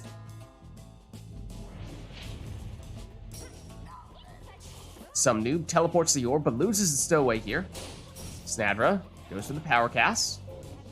Brings back the stowaway. Here she is. Trying to find the angle, but the throw is intercepted and Anor goes through her portal for a quick 25 damage plunge there.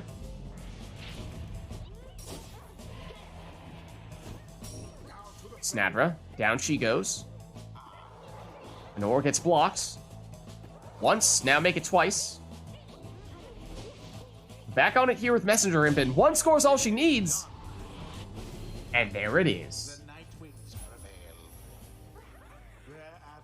GG. Crying tears of shame. The rite is ended. Imp-tastic. Until the stars align. Imp's too strong, confirmed. Confirmed.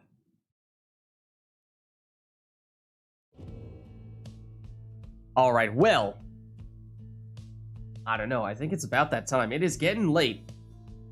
It is getting late, so I think it is about that time for none other than our final rite of the night.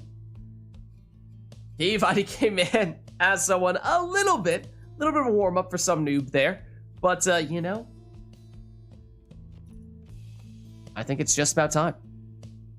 Ball of Solium. Sermon intro on. Never to return. Of the Fate variety.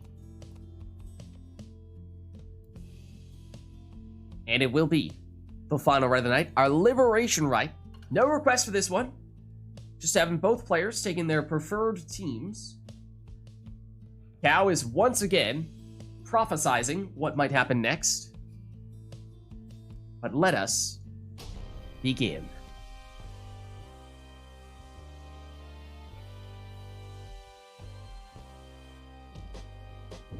Welcome, exiles. You are gathered at the fall of Solium. At stake here in this rite is your salvation. Know that the scribes themselves are watching. Night wings, stand prepared. The fates stand prepared.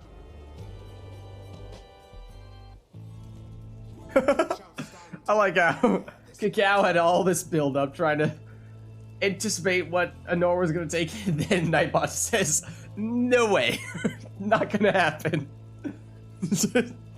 Appreciate the effort, but this will, of course, be our final rite of the night, our Liberation Rite. No requests from chat, both players taking their preferred teams to finish things off in style.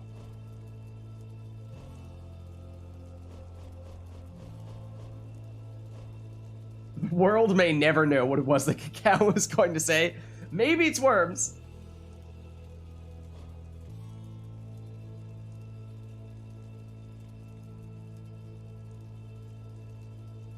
Well,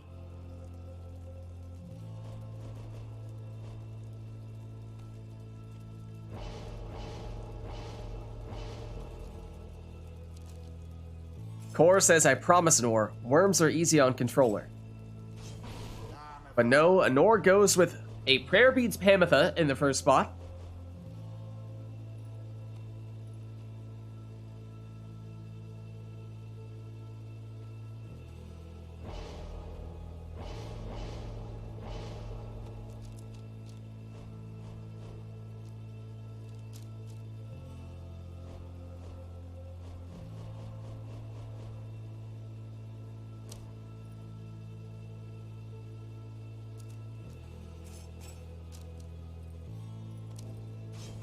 Sir Gil- Then Exploding Gilman in the first spot for some noob. Just go Zoom, right?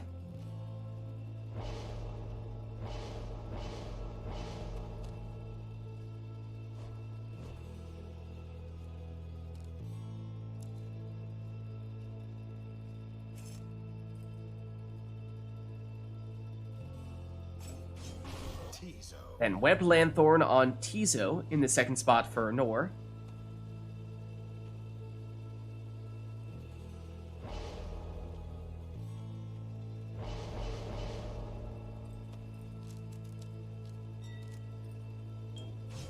Tay. Quick Throwing Stowaway for some noob. And Nor gonna go for something else. Okay. But we should like it. I think I know where this is headed.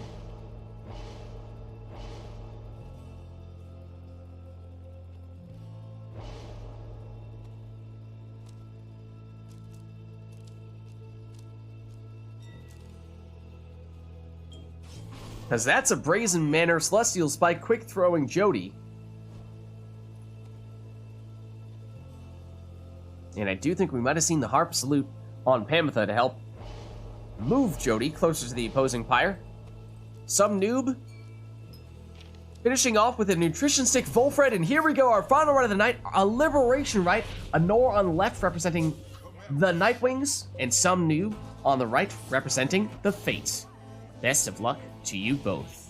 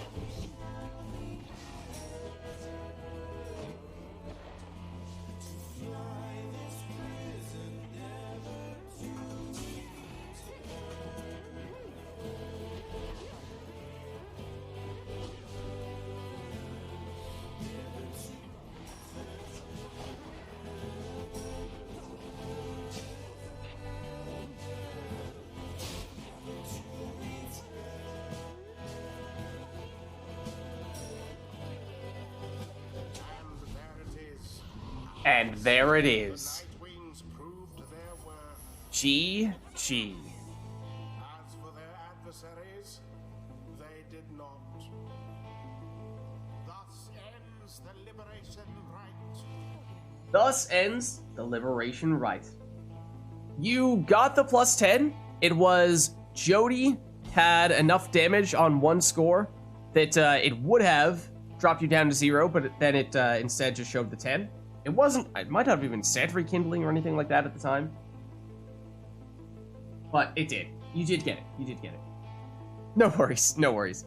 And the stunning claim at the end there, if your opponent is flying, then they are immune to it at the time. That's why that didn't trigger at the very end there, but it was clever. It was a clever move. It was a clever move. But alas, that was our final rite of the night, our liberation rite. Thank you everybody who participated in the rites, and thank you everybody who gave us the various requests in chat today.